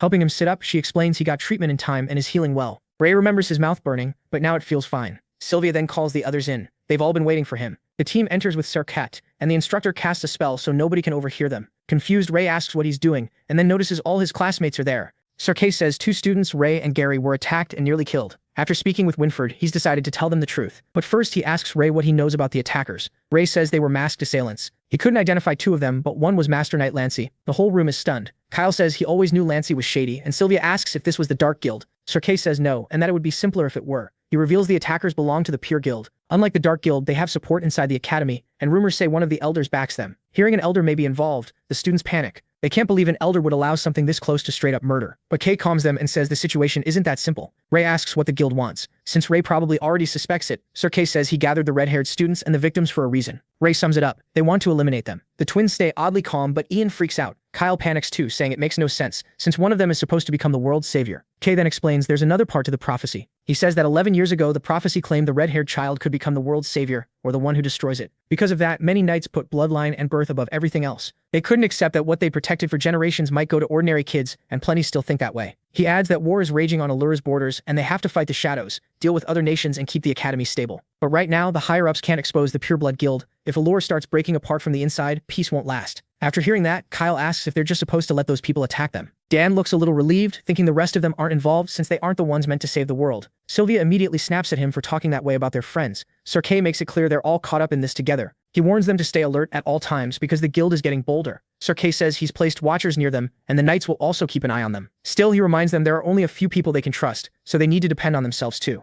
Gary quietly says the only answer is to train harder and get stronger. Sir Kay taps Gary's broken arm and jokes that people who only wait for others to save them usually die first. The students take it as his strange way of comforting them. Then he ends the meeting and tells everyone to leave because he needs to speak with Ray alone. A week later, the protagonist finally leaves the infirmary, glad to be out after nearly losing his mind in there. He thinks back on everything that's happened, including the gauntlets the old man gave him. They were damaged badly, so he needs to fix them. He also remembers Noir was hurt, and after using some intermediate beast crystals to heal him, MC knows he needs to go hunting again. But then he remembers what Sir Kay told him, and he can't relax at all. We flash back to the hospital, where he panics after learning he may be the one from the prophecy. Sir Kay explains that he stands out from the others. He points out that the protagonist's body recovered fast, even when he was close to death. Since MC is clearly hiding something, the teacher guesses he's also managed to use magic. He gets flustered and wonders how he could ever explain it. He even thinks about telling him the truth, that he had a past life as a dragon and once had black hair because some dragon traits were still left in him. At the same time, he's stuck thinking about that strange dragon system. Sir Kay explains that the Pureblood Guild believes Ray can use magic and warns him to be careful since he's likely their main target. Coming out of the memory, the protagonist thinks about how tough Lancey was and figures the next enemy will be even stronger. The scene then shifts to Elder Gibby. Furious that the mission failed, he mocks Lancey for being useless, saying he still couldn't kill a kid even with top-grade gear. Still, Gibby is pleased Lancey died before he could talk. His assistant reports that Kay and Winford already know their goal, and they won't be able to move against MC for now. Elder Gibby says they can wait, but for now, he tells the assistant to summon Delbert. They've ignored him for too long. Gibby plans to pull a few nails to test Delbert's loyalty, and then leaves. After that, Ray returns to the academy, where Monk and Gary welcome him. When they ask why he's hurt again, he says he fought the old man from the martial arts club. Dan can only wonder what kind of insane club that is. Just then, Martha and Sylvia come into the dorm and say there's a letter for Gary. Sylvia is happy to see the protagonist back, and Martha says he should fix his hair. Dan suggests shaving half of it off like his, which only annoys Ray since he has no interest in looking like Dan. Kyle cuts in and says MC should just go bald like him. Seeing him there, the MC asks why he's in their dorm, and Monk explains Kyle always wanted to move in. Since there was space, Sir Kyle allowed it so they could look out for each other. He complains that Kyle is way too loud, then looks at Gary and realizes something is wrong.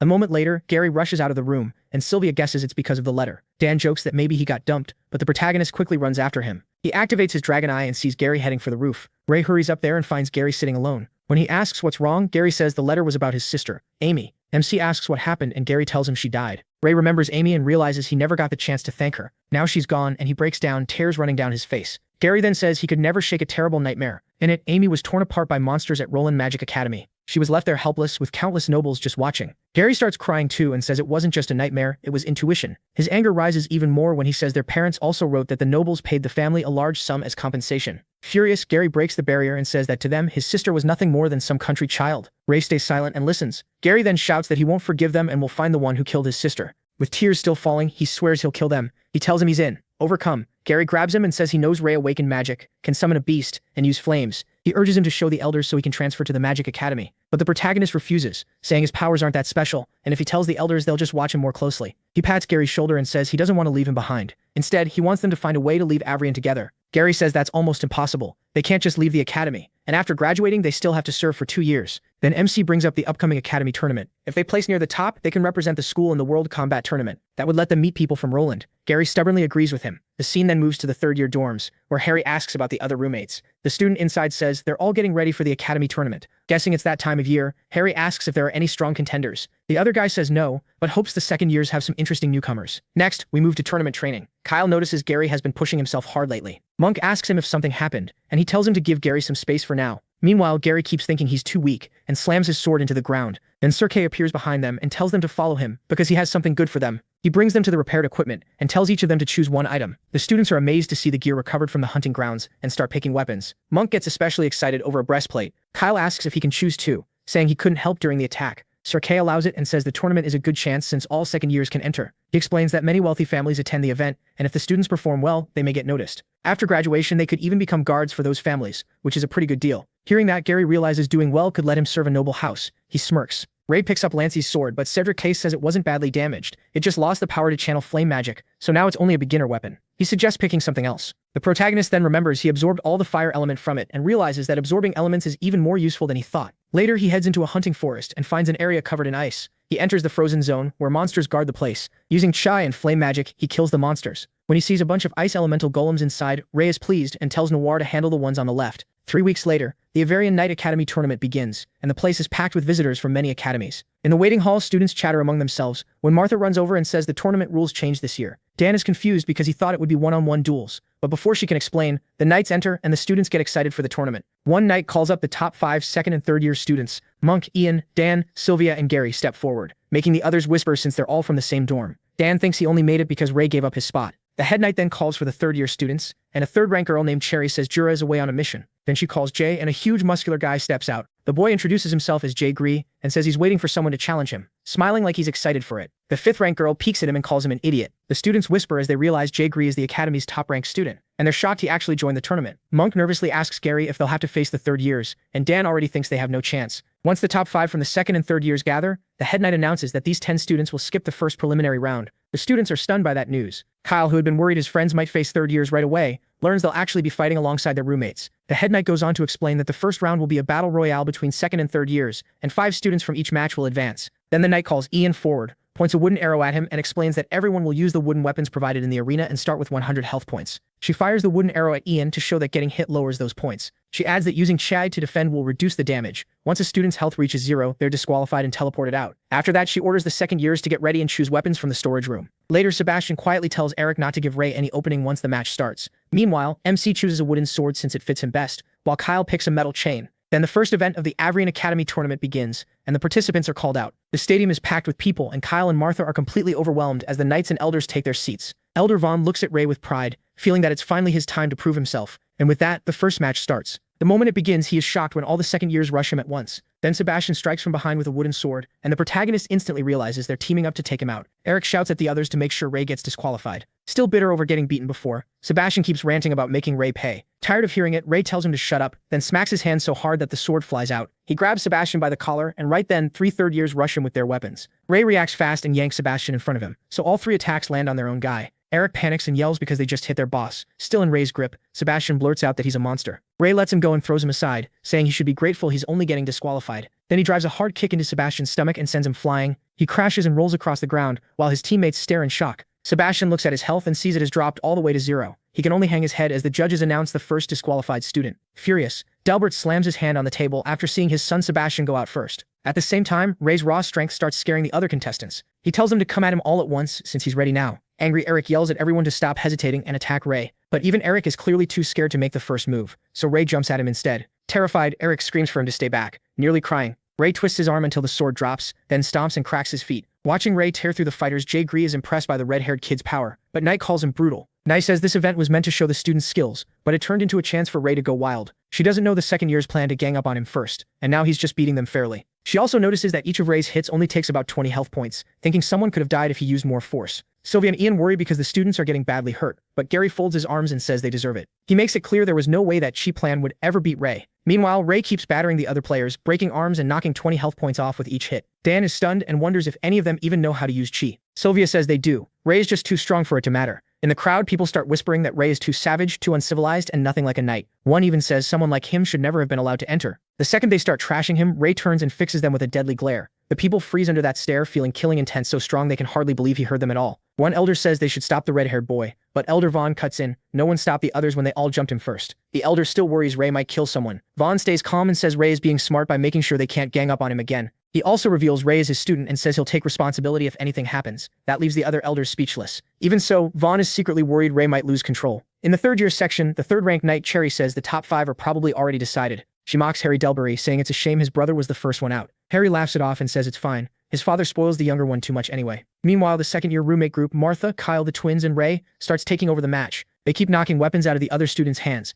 As players cry out in pain, Eric curses Ray as a dirty mongrel and swears he'll kill him and his parents if he gets the chance. The moment he brings up Ray's parents, he realizes he just made a huge mistake. Ray instantly snaps and walks toward him in fury. Broken and helpless, Eric begs him to stop, unable to run with his limbs already wrecked. Ray grabs him by the head, and one of the elders becomes sure he's about to kill the silver-haired boy. Staring him down, Ray says he shouldn't even dream of becoming a knight, then activates his mana and starts draining Eric's. Eric freaks out as all his mana gets sucked dry, and Ray finishes him with a heavy punch that drops his health to 0. Eric falls limp onto the ground after the beating. The elders realize Vaughn was right. Ray doesn't keep attacking once someone's out. Vaughn quietly relaxes, glad the boy at least stopped breaking more limbs.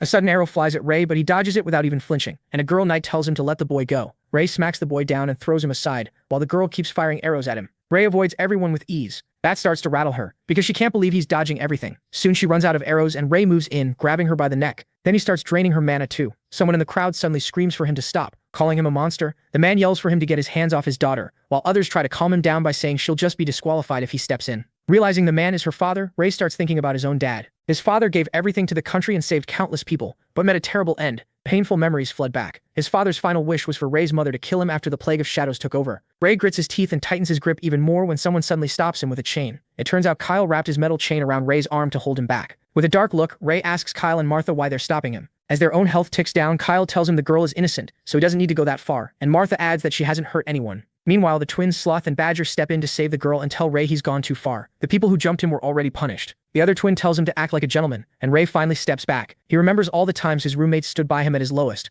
Grabbing his head, he wonders why it always ends up like this. All that pain buried inside him boils over and he screams, asking what they even know about him. His roar kicks up a violent whirl and Ray starts losing control. Rage takes over and he dares them to stop him by force. Going mad, Ray yanks Kyle's metal chain and pulls him right in. Without hesitation, he drives a punch straight into Kyle's stomach, then slams him to the ground and drops his health points. Barely thinking straight, he tells Kyle to train his Chiang better if he wants a chance. Then Martha fires 3 Chiang-covered arrows at him, but he dodges them like it's nothing and snatches the arrows out of the air, leaving Martha stunned. Then Ray throws the blazing arrows back at Martha at incredible speed. She barely dodges, but he still lands a hit and warns her not to hesitate if she wants to beat him. Looks like the MC still has time to lecture his roommates while crushing them. Martha also hits the ground and he tells her to read his moves instead of watching where he's standing. Soon Sloth and Badger have had enough of him beating his friends and rush him from behind. Then fire bursts out from within him, shattering the ground, and the twins are blasted back by the force. They seem mostly fine, and Ray tells them to think before they move. When they charge again, he tells them not to waste time trying to ambush him. He smacks both of them, and they end up on the ground in pain. Seeing all this, Sarah turns pale and realizes Ray is terrifyingly strong. The crowd is just as shocked, calling the red-haired kid a monster no one can match.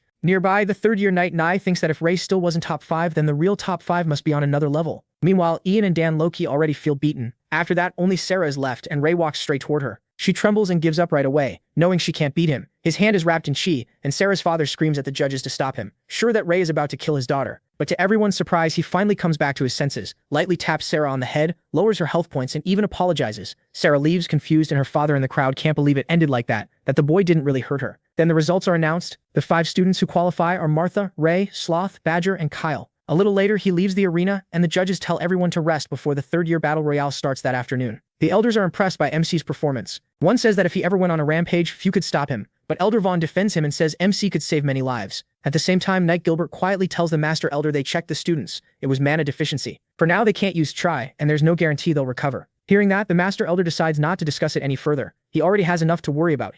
Inside the training room, swords clash while students talk about how hard the second years trained that afternoon. Gary is going all out against the puppet, and after many strikes, he gets past level 12 and beats it. Catching his breath, Gary still isn't happy. He wants to reach a level where he can stand beside Ray. Then he remembers Sir Kay saying rich families come to watch the tournament, and strong knight students can get picked as personal guards after graduation. A very good deal. Thinking of that, Gary decides this still isn't enough. He has to aim higher. Watching the blonde boy fight so fiercely, Cherry recognizes Gary as the top second year and asks Harry what he thinks. Harry says he likes the other one better, the puppet. Cherry keeps fussing over Gary, saying the boy has a nice face and kind of reminds her of Harry. She agrees he could be doing better, and Harry walks up to the puppet. With a bright smile, he starts level 12. He barely moves, fighting the puppet from one spot, then flicks his sword once. That single motion makes his strike far stronger, and Harry clears level 12 with ease. Gary realizes Harry copied all of his moves. Afterward, Harry says it didn't seem that hard, and Gary immediately knows he's picking a fight. Cherry gets excited for the show, while the students are shocked to see a cross-grade clash about to happen. Just then, Sylvia rushes in to find Gary and grabs his hand, telling him to get a good spot because the competition is starting. As she drags him off, Gary tells her to stop, and Harry just laughs. Once outside, Gary asks why she stopped him, and Sylvia calls him stupid and knocks some sense into him,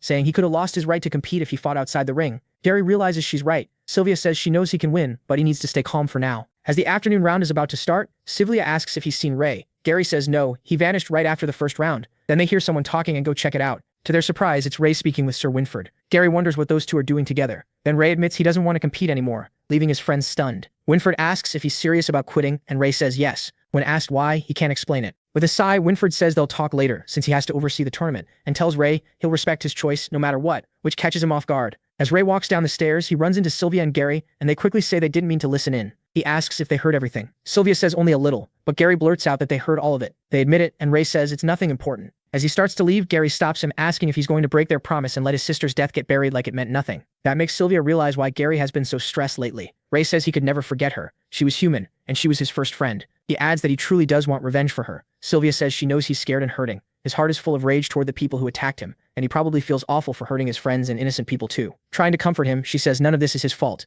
She wants him to know no one is mad at him. Then she remembers how Kyle, Martha, and the others all look up to him, and were already talking about beating him next time. Gary agrees and tells him that even if he was treated badly before, now he isn't alone. He has them, and they'll always be his family. Gary promises he won't leave his friend to deal with this alone. After that, they head to the grounds, where Martha says the competitors are almost here and they took long enough. Seeing Ray and Sylvia arrive together, Dan jokes that they'd rather be with each other than watch the competition. Then he notices Gary trailing behind like a third wheel, and Gary doesn't look happy either. Sylvia asks Martha if there's anyone important to watch, and Martha says all the third years are strong in different ways. First is Harry, an elegant fighter and the only one who hasn't been hurt at all. Then there's Gio, a big powerhouse with explosive strength who can even challenge the first-place guy. Samir and Mizuhiro are fan experts with great teamwork for offense and defense, even better coordination than Sloth and Badger. While they were looking for the last player, Ray spotted Molly training and seemed impressed that she made the top 5. Then the judges congratulate the 5 winners of the third-year bracket. Now the main event begins. Winford announces that after 2 rounds, the field has been narrowed down to the final 20, while praising the second years for doing far better than expected. He glances at Ray, wondering if he'll join in. Ray nods, making Winford smile, and then he explains the new rules for the tournament. The screen shows the new matchups. The second years are paired against third years, which makes them think it's unfair since the older students have had an extra year of training.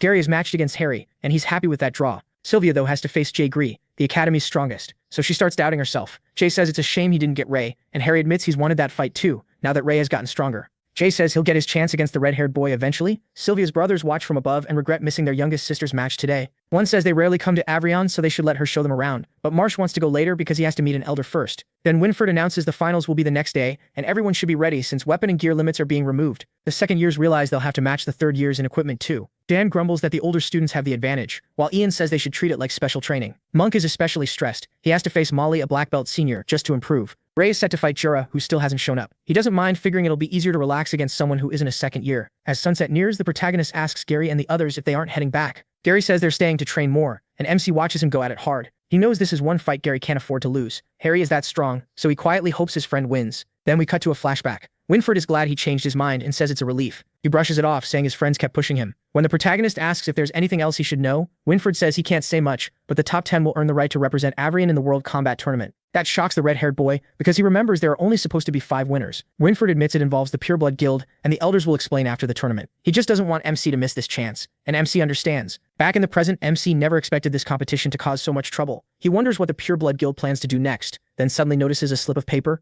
It says, "Meet me at the arena at 9. The message makes him uneasy. It feels like a trap. Kay and Winford warned him not to act alone, but this may be his only chance to use his powers freely. He looks around and realizes he still knows almost nothing about the Pureblood Guild or the Dark Guild. If he wants clues about his father, he needs information. So he decides to use the Dragon Eye and catch whoever sent it, trap or not. Right then, Jay Gree walks up behind him. Jay says it's funny running into Ray now, and he's finally glad to talk to him after dealing with those ugly people earlier. It's Jay Gree, the strongest third year. He immediately asks if he's with the Pureblood Guild. Confused, Jay says no, he just wants to fight, since they won't get that chance in the tournament. Jay keeps pushing for a match right now, but MC politely refuses. He's not in the mood. That only irritates Jay. Ray had hoped for a real lead, not some musclehead with too much free time. Then Jay suddenly swings his huge sword at him. To Jay's surprise, the protagonist catches the blow with his dragon turtle gauntlets. Shaken by the ambush, he asks if Jay is crazy, and repeats that he doesn't want to fight. That confirms Jay's suspicion. MC's strength is no joke. Jay gets excited, saying nobody has ever stopped that attack so easily, but he couldn't care less. Jay swings again, and this time the force sends Ray flying back. The protagonist digs into the ground with his gauntlets and is stunned by the power, thinking Jay is as strong as Taurus. It becomes clear he may have to fight. Jay won't let him leave unless he's beaten. Then Ray spots someone behind Jay, even as Jay charges again. He instantly knows the masked figure is from the Pureblood Guild. The moment he realizes it, rage flashes through him. He uses Chud and shoves Jay aside before throwing a punch at the masked man. Then MC rushes him and unleashes a blazing attack. But the flames vanish the instant they hit the man's lance. Seeing his attack erase like that,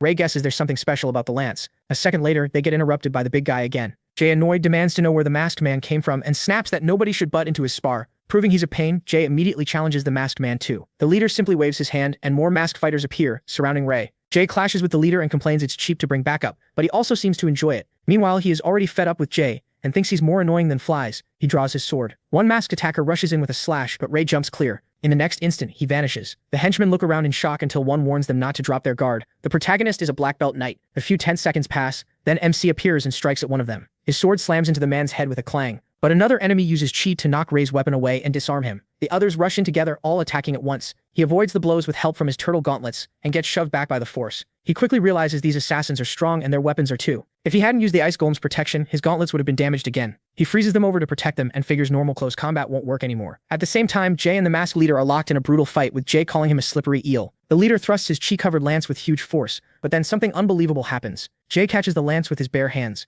Holding it tight, he asks if the man really thought that could hurt him. Dust blasts out from the impact as Jay admits he isn't great at controlling his power, but in a real fight, he doesn't need to be. He boasts that he has far more chi than most people. To others it might be poison, but to him it's fine wine. With a vicious grin, Jay charges, sword blazing and chi wrapped around it. He goes wild, smashing down with insane force while the masked man barely blocks with chi. Then Jay finally grabs the man's mask and lands another heavy blow, sending him flying through the air. The impact triggers a huge explosion, so massive, even Ray is stunned, wondering if humans can really be that powerful. Jay looks at the mask in his hand and says, the guy's weapon must be pretty good if it survived that hit. He tosses the mask aside and mocks him for being too weak, but the man still gets back up. To everyone's surprise, it's Gira. Jay just laughs, barely shocked to see his classmate Gira, another third year. He taunts Gira for hiding so much all this time, and now that he's exposed, Gira looks furious.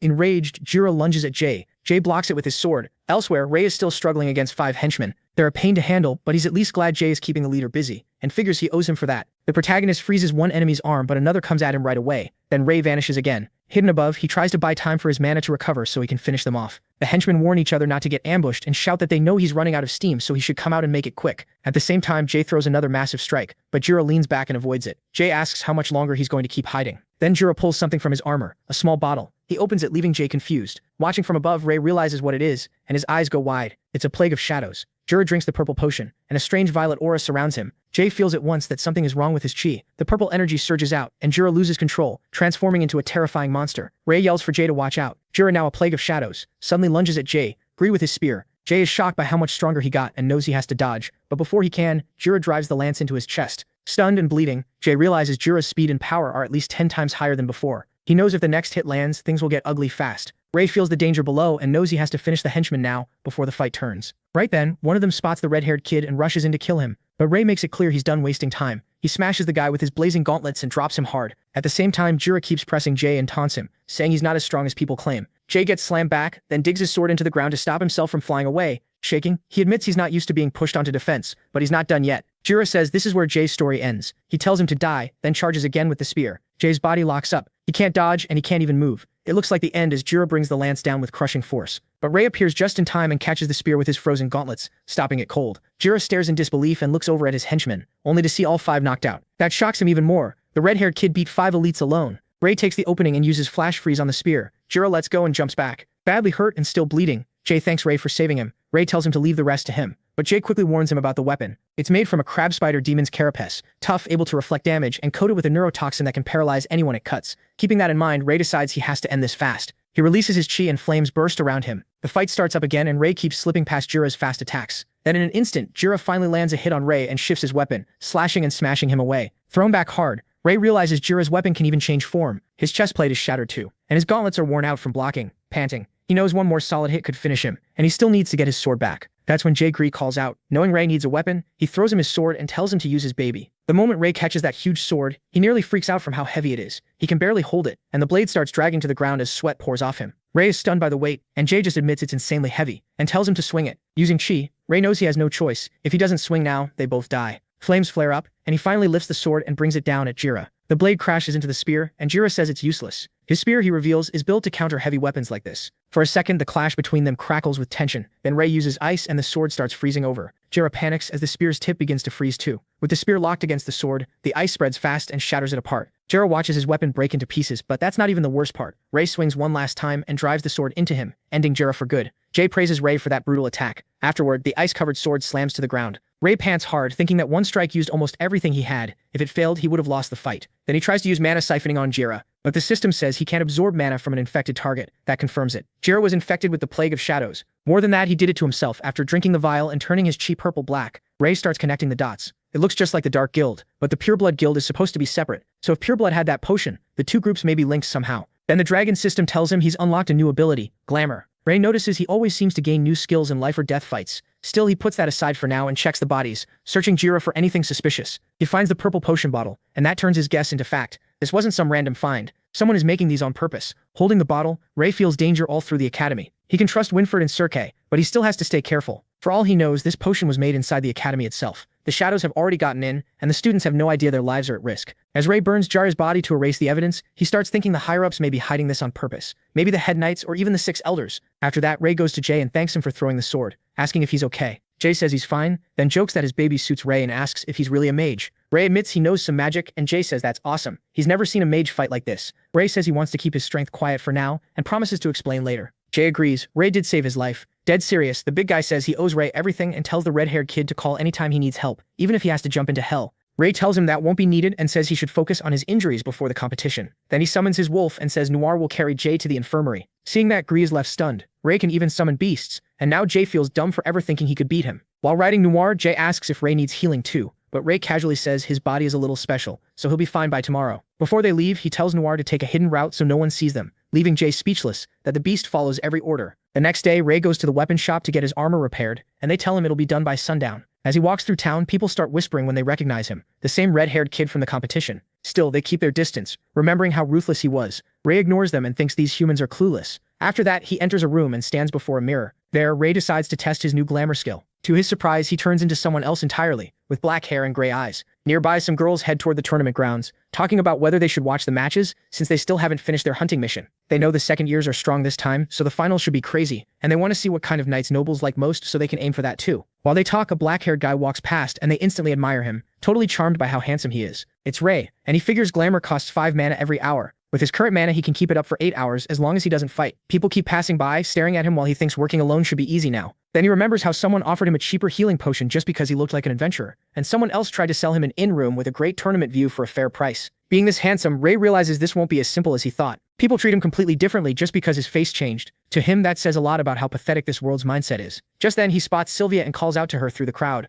She gives him a confused look, and that's when Ray remembers. He doesn't look like the red-haired boy anymore. So he quickly covers by saying he knows she's one of the competitors who passed the prelims, that she's from the Hart family, and that he's happy to meet her here. He adds that he's looking forward to her match tomorrow. Trying not to be rude, Sylvia asks his name since he seems to know her family. That makes Ray drift back to his old life as a red dragon, when people used to fear him and hide whenever he appeared. Back then he was called Sen. He only snaps out of it when Sylvia waves a hand in front of him, and he apologizes before introducing himself as Ness. He asks where she's going, and Sylvia says she needs a blacksmith to adjust her one-handed sword's weight. Since he was heading there too, Ray figures walking with her won't draw attention. He asks to come along, saying he wants a new breastplate. He asks if her sword was made with a high-grade beast crystal. Sylvia says it came from a fin tiger crystal her family sent last night for the tournament. Ray realizes nobles can get gear like that easily, while normal kids would need years to earn it. Since he's an adventurer, Sylvia asks if he often takes dangerous jobs. Ness says he does missions near the border, which makes her wonder if her family would ever allow that. They'd think it's far too risky. Sylvia admits that once she leaves the academy, she'll have to return to her family, so she's jealous of how free adventurers seem. That hits Ray hard, bringing back the memory of his father, an adventurer who died after risking his life.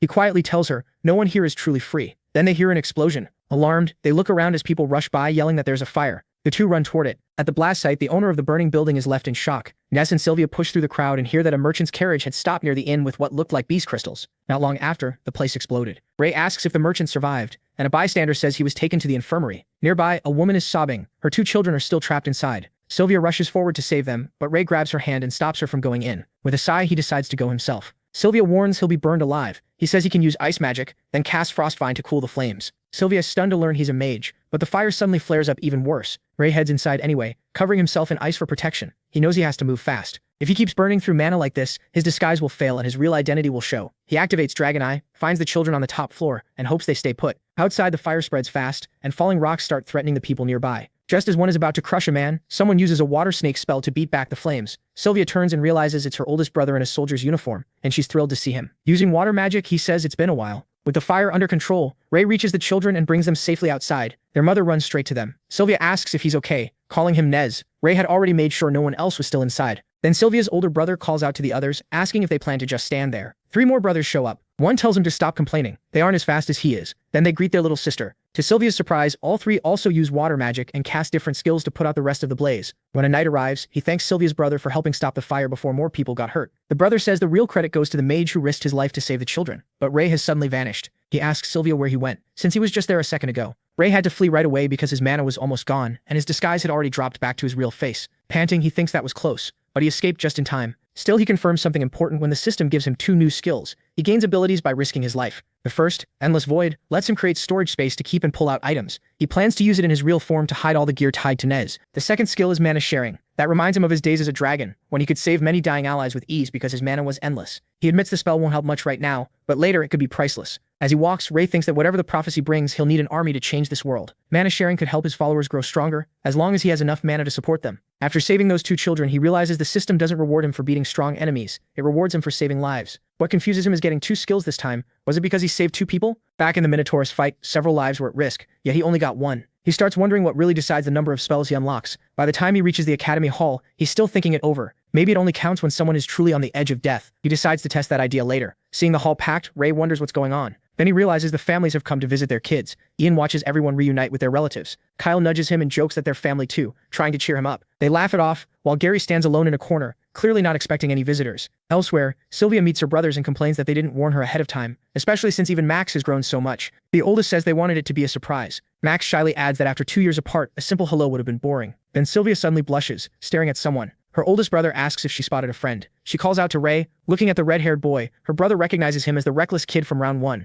Max is excited and asks if this is the guy Sylvia talks about all the time, casually exposing her crush and making her panic. Friendly as ever, Max walks over, thanks MC for looking after his little sister, and says they should get to know each other. MC doesn't look too happy about it. Sylvia quickly apologizes for Max and awkwardly explains that he can be a bit rough. Then she introduces them as her brothers. The oldest brother doesn't love his attitude, but since Sylvia clearly cares about him, he stays polite. He introduces himself as Marsh and tells him to look after her. Blushing hard, Sylvia cuts in and says she can take care of herself. When the protagonist shakes Marsh's hand, he can tell right away how powerful the man is. His mana feels nearly endless. MC says Sylvia is a natural leader, and usually the one taking care of all of them, which makes 2 of her brothers chuckle. She then introduces the other 2 as Johan and Jekyll, both serving in the military like Marsh. Next, she explains that Max studies at Roland Magic Academy. Max happily says they might meet again at the World Combat Tournaments if he wins, but he reacts sharply, shocked that he goes to Roland. Max asks what's wrong, and wonders if the protagonist knows someone there. The protagonist quickly asks if he knows a girl named Amy. Hearing the name, Max tries to remember, but says he's not sure. Roland is a huge city, just like Avrian. Desperate, Ray explains that her full name is Amy Blueblood, and that she recently died in an accident. He asks if Max knows anything.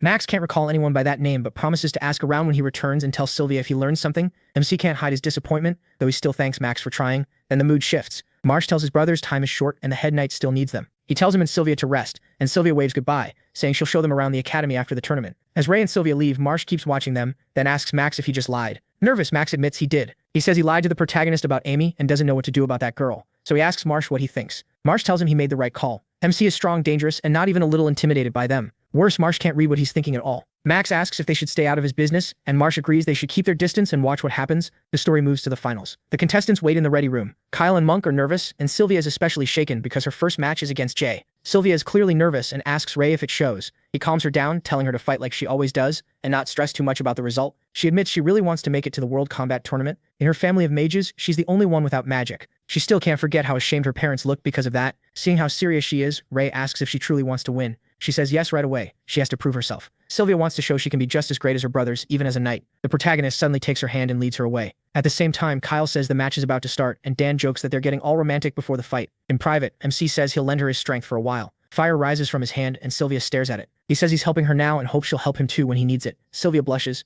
Then she says she wants to become his strength too. Ray uses his new spell, Mana Sharing, and transfers his power to her. He tells her to use his chi only when needed, and warns her not to go over the limit or her body will be damaged. As his chi flows into her, flames flare around Sylvia. Shocked, she realizes he can give his strength to others, something she's never seen or even heard of before. She can't help wondering how many secrets the protagonist is still hiding. Soon the final match is ready to start. The crowd gets excited when Jay Grease steps out, wondering if he'll go easy on a second-year girl. The fight between Sylvia and Jay begins. Any equipment is allowed, and 2 Master Knights will judge it. The commentator adds that if a fatal blow is about to land, they'll stop the match and announce the result. Both fighters enter the arena, with Sir Winford on Jay's side and Sir Kay on Sylvia's. Once the match starts, Monk doubts Sylvia can win. Martha believes in her, but Dan points out the obvious. Jay Grease is a huge powerhouse and strong as a bull. Ray quietly agrees and remembers Jay had been badly injured before, but now he looks fully recovered. Even with MC's power, Sylvia can only win if she's skilled enough. Then MC locks eyes with Jay. Jay suddenly starts yelling in the arena, waving his sword and asking his boss if he should lose to this girl. He is left wondering what that idiot is doing. The protagonist tries to ignore him, while Dan guesses Jay is talking about him. The crowd is confused, wondering why Jay is calling a second-year student his boss. Then Jay shouts MC's name for everyone to hear. Embarrassed, MC snaps at him to stop yelling and just fight, while Dan realizes he was right. Jay proudly says he'll do his best. Pointing at Sylvia, he explains he thought she was his boss's girlfriend, so he almost went easy on her. Blushing hard, Sylvia quickly says she's not his girlfriend, they're just friends, and tells him not to hold back. Jay immediately jumps in and swings his sword. Sylvia dodges and the heavy blade slams into the ground. She instantly realizes she can't block a hit like that with her shield. If she tries, her arm will break. Jay comes in with another attack. Sylvia jumps away and avoids it again. She admits he's insanely strong, but he also leaves a lot of openings, so she decides to test one. She slips behind him and thrusts her sword into his back. To her shock, the Fin Tiger sword can't pierce his skin. She doesn't even leave a scratch. His muscles are that tough. Jay swings again and she barely blocks with her shield. Realizing normal strength won't be enough, Sylvia decides to use Ray's power. The next blow shatters her shield, and she gets thrown back. Stumbling, she forces herself to stay upright. Then she activates the protagonist's power, deciding to end this fast within 10 minutes. Fire bursts from her body. Jay is surprised by the totally different aura and gets excited now that the fight is getting interesting. She throws away the broken shield. Sylvia's power surges at once, and she rushes Jay with crazy speed so fast that even he can't track her properly. Still, Jay assumes her speed alone won't be enough to hit him, but he loses focus for a split second when she moves even faster than he expected. She appears behind him and drives her sword into his stomach, drawing blood. Jay's eyes widen in shock.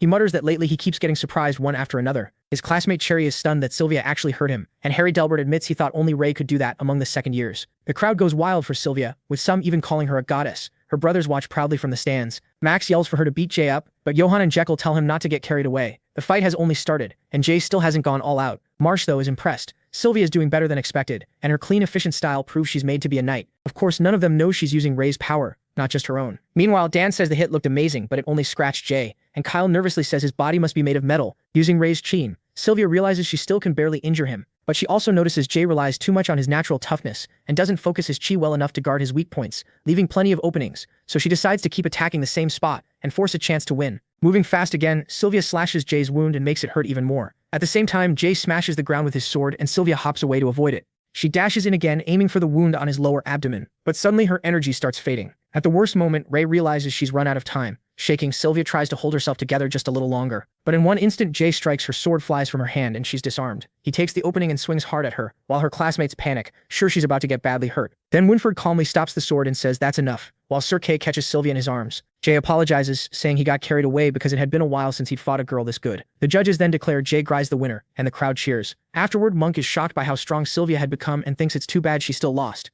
Martha says that by the end of third year, Sylvia might surpass Jay. Next up is MC versus Jira. His friends wish him luck, and as he walks out he already knows Jira won't come, because MC burned him to death. Still, he has to show up to keep appearances. On the way, Jay praises Sylvia and calls him boss again, and he silently agrees that she fought well. Once the protagonist takes his place, the commentators call for Jiro to enter at once. The crowd starts buzzing, wondering if he overslept, ran away, or just chickened out. Cherry asks Harry if he's seen Jiro lately, since she hasn't seen him since the tournament began, but Harry says he hasn't seen him either. To everyone else, Jiro seems to have vanished. In truth, he already died at the MC's hands. Meanwhile, the head knights discuss his absence, and the crowd grows restless, waiting on someone they barely care about. The announcement finally comes. Since Jiro never showed up, he's disqualified, making Ray the winner by default. The crowd is disappointed, and starts saying the whole thing feels rigged. Marsh is disappointed too since he wanted to see MC fight, and Max sighs bored because he had really hoped to watch him before possibly facing him in the future. Next up are Badger and Sumar. Badger is shaken without his twin Sloth. They've always done everything together, even sharing a toothbrush, which grosses Dan out while he tries to cheer him up. He says he's going to check on Sylvia, and Martha teasingly tells him to send her regards. Kyle sulks, saying he's got it easy, and he wants to fall in love too. On the way to the infirmary, the protagonist thinks Sylvia wasn't badly hurt and he also needs to take his chi back. He asks if she's okay, but Sylvia just hides under the blanket. Then she apologizes for losing even with his power. Ray tells her she still did her best, but Sylvia calls herself useless and starts crying. MC tries to cheer her up, saying Jay is basically a monster built out of muscle. She knows he's trying to help but says that doesn't excuse losing. If a strong beast attacks out in the wild, failing to protect everyone means everything. Those words hit him hard. He remembers his old life as a dragon, and how he failed to protect his own kind. Pulling himself out of that painful memory, he thinks no matter how strong they get, they still can't save everyone. Through tears, Sylvia says she wants to protect the team and Ray too. That makes him realize something. She doesn't even have half his strength, yet she still wants to protect everyone. He'd been keeping some distance thinking they didn't need him, but maybe it was the opposite. Then he takes his power back, drawing his chini out of Sylvia. One thought stays with him. He already failed once as a dragon, and he refuses to fail again. He tells Sylvia to rest and says Martha and the others are worried about her. As he turns to go, Ray firmly tells her she doesn't need to protect everyone. That's his job. Then he leaves and Sylvia blushes. Flustered. Back at the arena, people are buzzing.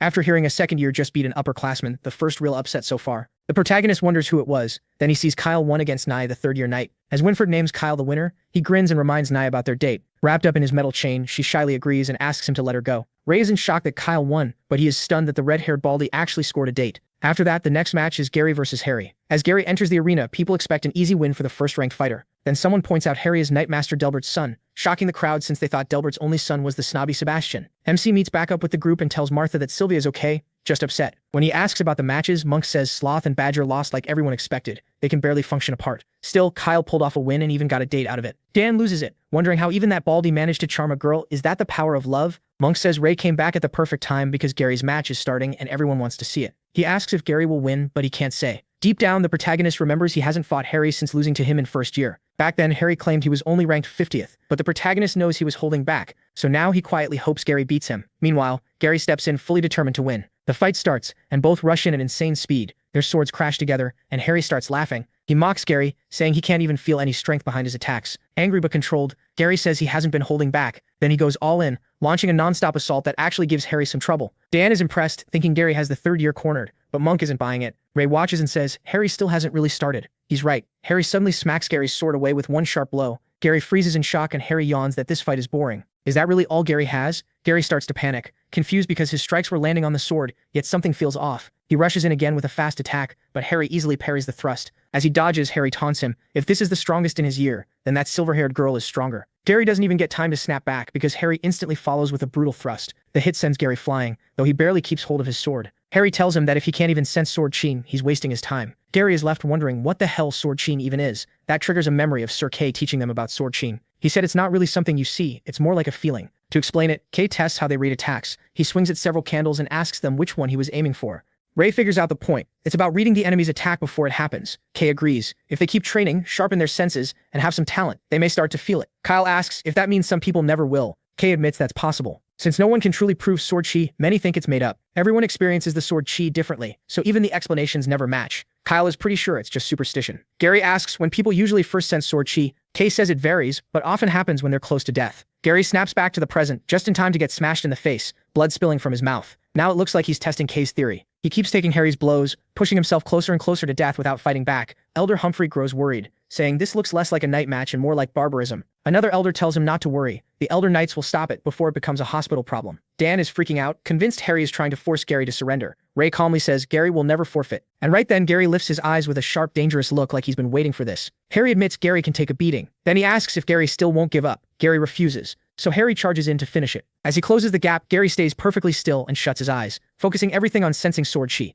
The crowd panics, thinking he's about to get himself killed and lose by default. Everyone is locked in, waiting to see what happens, as Harry's blade comes within inches. At the last second, Gary moves and blocks the strike cleanly. Sir Kay lets out a breath. It was close, but now there's no need to stop the match. Gary can finally feel the flow of Harry's moves and even shape his own attacks around it, realizing this is sword chie. From there, he starts dodging with ease, and a moment later, he points his sword right at Harry's neck. Harry, a little rattled now, says he's starting to like him. Gary answers that he still hates him. Then the judges announce Gary Blueblood as the winner. His friends cheer, and Ray looks seriously proud. After the match, Gary asks Harry if he fought that way on purpose so Gary could awaken sword chi. Harry plays dumb, but admits he likes fighting strong people. The more of them, the better. Gary can only think what a weird guy he is before blacking out and collapsing. Monk panics and runs to him, but Ray says not to worry. Gary probably burned too much chi at once by spreading it over a wide area to read Harry's attacks. He adds that if Gary's final strike had failed, he would have lost. Then MC says they've got something else to focus on and points to the next match. It's Martha versus Cherry. Trying not to show her nerves, Martha tells herself she can do this, while Cherry, surprised she's facing an archer, asks for a bow and arrows. She doesn't want people saying she bullied a junior. Monk warns Martha that the third year looks really strong, but she tells him not to worry. Seeing Monk act like that, Dan teases him, saying he can smell love in the air. Monk quickly denies it and starts panicking. In the arena, Cherry says she's heard about Martha Night Rose called her special. Martha is surprised to see a white belt using a bow, but she doesn't take it as praise. She says she's nothing special. Tired of talking, they finally start the match. Martha makes the first move and fires a quick test shot. Cherry isn't impressed. She sees through it at once and fires back with huge force. Her arrow tears through Martha's in midair. Martha expected that much. Cherry is one of the top 5 third years. The crowd is stunned that Cherry hit an arrow in flight. Some say fighters at her level can do that, but others doubt it since she isn't an archer or even a green belt, so they assume she got lucky. Martha answers by firing 2 arrows at once. Cherry catches both with her bare hands and says Martha really isn't special. Night Rose got her hopes up for nothing. Annoyed, Martha fires a heavier arrow to test her again. Cherry takes it as a challenge, lights her arrow with thrust ablaze, and destroys Martha's shot again. Martha freezes in shock. Her arrow was shot straight through. Still stunned, she doesn't notice Cherry's arrow racing at her until the knight yells for her to dodge. That snaps Martha out of it, and she jumps away just in time. The arrow slams into the wall and cracks it. Martha realizes she was inches from getting hit. Dan freaks out, saying that thing looked more like a cannon shot than an arrow. It was so fast he could barely follow it, and he knows a direct hit would kill them. Worried, Monk asks him if even a master knight could block something like that. He can't say for sure, and thinks Martha should give up before she gets badly hurt. Monk knows that's not going to happen. Martha won't quit until the very end. In the arena, Martha forces herself to calm down. She clears her head, focuses, and comes up with one last plan. Martha starts running in circles while firing non-stop, all while dodging Cherry's return shots. Cherry admits Martha is pretty quick. Then Martha finds a blind spot and shoots from behind, but Cherry had already read it. Smirking, she says this is what she was waiting for, lights her arrow, and decides to end it. Cherry fires one final arrow at terrifying speed. Ray knows Martha can't stop it, so he yells at Monk to save her, and Monk rushes into the arena. Sir Kay and Winford sprint in too. The arrow flies almost like a flash of light. Martha goes rigid with fear. It's too fast to dodge. For a moment, she thinks she's about to die. Then Monk appears in front of her and blocks the arrow with his sword. Dan is left speechless at how fast Monk got there. Sir Kay calls for emergency treatment right away. Crying, Martha grabs Monk and asks why he threw himself in front of her. The arrow seems to have pierced his chest, and blood runs from his mouth as he wonders if he's dying. Sir Kay tells Martha not to panic. Monk was lucky and avoided any vital spots. Winford declares Cherry the winner. She just finds it boring, while the crowd is horrified by how dangerous she is. Monk is taken to the infirmary with Martha by his side. Winford then announces that because of Monk's injuries, he can't fight next match, so Molly wins by default. Next up is Ian versus Gio. Dan tells Ian to be careful because his safety matters most, and Kyle wishes him luck. As Ian heads out, Kyle notices Gio also fights with double axes. He figures the matchups were made on purpose, swordsmen against swordsmen, archers against archers. Ray says that's exactly why, since the World Combat Tournament has team battles, they want balanced teams that can handle all kinds of situations. Before the fight starts, Dan asks if Ian can win. The protagonist tells him to watch closely. He has a feeling Ian will surprise them. The match starts and Ian charges in first with both axes. Gio realizes Ian just stepped into his range. He unleashes a double axe storm, creating a whirlwind, but Ian slips past it at the last second. Barely safe, Ian catches his breath and waits for Gio to slow down. The moment he does, Ian dives in and slams both axes into Gio's chestplate. The hit blasts Gio backward with shocking force. Gio is stunned by how quick Ian is, and thinks a few more hits like that will dent his armor, but then he sees it's already worse than that. His chestplate isn't just marked, it's cracked. The crowd is amazed that the red-haired kid nearly shattered it in one blow. Gio sneers and says playtime is over. He drinks the same potion Gira used, saying he can't fail. It's the master's order. Ray sees it and instantly realizes what it is. After drinking it, Gio's power surges like a monster's. As they watch him take the potion, Jay starts to suspect something, but Harry cuts in and says anything goes in a match. It may be dirty, but it's not against the rules. Even so, Jay can tell it's dangerous and feels a lot like what he ran into before. Looking at Ray and the others, he wonders what the boss will do. Ray is worried too. If he steps in now, he'll expose what he can really do, so he tries waiting for Winford or the others to notice. Then he realizes they still haven't stopped it, which means they don't know how dangerous it is. Grinning darkly, Gio powers up fast and goes wild, swinging both axes at Ian. Ian barely keeps dodging. Ray decides he can't wait and jumps into the arena. Dan yells, asking where he's going, and Kyle tries to stop him, worried Ian will be disqualified, but Sir Kay blocks him and says he can't interfere. Ray says there's no time to explain and tells him to move, then he drives a punch into his teacher's stomach. Kay coughs up a little blood, shocked that this brat hits that hard. Winford demands to know what's happening and orders Ray to go back to his seat with Sir Kay handling him. Instead, Ray calls out to Jay and orders him to stop Gio. Jay moves instantly and rushes into the arena with sword in hand. As Gio lunges for another attack, Jay leaps in and brings his sword down on his head. The crowd is stunned to see Jay jump in too. Even Winford can't believe what these two are doing. Then Winford suddenly notices something wrong. Jay is shocked too. His strike didn't leave even a scratch on Gio. A strange aura starts pouring out of Gio like the plague of shadows, and with a twisted look he calls out Jay Gree. Wrapped in purple energy, Gio sneers and calls Jay trash. Winford orders him to stop or be disqualified, but in the next instant he sees Gio's face twist into something monstrous. Winford instantly realizes it's the plague of shadows. The plague suddenly spreads through the third-year participants, and the crowd erupts in panic. Sir Kay is stunned to see so many students infected at once. Ray, shocked, realizes this was planned from the start. Sir Kay tells Winford to get the elders to safety and protect them from the plague. He says he'll handle things here with his students. Dan and Kyle are ready to fight, and Kay realizes the infected third years are trying to stage a coup. Meanwhile, Ian gets smashed away again as his fight with Gio keeps going. After the punch he took earlier, Ray asks Sir Kay about his injury, but Kay says he's fine, saving people comes first. Just then the infected students charge at them and Ray is troubled because all three coming at them are third years, which means this won't be easy. Rough. The twins tell MC to help Ian take down Gio, and Dan says they'll handle the three infected third years since his match is already over anyway. Trusting them, he runs off. Then Asher, one of the infected third years, hurls her sword at him, but Dan jumps in with his spear and mocks her manners, saying her real opponent is standing right here. At the same time, the two infected twins face Sloth and Badger, calling them losers. This time, Sloth and Badger are ready. Before they were split up, but now they're together. Gio, now a shadow monster, swears he'll slaughter every redhead. Ian is already spent, barely dragging himself along the ground. Gio raises his axe and goes for the helpless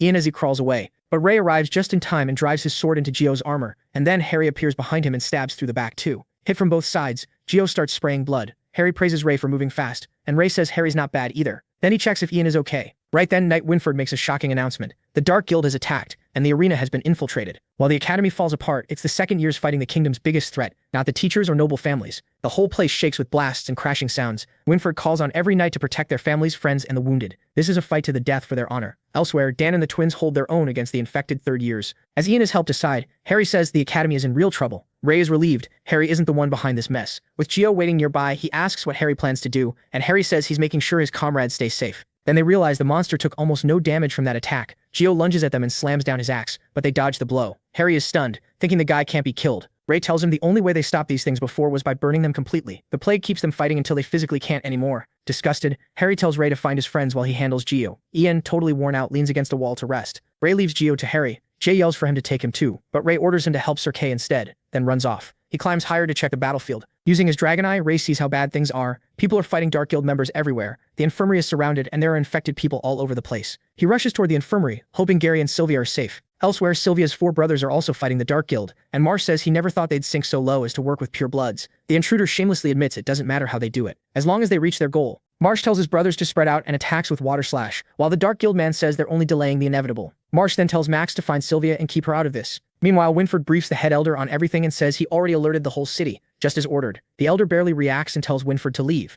but Winford clearly has more to say, then swallows it and walks out in silence. At the infirmary, Gary is lying in bed when a man dressed like a conductor approaches with a syringe. Gary asks what he's doing, and the man claims it'll ease his pain. Just as he's about to inject Gary, Sylvia and Martha rush in and stop him. Martha attacks, but he dodges and reveals his true form. He's infected by the shadows. Sylvia runs to a boy who was already injected and asks if he's okay, but it's too late. Then more infected appear, and one gives them a choice. Join them or die. Gary picks a third option, fight back. Sylvia tries to stop him, saying these people might still be saved and begs him not to kill them. Gary kicks one of them in the leg, but the shadows mess with his head, reminding him these are his comrades and he can't bring himself to kill them. One infected offers Gary a place at their side, and a second later Martha shoots him with an arrow. She tells Gary the others may be comrades, but that one isn't. As Sylvia praises her, they notice the infected are starting to lose control. Gary says they can't worry about hurting them now, but Sylvia tells him to just hold them down, break bones if he has to, just don't kill them. As they struggle to fight back, Gary asks what's happening. Martha doesn't know either, except that the infected have gone berserk. Sylvia thinks someone may be trying to stir up chaos, so they need to leave. Martha panics and says they have to find Monk in the operating room. When they get there, the window is splashed with blood.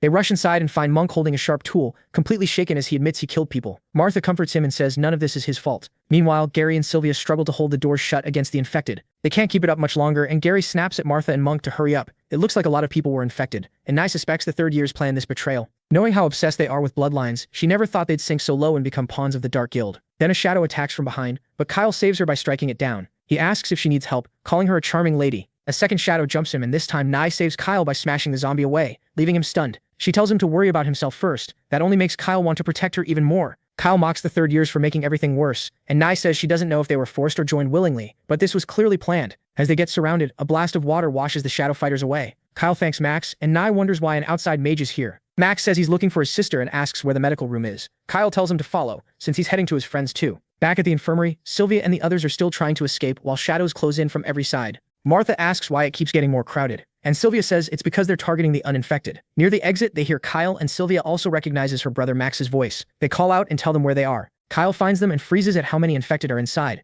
but Knight tells him to quit staring and move. Following a quick plan, Kyle and Knight throw a chain and dart rope to Gary and Monk, telling them to grab on. Once they do, they use the ropes to kick the zombies away, while Max clears a path with the Sylpha's wall of water. Since he can't hold it long, everyone rushes through. As they run, Sylvia asks Max about the others. He says they're at the arena, the Dark Guild attacked, their forces are there, and he has to go help. She insists on going with him. Martha asks Kyle about the rest, and he says everyone was fine when he left, except Ian, who was badly hurt. Gary asks about the protagonist, and Kyle says he was heading here too. He even thought the protagonist would arrive before him. That makes Gary worry something happened to him. At the castle, Winford begs the head elder to send help for the students at once, but the elder tells him to calm down. The arena attack could be a trap, and moving their forces might put the castle at risk. Winford asks to go alone, since Sir Delbert and Bernardo are here, but the elder cuts him off and reminds him his duty is to guard the palace. Winford grimly admits that many people will be sacrificed, and the elder says a knight should understand, sometimes the few must die to save the many. Outside the room, Ray has heard everything. He's shaken that they're willing to abandon the students. The head elder gives his final order, and Winford accepts it. Hearing that, MC gets furious. In his rage, he realizes that to them, the students' lives mean less than the Academy's secret. To him, it's a foolish choice made by foolish humans. Then Ray makes his move using his glamour power to change his appearance, because from here on, he'll fight his own way. Elsewhere, Harry keeps fighting and asks Jay Gree if backup has arrived.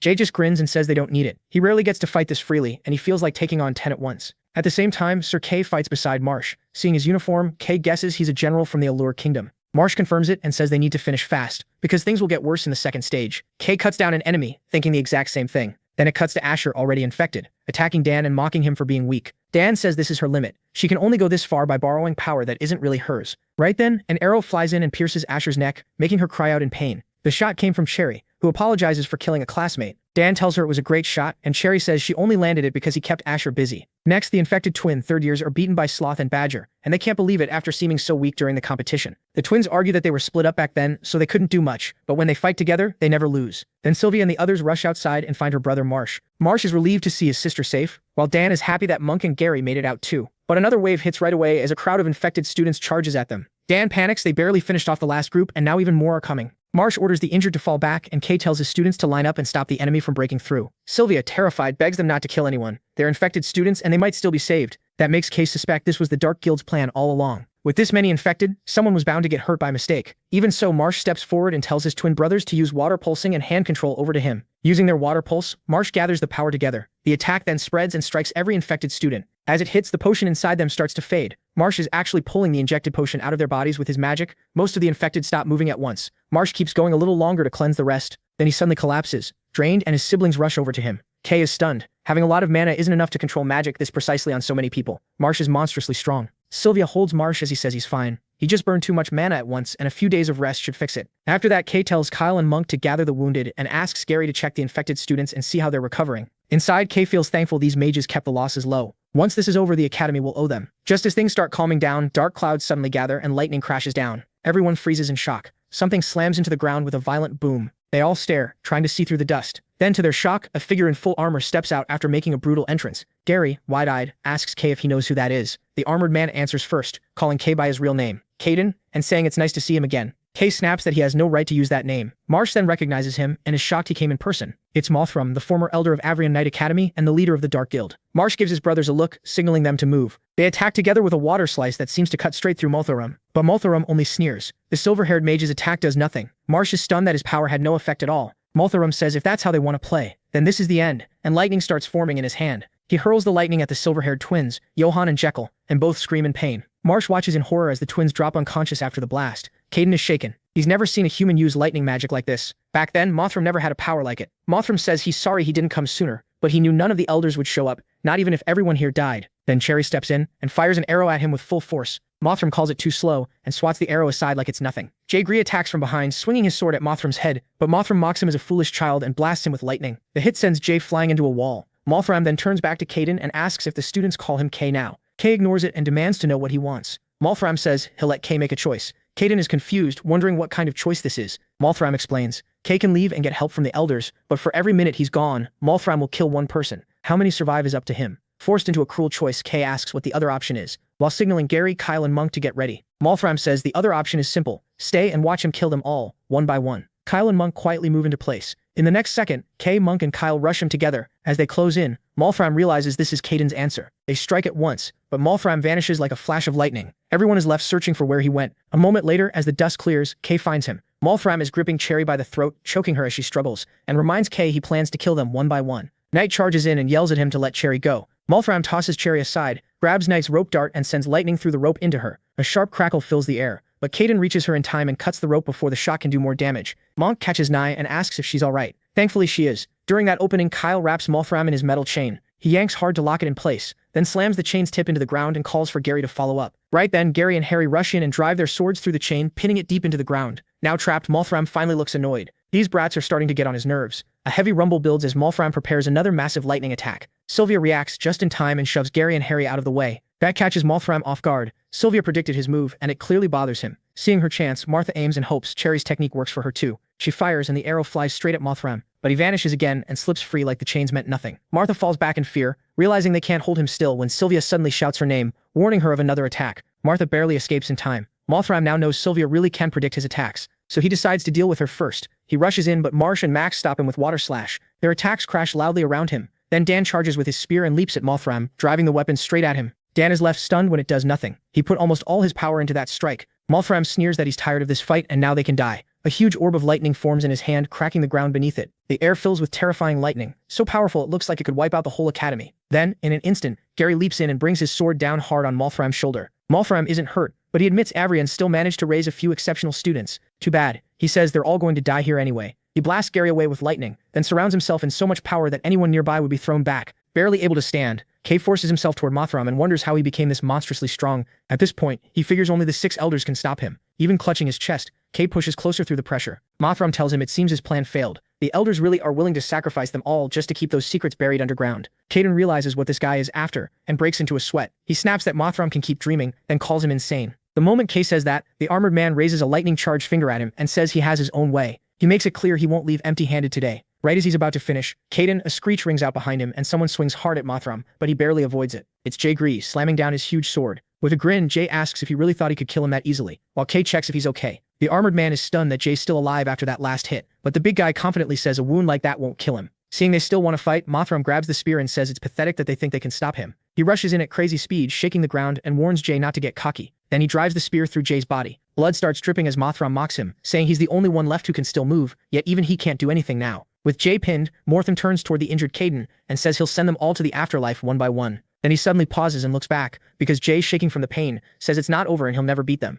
He adds that his boss is going to beat him down. Malthram asks where that boss is, and in the next second, someone appears and lands a brutal kick that sends him crashing into a wall. Their guy is finally back. Sylvia recognizes him as Ness because of the glamour spell. Walking over to Jay, Ray tells him this is going to hurt when he pulls the spear out. Jay says he can handle it and tells him to do it, so he yanks the spear free at once, and blood splashes out. Jay thanks him, and Ray says not to mention it. Jay saved his life before, so now he owes him again. Jay's eyes go wide. He realizes his boss is Ray, and Ray quickly asks him to keep that secret. Suddenly, huge rocks fly at them, but Ray stops them before they can hit Jay. Malthram is back, furious that they keep wasting his time. He tells him he'll pay for all of this, but the protagonist is already fired up. He says he's had a bad day too, so Malthram showed up at the perfect time to get beaten. He steals himself, activates his dragon eye, and dares him to come on. As Ness faces the enemy, Sylvia warns him to watch out for the lightning attacks. She's shocked because even Jay, the strongest among them, couldn't last and got dropped fast, but Ness is handling it. As he avoids another lightning strike, he's glad he got ready for this fight in advance. At the same time, a knight rushes to Winford with news that one of the squads at an elder's mansion was attacked. Winford immediately asks about casualties. The knight says no one died, but over 50 people passed out. The ones who woke up remembered nothing and never even saw the attacker.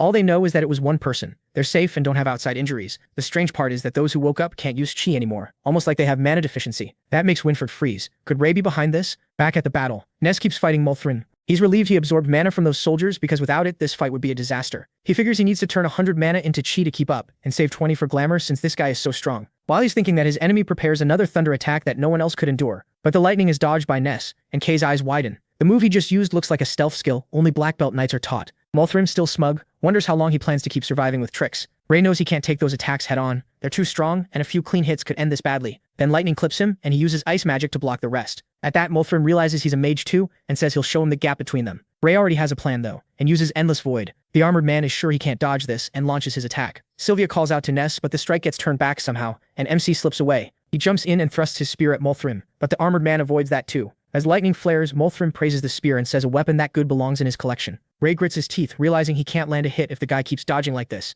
He shoots back that the armor with the giant eye looks pretty nice too, and asks if he wants to trade. Then the armored man moves again like a lightning bolt, so fast even the protagonist can't track him. That makes him realize there's definitely a trick behind it, and it can't be used without some weakness. Sylvia suddenly warns Ray to watch his back, and he escapes the lightning by a hair. MC figures his own technique, works like black belt stealth, blending in and using footwork to slip through blind spots. If Molthrim is using magic, it might follow the same idea. He thinks Sylvia's sharp senses could help a lot if she can tell where the armored man will appear. So he studies the enemy with his dragon eyes, searching for any sign of where the next attack will come from. Then he tries attacking on that guess while Molthrim keeps firing lightning. Using the same old trick, Ray turns the attack back and finally lands a hit. From that he works out the skill. Molthrim uses lightning to move his body. It's insanely fast but not impossible to sense. Like animals feeling a strike before it lands, tiny currents show up where he's about to stop. Enraged, the armored man demands to know how dare he use his own skill against him. He realizes Ray and Sylvia need to be taken out before they become real problems. He knows this magic is still a nightmare to deal with. Even if he catches the signs, sensing the current and reacting in time is incredibly hard. Then Molthrim unleashes a huge stream of lightning and says understanding the skill won't be enough to stop him. At the same time, he notices the protagonist's weakness. MC realizes he's been figured out. He's almost out of mana and his body is giving out. Sylvia warns him that danger is coming, but he can't move. His legs go weak and Molthrim takes the chance, blasting him with a massive lightning strike and calling it checkmate. The attack tears up the whole area. Ray is thrown away hard enough to make him cough up blood. Holding his own wound, Jay rushes over and catches him. The protagonist can barely move now and realizes even turning 100 mana into chi isn't enough to block those attacks. Seeing the boy still standing after that, Molthrim secretly thinks he's a monster and wonders who this kid is. He's never heard of anyone like him in Avrion. Jay tells MC they've fought the armored man this whole time and still haven't even scratched his armor. The gap between them is too big, and if this keeps up, they'll all die. MC asks for Jay's help and begs him to lend his strength. Jay agrees without hesitation, saying he'd even die for him. Then Ray absorbs the big guy's mana, and the sudden silence makes Molthrim suspicious. He attacks again, but he has recovered by taking power from the strongest fighter there. He tells Jay to rest, and Jay drops unconscious to the ground. When the protagonist releases chi, the armored man is shocked. Something is wrong. His chi multiplied in an instant. Flames rise around him as his body fills with overwhelming chi, and he charges straight at the armored man. He unleashes a storm of attacks at blinding speed.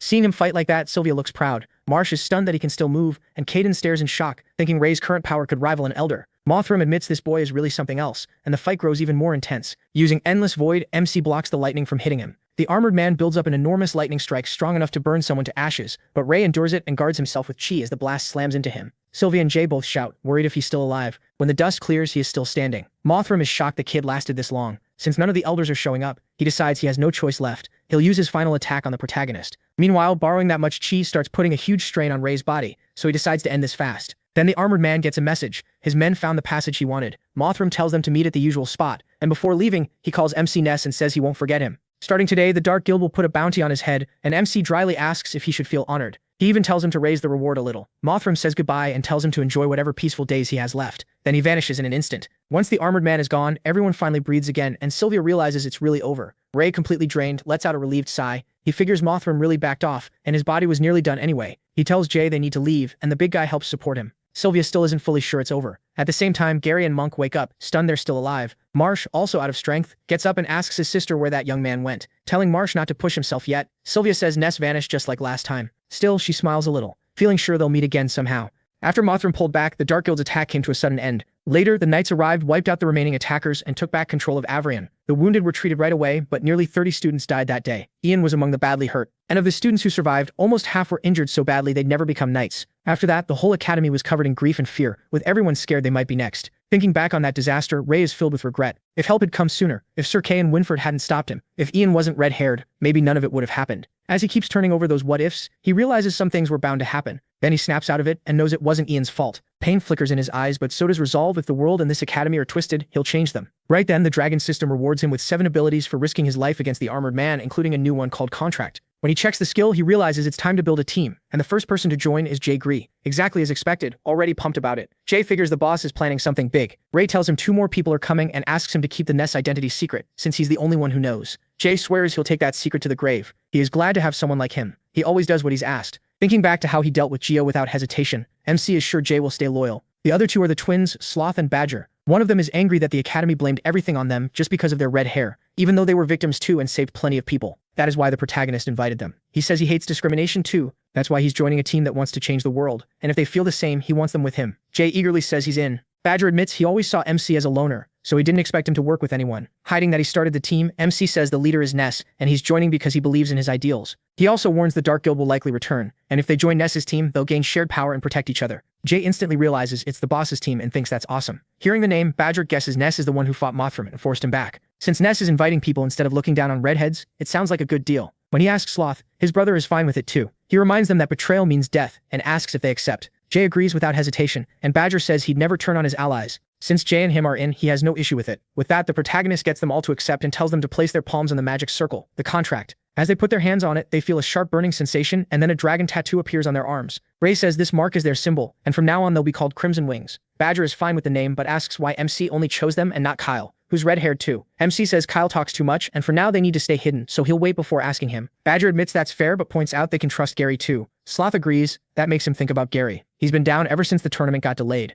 since that ruined his chance to investigate Amy's death. It's not that Ray doesn't trust him. He's worried how far Gary would go for revenge if he had this power, and he might not be able to stop him. So now he wonders what Gary is planning. 1 week later, things at the academy seem to be settling down. Then Gary comes to the protagonist and asks him to meet at the library after practice. When Ray gets there, he jokes that Gary inviting him to the library feels strange and asks if he's actually studying. Gary says he's been having dreams again and hearing voices in them. Surprised, MC asks if he remembers what they said, but Gary, holding a book, says not clearly. He only remembers following the voices. He explains that every night he walks through endless darkness, led by those voices until he reaches a place full of light. The feeling there is gentle but powerful. Then he prays to the light for power, and she promises to give it to him. So in short, Gary thinks he met a goddess in his dreams. Then he shows Ray a book called The Dragon Knight's Journey. Gary says there's a legend that the Academy's 5 Dragon Knights met a goddess before their awakening, and that's where they got their power. Smiling with excitement, he thinks he's figured something out and shows him records, saying nearly all of those Dragon Knights went through something similar before awakening. One record says that for several nights, a Dragon Knight heard voices calling from the dark. He followed them, reached the source, met the goddess, had the evil in his heart cleansed, and received her blessing. She even showed him the future and his role in it. After reading that, Gary says it has to be talking about the dungeon behind the red door. People also say there's a goddess at Roland, so maybe one is hidden under Avrian too. That shocks Ray because he remembers an elder talking about protecting something. Gary grabs him excitedly, seeing this as real hope to find the goddess and gain her blessing. The protagonist thinks it all sounds suspicious. From what the elder said, something important is hidden under the academy. Something they'd even sacrifice students to protect. He isn't sure it's really divine like Gary thinks. He warns Gary that security around the dungeon area is much tighter now, so getting in won't be easy. But Gary says there's more. Molly came to see him a few days ago, and she's been having strange dreams too, a lot like his. The difference is that she remembered the route. Following what she saw in her dreams, Molly found a path outside the city that leads underground. Ray asks if she met the goddess, but Gary says no. It was like what happened at the prison. She didn't get far before a gate stopped her. Then Gary grabs MC's shoulders and says he's not stupid. That's exactly why MC is here, because he was the one who opened the gate back then. Desperate, Gary asks for help and says he has to come with him. He feels the weight of it. Even if they're stronger now and could run from a monarch-rank monster, they know nothing about that place and it could be worse than they think. Still, if a goddess really is in Avrian, the protagonist has too many questions for her about his reincarnation, the prophecy, the Dark Knights, his father, and Amy. So he agrees to go, but says they need to prepare first. Before he can finish, Gary thanks him and grabs his hand, dragging him off to meet Molly. When they reach the dorm, Gary snaps at Molly. They only agreed to tell Monk. He demands to know why so many people are here. Molly says she only told Monk and Gary. Furious, Gary grabs Monk and asks when he turned into a loudmouth, like Kyle. Kyle tells him to stop attacking allies, and Monk awkwardly admits he spilled it, because Martha said couples shouldn't keep secrets. That makes Ray and Gary freeze. They just found out those two are dating, while Dan stands there stunned that Monk actually said it out loud. Then Sylvia steps in, says they already know, promises to keep it quiet and insists on coming too. She adds that things at the academy have felt off lately, then winces and admits she doesn't want to lose any more friends. MC suddenly tells everyone to be quiet because he senses someone outside. As he moves to the door, he wonders if they were followed. Maybe the Dark Guild is still in the city. He yanks the door open, but no one's there. Monk looks too and guesses it was probably just an animal. Ray still warns them to stay careful since the academy's been tense lately, then tells everyone to get inside and hear Molly out so they can make a real plan. Later, the academy is caught in heavy rain. As the city gets drenched, knights guard the main gate when a red-haired kid, Badger, comes running up for help. Panicked, he screams and rushes toward the knights. Terrified, Badger begs them to save his brother from a monster. Pointing to Noir, Ray's summoned wolf attacking him. The knights see Noir going after the boy and panic. One knight tells Badger not to worry. The beast can't get far while carrying someone. He orders the others to alert the sentries and get ready to cut it off. While the knights chase after the wolf, he and the others stay hidden in the bushes until they're far enough away. Then Ray and Jay use the opening to pull the chains and open the bridge gate. The group quickly slips through the gate, and the protagonist tells Jay to pull the bridge back up, shut the gate, and contact him right away if anything happens. Jay agrees. As MC joins the others, Gary realizes why he brought the twins. They were the perfect distraction for the knights. Then he tells Molly to lead the way. As they move, she says the entrance is near the base of the mountain, so it's still a decent walk, and tells everyone to keep up. As the rain keeps falling, Monk says it's getting colder and asks if Martha's okay. She says she's fine. Dan, though, complains that he's not fine. He's sick of third-wheeling with those two. Suddenly, something like snow blocks their path. But Martha senses danger, raises her bow, and says snow doesn't move. A bunch of ice golems starts rumbling toward them. Sylvia yelps that they've got company. Then rabid rabbits burst from the forest too, and Sylvia is immediately grossed out. As Ray fights the ice golems, he wonders why there are so many monsters in these woods. And if Molly made it through all this alone, maybe she's hiding something. While Dan handles the rabbits, he happily gets an intermediate crystal. Kyle stares in disbelief and asks how he got that lucky when he killed 2 monsters and got nothing. Meanwhile, the protagonist checks his dragon system and sees he now has 79 intermediate crystal points, almost enough to level up. Once the fight is over, Molly urges everyone to move and reminds them they need to get back before dawn. A little later, they reach the cave entrance, and it gives off a strange aura. Ray hears something from deeper inside, and Gary heads in. Their footsteps echo as they walk, and Molly says they've reached the farthest point she made it to last time. A huge gate stops them. Dan stares at it, asking when this was built, and if they can even open it. Gary looks at Ray and expects him to open it like before. MC puts his hand on the massive gate, and the dragon system asks if he wants to open it. He chooses yes, and the gate slowly creaks open, leaving everyone shocked. Dan asks how he opened it, just by touching it. Then Kyle blurts out that he might be the kid from the prophecy. Sylvia asks what prophecy he's talking about, and Kyle is ready to spill everything, but the protagonist cuts him off and says that's enough. Kyle quickly covers his mouth, embarrassed. MC tells Sylvia not to listen to him because he just has a hero complex, all while regretting bringing such a loud mouth. Then he leads them through the door. Quietly, Sylvia feels like Ray is slipping farther away from her, but they still have a long way to go. An endless staircase waits below. As they descend, Monk says they have no idea where this path ends, and wonders if it really goes under the school. Molly says it might. Kyle asks what the goddess might look like and what everyone plans to ask her. Martha says she imagines the goddess as kind and beautiful, and wishes she could be like that too. Dan sarcastically asks how she even knows it's a goddess. He argues that the god protected the continent, wiped out the mages, and gave power to the knights, so why would a being that powerful be a girl? Martha fires back hard and crushes his ego. She points out that for such a big, strong guy, he's never beaten Sylvia once. Dan gets annoyed and Sylvia tells them to stop because they're almost at the end. After the long climb down, they finally reach a palace-like place underground and can barely believe it was hidden there the whole time. They push through another door full of questions about the eerie place and what it's made of, guessing it might be some kind of cathedral. Then Ray notices a mage statue in the center and feels sure he's seen that person before. Molly and Dan look for another exit but find none, and Monk says this might be a dead end. Sylvia notices him staring at the statue and jokes that yeah, she's pretty, but it's still just a statue. Ray asks if she knows who it is, and Sylvia guesses it's the goddess. Thinking hard, he feels certain he's seen her before, but he still can't remember where. Then Martha says the floor under the statue sounds hollow, and Gary guesses there's a hidden passage. Dan tries pushing the statue himself,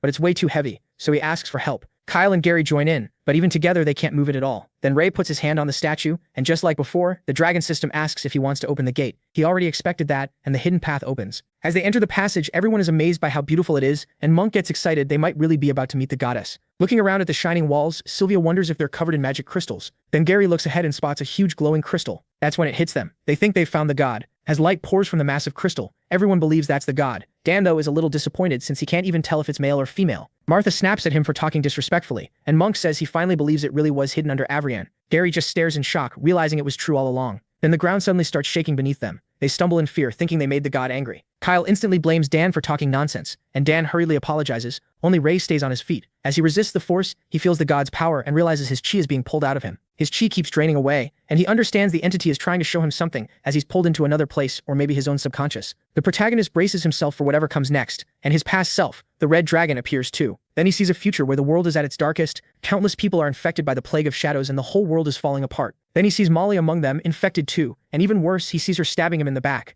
A second later, Ray crashes to the ground. It wasn't just a vision, he's been stabbed for real, and Gary rushes over asking if he's okay. MC is in terrible pain. Taken over by the shadows, Molly really did stab him, and with a cruel grin she says it finally worked. Now she's about to be rewarded. She goes for another strike, but Gary jumps in just in time and knocks her out with his sword. Later, Ray wakes up to the sound of many voices. The doctor checks him and is shocked. His vitals are normal, and he's healing fast. He admits this wasn't his skill. No one should survive that kind of neurotoxin, but this red-haired kid is built like a beast. He says the protagonist should wake up soon and not long after. MC opens his eyes and quickly asks how long he was out and whether everyone is safe. The hospital director tells him he was unconscious for several days. His friends are fine, except Molly. Hearing that, he realizes it was all real and Molly truly stabbed him. Then the doctor warns that Ray and the others are in serious trouble. They should never have gone into forbidden territory. The protagonist grows uneasy. The doctor adds that the head elder has called an emergency meeting to decide their punishment. MC asks what the elders chose, but the doctor says he doesn't know yet. He tells him to rest, since nothing will happen until he recovers, then leaves. Left alone, Ray thinks about how close he came to the truth. He's sure that God was trying to tell him something, and now he regrets losing that chance. The story then cuts to the elders' meeting, where they argue that they should have watched the red-haired students more closely from the start. Winford says the signs keep piling up and the prophecy may be real. If they ignore it, disaster could follow. Elder Gibby tells him to stop overreacting and says the students and the guards who let them slip through should be punished.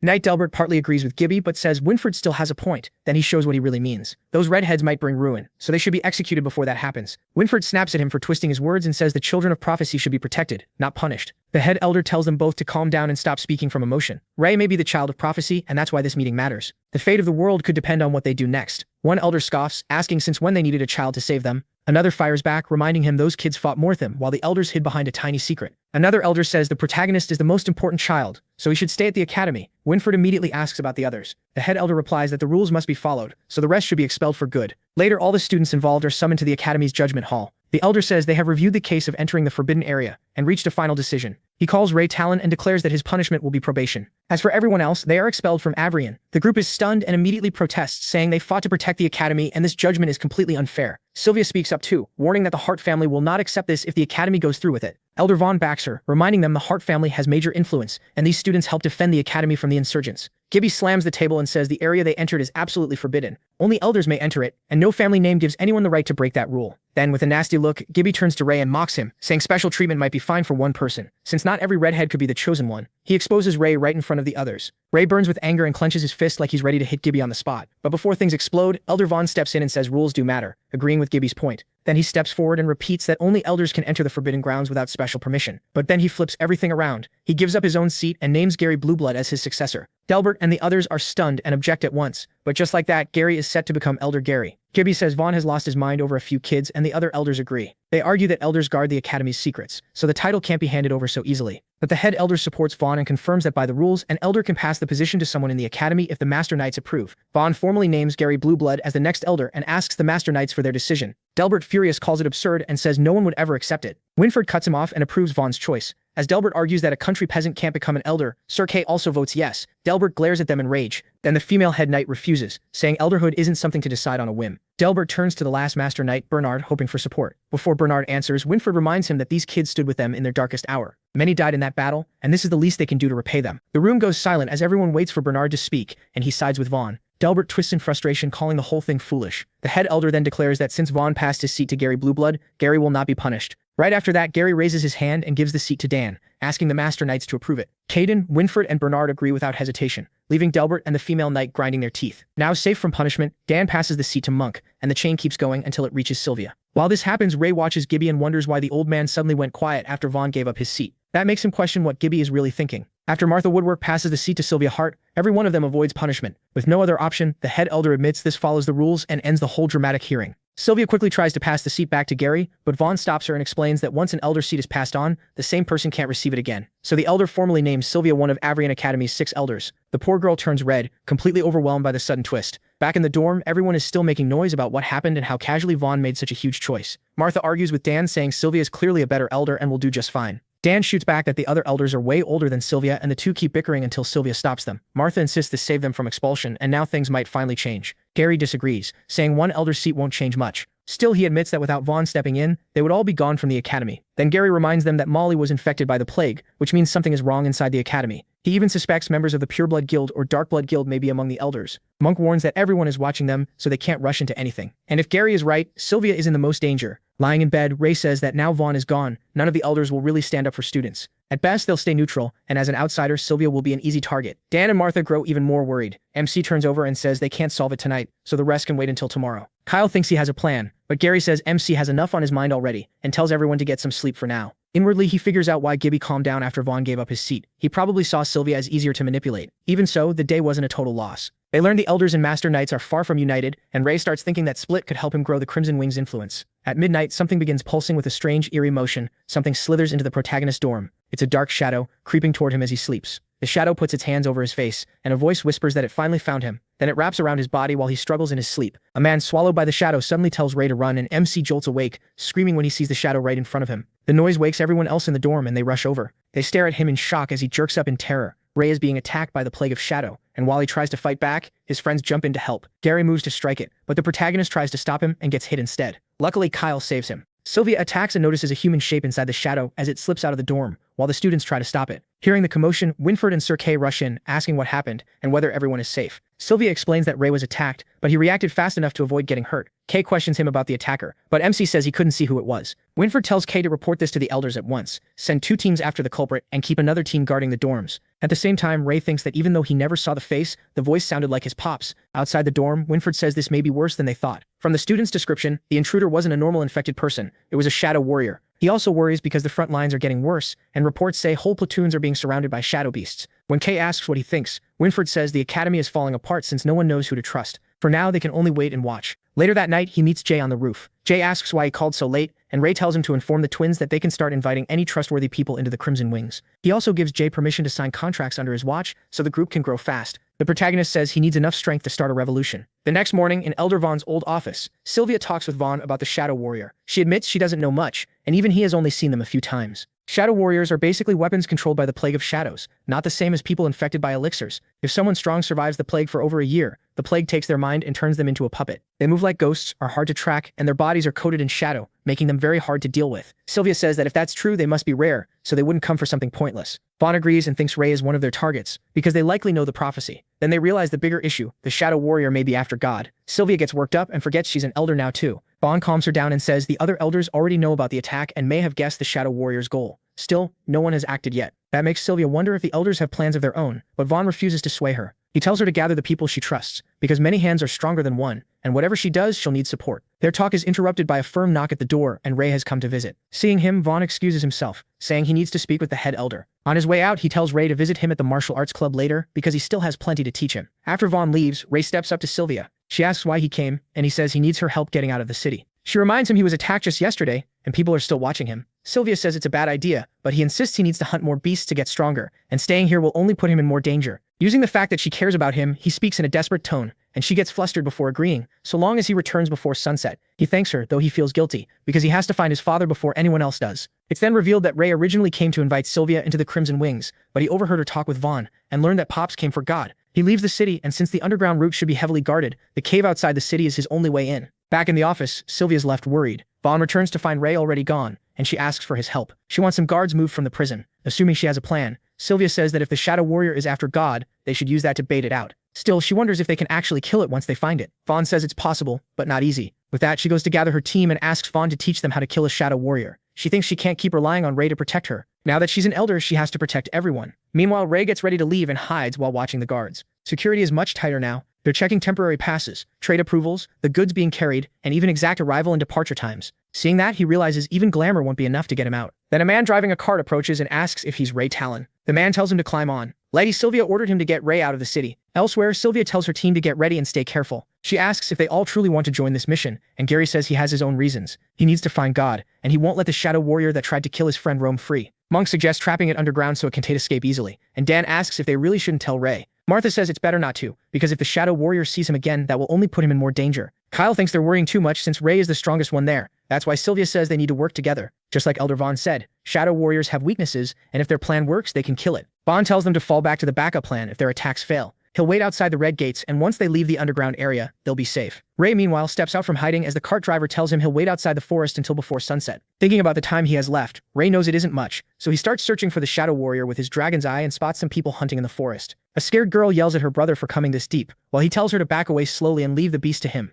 But the snake monster attacks at once, smashing them away with its tail. Ray appears behind them and catches them both. Saved by him, the blonde boy sees that Ray is disguised as Ness and urges him to run, saying the snake is intermediate rank and not worth fighting. Ray tells him to stay quiet for a second, then charges the monster. He grabs the snake and squeezes hard, driving it wild. The beast coils its tail around him and traps him, and the blonde kid screams, thinking he's done for. A moment later, Ray wonders if that's all the creature can do, then tightens his grip around the snake's neck and crushes it to death. The beast drops, and the kids stare in awe. Sure, he must be a high-rank adventurer. Ray asks for their names, and the boy says he's Taffy, while his little sister is Candy. They're adventurers from a village near Avrion and came into the forest to hunt. That surprises Ray. They're so young and clearly not well off, and he wonders if Amy will end up like that at their age. He pulls some weapons from his magic pocket and gives them to the kids, warning them not to go so deep next time. They're stunned by such costly gifts, but Ray says they're not expensive and he has no use for them anyway. Thankful, Taffy asks his name. Ray tells him to call him Ness, then starts to leave because he has urgent business. As he walks away, Candy calls out to Mr., then starts to leave because he has urgent business. Ness warns him that the beasts have been unusually violent lately, telling him not to go deeper. Ray asks if that only started today. Candy says adventurers are usually active around here, and in the past they only saw beginner-rank beasts in groups, but today it's different. Ray thanks them for the warning and heads out. The kids call after him, asking him to visit their village to the west if he ever gets the chance. As Ray runs deeper into the forest, he quickly figures the beasts are acting up because someone entered the area, and he suspects it's his dad. The scene then shifts to Avrion prison. The night guards complain about the higher-ups' strange orders. First tighten security, then loosen it. At the same time, the Shadow Warrior quietly creeps along the prison walls. Meanwhile, the knight decides to follow orders, and the shadow slips through a crack in the door. Just then, the guards spot Elder Vaughn approaching, and one reminds the other that he's no longer an elder, They tell Sir Van everyone has already been cleared out, but Van tells them both to go get some rest. When they hesitate, Van removes his cloak and tells them to just obey. He says he's still useful enough for this. If anything happens, he adds, having the guards around would only slow him down. Once the guards leave, Van signals to Sylvia and the others. Then someone suddenly sneaks up behind them. It's Jay, and he says this is exactly what the boss expected. Sloth and Badger show up too, and Jay explains that the boss told them to follow in case help was needed. Martha guesses Ray must have sensed something. Sylvia is quietly moved that he's still trying to protect them. Badger tells them to stop treating them like outsiders, and to say something next time they pull a stunt like this. Dan is happy to see them, and Kyle calls them real bros. Sylvia is relieved to have them there too. Now that they have more allies, Sylvia reassigns everyone's roles and positions. They head into the prison. Sylvia tells everyone to keep hold of their communication and light gems. If anyone gets lost, they need to turn back right away. Elder Van will stay at the top of the stairs. As the group goes down, Van says the Shadow Warrior may already be near God. Still, he warns them not to rush, since old mage barriers make quick infiltration difficult. He gives one last warning. Shadow Warriors are strongest in darkness, so they need to stick to the plan and not panic. While going down the stairs, Jay is shocked that after living in Avrian for 3 years, he never knew this path led underground. The twins, meanwhile, sense something odd. Dan wonders if the elders will punish them again, but Martha says Sylvia gave permission this time. Monk then worries about how they'll open the gate without Ray, and Sylvia says not to worry. Van taught her how. Monk thinks that makes sense, since she's an elder now. Gary asks Sylvia why God is hidden under Avrian, but she doesn't know. She says Van told her many things, and she'll ask him about that when they return. Then something strange happens. The gate is already open. Monk panics and thinks Ray opened it, but Sylvia says that can't be right since he already left the city, so someone else must have done it. Sylvia finds that odd because Van said only elders know how to open the gates. Before she can think further, Gary tells everyone to get their weapons ready, and they move in. It looks like the same place as last time, and they hope they don't run into another Minotaurus. Gary says that's still possible. Last time they saw many prison cells here, and he doubts they were meant for humans. When Sloth asks what they were for, something suddenly slams hard into Dan. They then see several monsters with glowing eyes in the dark, and Gary answers Sloth's question. This place may be used to hold creatures like these. Jay Gree jumps in and lands a heavy blow on a Clawpocket's head, and they realize it's an advanced rank beast. Sylvia warns everyone to be careful. The dragon-like creature looks infected, and it seems to be in the early stage. Martha keeps firing arrows to support them. Jay continues battling the Clawpocket. With one last strike, he brings his sword down and kills it. Seeing Jay's insane strength, Dan wonders just how strong he really is, but the fight is far from over. Sylvia warns that there are too many beasts for them to handle. Elsewhere, on the outskirts of the city, Ray enters the cave leading underground. Then his dragon system shows changes in his teammate's status. He sees Jay Gree's Che dropping fast, and realizes they may be in trouble. Back underground, Jay unleashes a massive attack and wipes out the beasts in a single blow. Jay enjoys fighting a pack of advanced beasts, but Gary reminds him this isn't some fun hunting trip. Monk agrees. They can't wear themselves out here. Dan shoots back that it's easy to say that, but asks how else they're supposed to handle the beasts. Martha and Sylvia work together to take down the Clawpockets. When Sylvia's sword gets caught by a monster's claw, she notices all the monsters are chained up. Martha guesses they were brought here and imprisoned. Badger asks why, and Sloth says it was probably to stop them from causing trouble. Then the Crimson Wings get a call from Ray through the screen, and he asks if they're in trouble. Badger is impressed that Ness could tell from their status, while Sloth admits they're in real trouble. Without wasting time, Ray shares his power with them. Jay starts pouring into their bodies, and they feel a huge surge of strength. Jay is thrilled when he realizes it's Ray helping them and thanks him for watching over them. But Ray says he's not finished yet. He activates Dragon Roar, and Monk immediately senses something even stronger. As Gary cuts down one of the beasts, he looks at Jay and is stunned. Overflowing with power, Jay gets wildly excited, thinking this is awesome as even more strength fills him. Fur starts appearing on his back, and he leaps up with his sword to strike the beast. Fueled by the boost, Jay tears through the beasts, his sword crashing against them again and again. Sylvia and Martha can only stare, shocked to see him fighting like a beast himself. Kyle notices the monsters feel weaker now, and Badger agrees they're much easier to handle. After killing most of the Clawpockets, they figure there will be plenty of advanced cores left behind, so they can count that as payment for the trouble. Still, they remind themselves this isn't why they came. Suddenly, the Shadow Warrior bursts out from one of the beasts and glides toward them. It rushes at Jay at blinding speed. The impact sends him stumbling to the ground. Then the shadow takes Jay Gree's shape, grinning wickedly as it looks him over and says, "This young body is exactly what it needs." Sylvia immediately tells everyone to follow the plan. The shadow offers Jay a butt. Badger yells that they don't need its disgusting gift. Smirking, the shadow dares them to try killing it. Kyle and Monk jump in first to trap it, while Gary attacks from behind. But Kyle and Monk fail to pin it down. Then Sloth and Badger move in. They slash at it with their sharp weapon, but that doesn't work either. Sylvia says it's just like they expected. Then she turns to Dan. He's up next. Dan steadies himself, gripping his spear tipped with a crystal.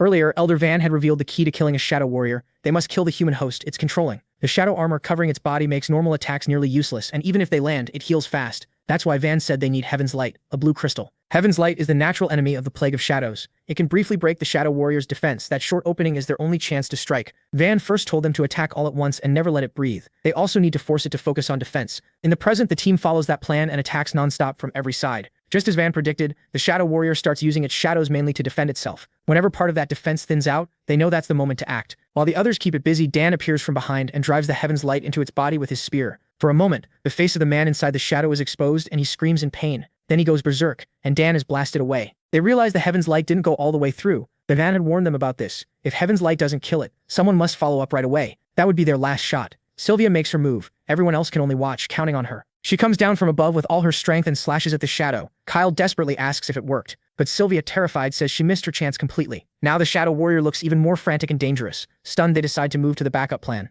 Gary yells for everyone to run, remembering Elder Vaughn's last warning. If they failed, they had to escape and leave the rest to him. The shadow warrior mocks them, asking where they think they're going. Then it hits them with a force that stops them in place and knocks them down. Crushed by the pressure, they can barely move, and Monk realizes the shadow may be controlling their bodies. As it pins them down, the shadow warrior sneers that they still haven't accepted its gift. Full of guilt, Sylvia apologizes to Ray in her heart, feeling this is the best she could do for him. She shuts her eyes in fear, bracing for the shadow's attack. But everything changes when Ray suddenly rushes in and charges straight at the shadow warrior. Stunned, Sylvia cries out, asking why he's here when he already left the city. Ray ignores her completely. He swings his sword at once, and the shadow warrior seems ready for him. Their clash keeps getting more intense. Gary shouts at Ray not to fight it head-on, but without hesitating, he slips past the attack and figures out the shadow's weak spot is its back. As Ray moves in to strike from behind, the creature's claws are already waiting for him, and the shadow warrior warns that if he won't join them, he'll die. It then grabs Ray's sword, leaving him open. Gary yells his name, terrified for him. The shadow warrior turns the sword on Ray, and just as it's about to kill him, the blade suddenly stops. Caught off guard, the shadow warrior suddenly has strange symbols spreading across its body. Ray is wearing a blue locket, and light bursts from it, weakening the shadow around the warrior. As the light fades, the shadow warrior coughs up black blood, then Ness appears behind it out of nowhere and rips the controlled man's heart straight out. Sylvia instantly realizes it's Ness. Dan and Kyle stare in shock as tearing out the heart actually works.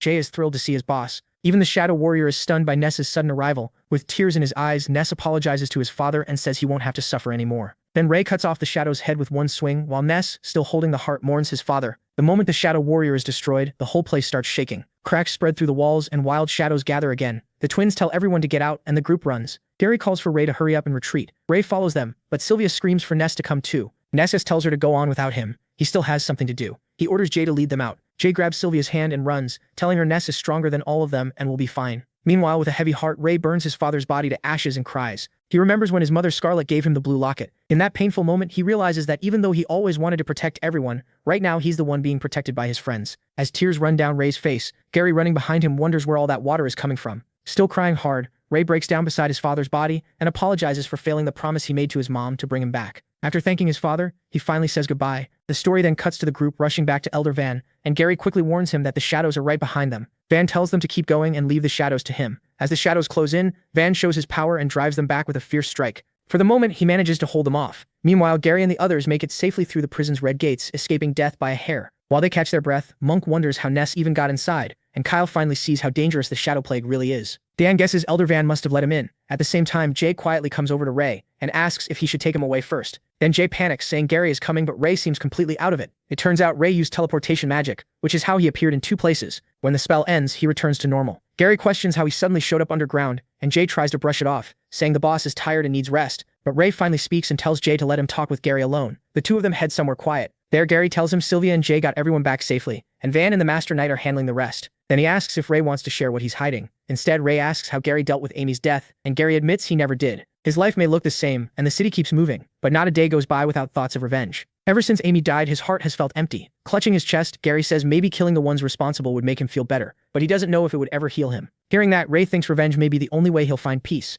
Gary asks why he's bringing this up now, but Ray avoids the question and says he'll explain everything someday. Before that, he asks Gary to join the organization and help them fight the shadows. Gary quickly realizes it's the same group Jay and the twins joined, and Ray confirms that Ness is the leader. But a second later, Gary calls out the lie and says Ray is Ness. He already knows. Shocked, Ray starts firing questions at him, and Gary admits he wasn't fully sure until Ray's reaction gave it away. Gary explains that a black belt knight with that kind of magic is already rare, and in all of Avrian, maybe even the whole Allure Kingdom, there's no one else like Ray. Having caught him, Gary throws an arm around Ray and asks what he plans to do next. Ray finally gives in and decides to tell his friend everything. The scene then shifts to an office, where Sir Caden is stunned to hear the Shadow Warrior was killed. Winfred asks if Ness did it alone, and Elder Vaughn says the trainees reported that Ness defeated it, with Ray helping a little too. Since Ness fought Muthrim first and still killed the Shadow Warrior, Caden is impressed. Winfred asks if Vaughn knows anything about his past, saying he already sent people to investigate and found nothing. Vaughn adds that he's heard a young man named Ness started an organization called Crimson Wings and is now recruiting. He says several strong students have already joined, including Ray and Jay, and things seem peaceful so far. Kay is shocked that Ray joined, and Winfred worries because Ray is well respected at the academy, so the higher-ups could make a big issue out of it. Understanding that, Van says he plans to attend the next Crimson Wings meeting. He wants to speak with Ness himself, though Winfred says that may not be proper since Van is no longer an elder. Vaughn agrees he's just an ordinary citizen now, then reminds them both to report the Shadow Warrior case to the head elder before someone twists the story. Next, the story moves to the suburbs, where Bernard the Master Knight heads to a house. As he opens the door, Bernard asks why he was called here so urgently. Inside are Master Knight Delbert and Knight Rose. Delbert, looking worried, says they're in trouble, and asks if Bernard's squad is guarding the Dragon Knight's tomb tonight. Bernard asks what happened. Rose says they got a tip that the Dark Guild will attack the city again tonight, and Delbert adds that the Dragon Knight's tomb will be their first target. Bernard panics and demands they warn the whole city right away. When he tries to leave, Rose blocks him and tells him to wait, making Bernard suspicious. Then Delbert says their forces are spread too thin across the front lines, villages and passes. They don't have enough troops to fight the Dark Guild. He adds that they still have to obey the Elder's orders, and after the last attack, they can't even protect the whole academy. Then Delbert reveals the truth. He made a deal with the Dark Guild. He plans to let them into the city and give them 2 seats on the Council of Elders, believing that if they become part of Avrion, they won't hurt anyone else. Bernard snaps, asking if he's lost his mind. He says the moment those monsters enter the city, they'll slaughter everyone, and once the gates open, it'll turn into a bloodbath. Done listening, Bernard turns and heads for the door, but Delbert suddenly drives a sword into his back. As blood spills out, Bernard realizes too late that this monster tricked him. With a cruel grin, Delbert says war always means bloodshed, but it won't be his. Even Rose thought he would hesitate at least a little. Delbert shows no guilt. He says he never wanted to kill his old friend, but Bernard refused to listen. As the old knight bleeds on the floor, Delbert coldly says Bernardo should be glad his men won't die for nothing. He tells Rose that Bernardo's troops are hers now, then leaves to report to Elder Gibby. But someone saw everything. His son Harry, staring at Bernardo's corpse, he wonders what his father is doing. The scene shifts to MC and Gary heading back to the academy. Gary asks if MC ran into the god again after coming from outside the city, and MC says no, which feels strange unless she moved earlier. Based on when Gary fought, he guesses his infected father must have slipped in through the prison side. Still, when he entered the cave, both the iron gate and the church entrance were already open. That alarms Gary, because the prison side entrance was open too. The door was already open when they went down, so he assumed the Shadow Warrior did it. The protagonist then says that before entering the cave, he met 2 adventurers who noticed the forest beasts were acting restless, like intruders had passed through. Gary then asks what Ray found beneath the church. MC says the place where the god had been kept was empty. He went deeper and found a hall full of cave openings, so he thinks she moved into another tunnel. He describes the underground area like a giant ant nest full of linked paths protected by magic barriers. Without a map, it's almost impossible to tell where anything leads. Gary is amazed he still found them in a place like that, but MC says it was mostly luck. He could sense Jay's location, otherwise they might have wandered for days and still missed each other. Then they spot a large group of knights hurrying somewhere late at night, and wonder what's going on. The protagonist can only hope nothing bad is happening. Suddenly, MC senses someone nearby and tells him to come out. To their surprise, it's Harry Delbert. Gary instantly draws his sword and demands to know why he's here. Harry says he wasn't following them, he was tracking the knights. Gary clearly doesn't buy it. Ray steps forward and asks why Harry was really following them. Harry then reveals that something even worse is coming. At the Dragon Knight's tomb, Rose tells the guards that Lord Bernardo ordered them to stand down for the night and return to camp. The knights refuse to believe her. Bernardo had already said no one leaves without his direct order, and one of them insists they wait until he comes himself. Rose asks if he's disobeying orders, but the knight answers that unless Bernardo says it himself, he can't comply. Calling it a waste of Bernardo's goodwill, Rose runs her sword through him and kills him on the spot. The other knights, horrified, warn her that Bernardo will never forgive this, but Rose's own men answer with arrows. In moments, all of Bernardo's guards are dead. One knight asks what to do with the bodies. Rose says not to bother, they'll be no different by morning, and orders them to continue. Then the knights push aside the massive tomb. Under it, a hidden staircase is revealed. Rose has opened a secret route into the city for the Dark Guild, and their members start climbing out. They thank her, but they didn't come alone. They brought something far worse with them. One of them says hauling these huge creatures through the tunnels was a pain, but Lord Mothram will reward Rose for it. Then they drag out 2 chained Minotauruses and 2 claw pockets beasts infected with the Plague of Shadows, saying the monsters will enjoy their freedom soon. The scene cuts to Gary kicking a door open. He scares his roommates half to death and tells everyone to get up. Dan and Monk nearly jump out of their skin, while Sylvia panics and asks if something happened to Ray. Then MC steps in behind Gary and thanks her for worrying. Gary blurts out that trouble is coming, and Ray confirms it. Lord Bernardo has been killed. He tells everyone to grab their weapons and armor. With a grim face, MC says the Dark Guild is back, and the room is instantly filled with fear. At dawn, 2 knights guarding the academy are suddenly attacked by shadows and killed almost instantly, their blood splashing across the wall. Right after that, Dark Guild members storm into the academy. In the head elder's office, a knight rushes to warn him, but the old man already seems to know what's coming. Seconds later, Dark Guild members break into the room, and one of them jokes that he didn't expect the head elder to be awake. He asks what's keeping him up. The old man laughs and says they'll understand when they're his age. Sleep leaves you little by little, just like life. He tells them to enjoy resting while they still can. Setting his paper down, the head elder asks why they've come so early. One of them says he already knows. He gets straight to it. The god has been moved, and he believes the head elder knows where she is. The old man replies that of course they're here for the god. He pretends to think about where he sent her,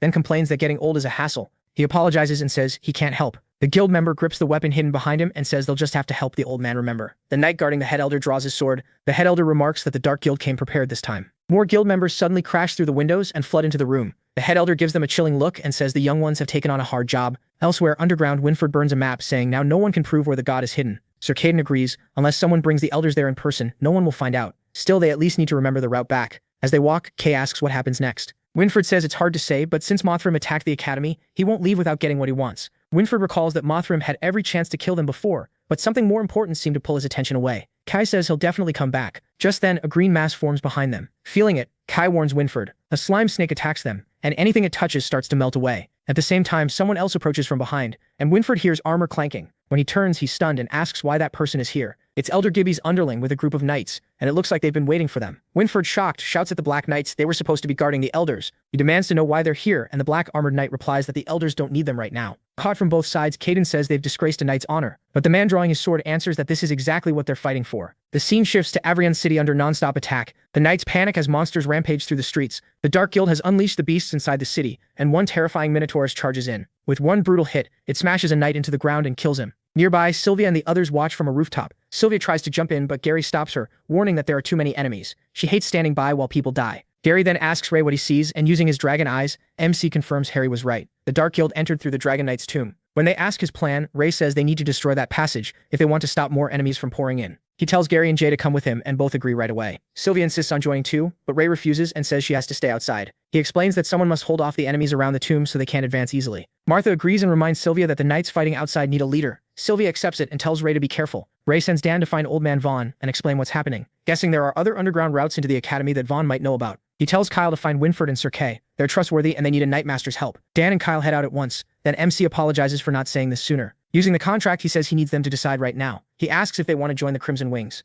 Sylvia and the others are stunned, realizing he's using contract magic. Back at the Dragon Knight's tomb, a monster gets stuck halfway in the passage while the knights shout for them to hurry and pull the big thing through. Then, in a flash, an arrow pierces the monster's eye and sends it into a frenzy. A Dark Guild member yells for them to control the monster before it goes wild. A moment later, they spot who fired the arrow. It's Martha Woodworks, and they rush after her. She drops 2 masked men with quick shots, and the rest realize they walked into a trap. Martha fires 3 more arrows, but Knight Rose catches her off guard and aims back. Rose targets Martha, thinking it's a shame she has to kill the Academy's most gifted student. Then Sylvia appears behind her. Rose instantly fires, but the arrow only grazes Sylvia's cheek. Sylvia slips past it and goes straight for Rose's neck, cutting across it as blood runs down. She coldly says goodbye to Knight Rose. When the Dark Guild members find Martha and Sylvia, Ray and Gary jump out and attack before they can react. At the secret passage, Gary says they should just blow up the entrance, but Ray points out a king-level beast could break through rubble, so they have to seal the route completely. Ray knows the enemy will do everything they can to stop that, and more foes pour out of the passage. Jay charges in, fired up, and slams into them. Gary can't help wondering why this big guy loves fighting so much. Ray and Gary attack from both sides, but Gary says they can't keep this up when they have no clue how many enemies are still coming. Then Ray activates his dragon eye and sees the group behind them hasn't caught up yet. This is their chance. He tells Jay to clear a path and lend him his strength so they can enter the passage. Jay is thrilled, and as the chi gets absorbed, he feels stronger and stronger. The Dark Guild grunts panic, asking what that beast even is, and decide it must be a werewolf. They're right. Jay transforms, fur covering his body, and the sight terrifies them. Shaking with fear, they watch the werewolf grab one man by the throat. The captive calls him a filthy beast and begs to be let go, while the others try to calm themselves by saying he's still human. Then one notices the fur is thicker than armor and starts shaking even more. Jay goes wild and smashes the man into the ground.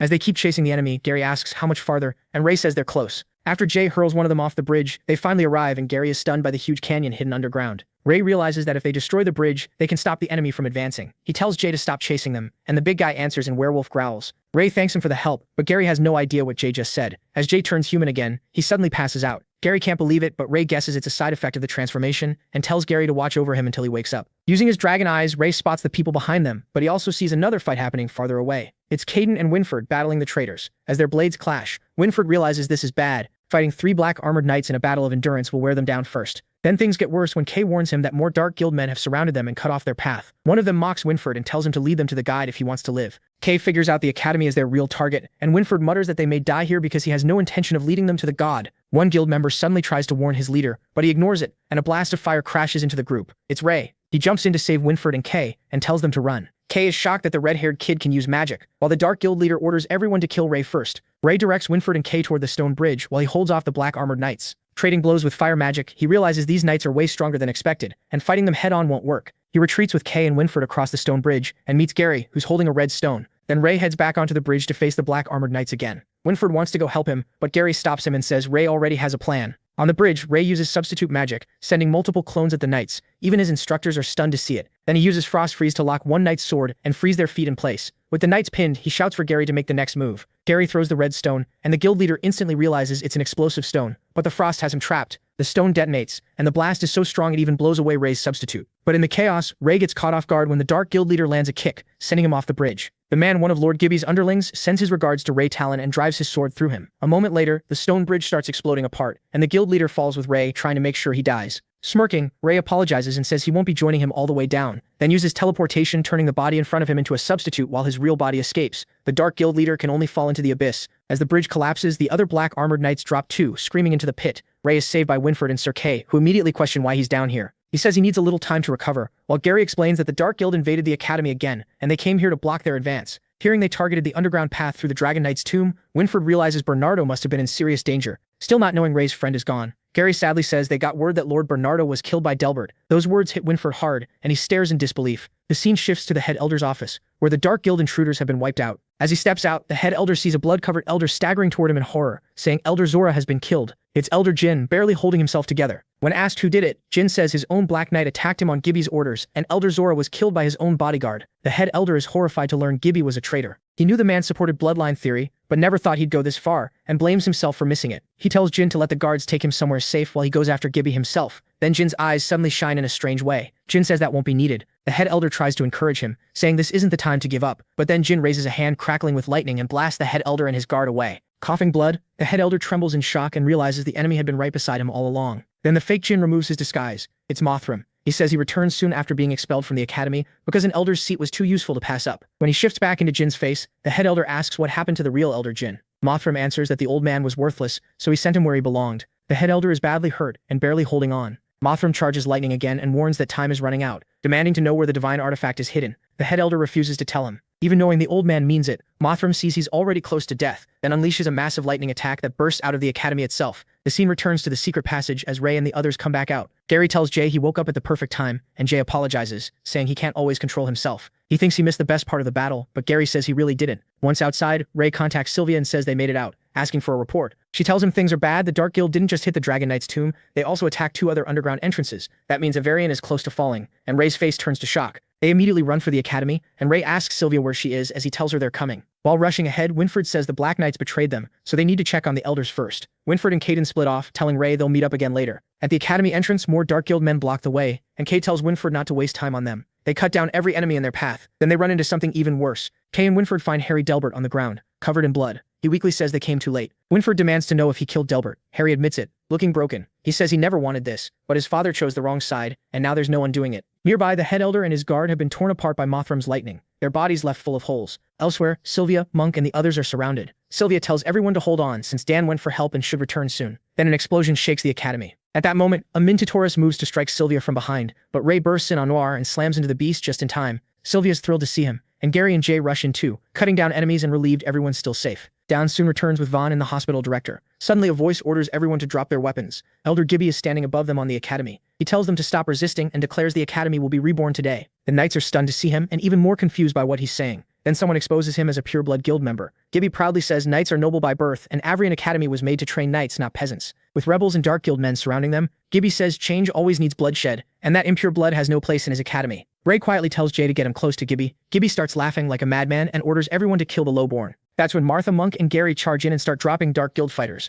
while Jay Gree transforms into a werewolf again, terrifying everyone around him. In that form, he tears through the enemy with ease. Sylvia blurts out that Jay is a werewolf. Martha is amazed since she only read about them in books, and Monk finally understands why Jay is so strong. Gibby panics at the sight of the beast and yells for them to kill him at once. Just then, Jay lifts Ray in one huge hand and launches him like a catapult. Seeing the red-haired boy flying at him, Gibby screams for his men to stop him, but Argai cuts them down with his sword and lands right in front of Gibby. Terrified, Gibby begs him to stay back. Instead, Ray grabs him by the neck and holds him over the edge, ready to drop him. But before doing that, Argai fixes him with a deadly look. He wants answers first. Gibby panics and begs for mercy, even promising to spare Ray. Argai tells him to save that for the dead. Hanging over the edge, Gibby desperately asks what he wants and even offers him an elder seat. Ray ignores that and asks who leads the purebloods. Gibby says he doesn't know, he's never seen their face. Deciding he's wasting time, Ray uses a skill. It's Magic Dragon's Truth, a 20-mana spell that forces the target to speak the truth. Under its effect, Gibby admits that he himself leads the purebloods. Ray then asks if he sent the Shadow Warrior after him, but Gibby says he only follows the Dark Guild's orders. That makes Argai realize the Dark Guild is tied in too. He asks if Mothram leads them and what they have to do with the Shadow Plague. Gibby says he's never seen the Dark Guild leader and doesn't truly know what the Plague of Shadows is. He only knows it's something far stronger than humans, and he just obeys orders. Ray realizes the pureblood leader is just another puppet, and now Gibby is useless, so he lets go and Gibby falls screaming. He slams into the ground, his body completely crushed.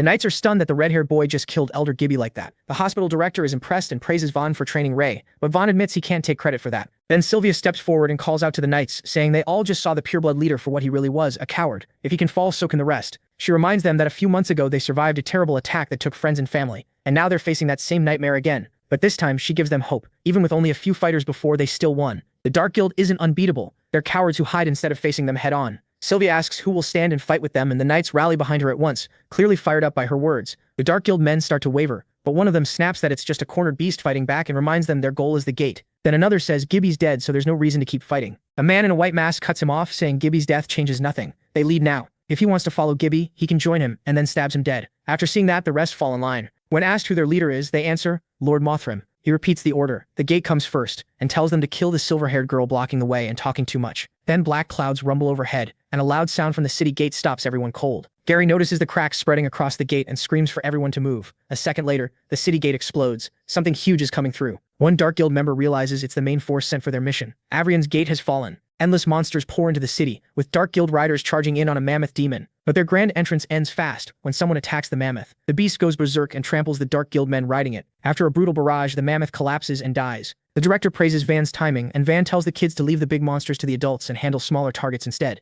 Dan and Kyle can only stare after watching him take down something that huge. A little later, the contract members, including the twins, Jay, Sylvia, Monk, and the others, are boosted by Ray's magic as Chi flows into them and their strength surges. Ray tells everyone not to panic, spread out, and bring the enemies down. Jay, still in werewolf form, tears through beasts left and right while Dan grimaces fighting a slimy monster, and Kyle says it's still better than dealing with the mammoth demon. Meanwhile, Ray starts running low on mana and looks for a way to refill it. He tells the others to hold on while he steps away, and Sylvia says they've got this. He uses mana siphoning, draining mana from Dark Guild members while mocking them for finally being useful, but it still isn't enough, so Ray decides to move anyway. Elsewhere, the slime beasts merge together into a foul snake-like monster. The twins panic when they can't damage it, so Gary says close combat won't work and tells Martha to shoot it, though she needs someone to distract it first. Right then, Ray returns, apologizing for the wait, and Sylvia is glad to see him back. He creates a whole group of substitutes with his magic. With all those red-haired clones, they swarm the slime beast using different spells like Fireball and Frost Freeze. The monster starts taking hit after hit, and Martha fires arrows into it too. Ray soon realizes the mana cost is too high, so he needs to remove some clones. As he does, he notices the substitutes have no real durability. One solid hit from the beast is enough to shatter them.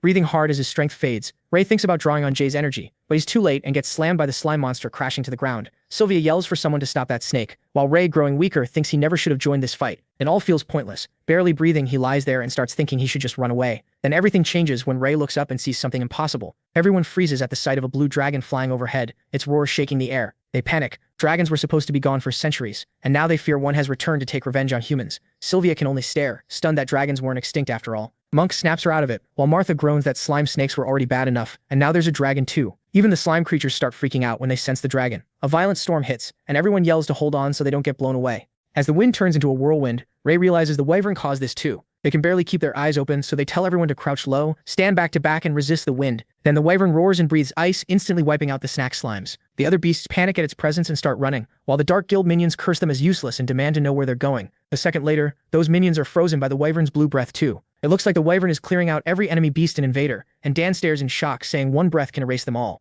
Kyle says they should run. Gary quickly tells Dan and Kyle to follow him underground, but Vaughn tells the kids not to panic. The wyvern won't hurt them. He says he never thought Avrian's legend would come true. Terrified, Dan asks how Vaughn can be so sure when everyone knows dragons are evil. Kyle still panics and says they should hide with Gary first. Vaughn starts to explain that this isn't the kind of dragon they think it is, but before he can finish, Ray cuts in and says it's a wyvern, stunning the old man. A wyvern is basically a close cousin of dragons with two main differences, size and limbs. Dragons are much bigger, usually 2 or 3 times larger, and their limbs are separate from their wings. A wyvern's front limbs are joined to its wings. Ray thinks that when Dan shouted earlier, he hoped he'd really see one of his own kind again, but it seems dragons are truly gone. Vaughn then recalls the prophecy. If the Academy ever faced destruction, a divine companion would descend through a storm and protect it in the god's place. As the wyvern lands, Vaughn tells everyone they must show it respect. He kneels and bows, thanking the wyvern for saving them. The wyvern speaks, calling itself Glack. It says it came to honor its promise with the gods, and now that its duty is done, it owes them nothing from this day on. Vaughn bows again and thanks Glack for keeping that promise. Dan whispers that Glack sounds female and starts thinking the gods must be women too. Martha tells him to shut up. Then Glack says it seems some humans don't appreciate its arrival. Dan immediately thinks his dumb comment made Glack angry. Martha is sure they're dead if Glack loses its temper. Dan hurriedly begs forgiveness, saying he didn't think it would hear him speaking so softly. But that wasn't what upset Glack.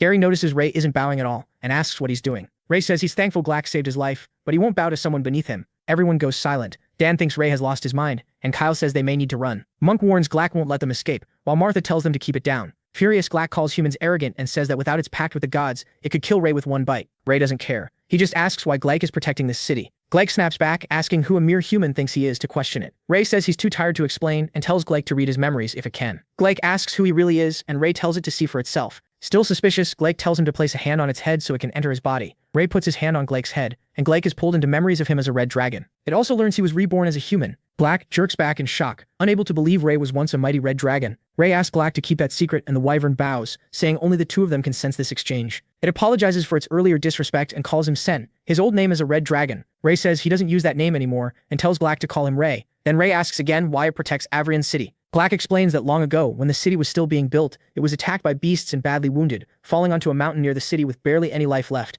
Back then, a god found Glack and gave it a rare fruit that grows deep in the forest only once in hundreds of years. The fruit, which looked like red dragon scales, saved its life. In return, Glack promised to guard the city after the god left. Seeing this, Gary wonders if he's imagining things because Glack just bowed to Ray. Sylvia says no, he saw it right. Martha is just completely confused. Even Van can't believe it. A wyvern should have only made an equal deal with a god, so why is it acting like Ray's servant? The hospital director starts thinking the red-haired boy may truly be the one from prophecy. As sunset gets close, Glack tells Ray it has to return because roaming beasts become dangerous in its territory at night. It says it lives in the mountains near the academy so Ray can find it there. Argai thanks the wyvern for its help. Before leaving, Glack reveals one more thing about a magician it saw in Ray's memories, the one who defeated him. Glack says she is the one Ray is searching for. Put simply, she is the god. Argai is stunned, and Glack adds that he's heading the right way. If Ray meets that goddess, he may finally get his answers. Then Glack says goodbye and flies off. At last, Argai has a new lead. Thinking back to the church statue, Ray now understands why it looked familiar. It was the magician who killed him when he was a dragon. But that raises more questions. If she saved wyverns, why did she wipe out the dragons? And if she's the god, then what was that giant crystal in the church passage that almost showed him the future? Ray decides it's time to leave Avrion, since there may be no more clues here. Then Gary runs over and asks what he was talking about with the wyvern and why it treated him so strangely. Ignoring that, Argai gets straight to the point and asks if Gary wants to leave Avrion with him to check out Roland's magic academy. Gary has clearly been waiting for this chance for a long time, and his eyes light up with determination.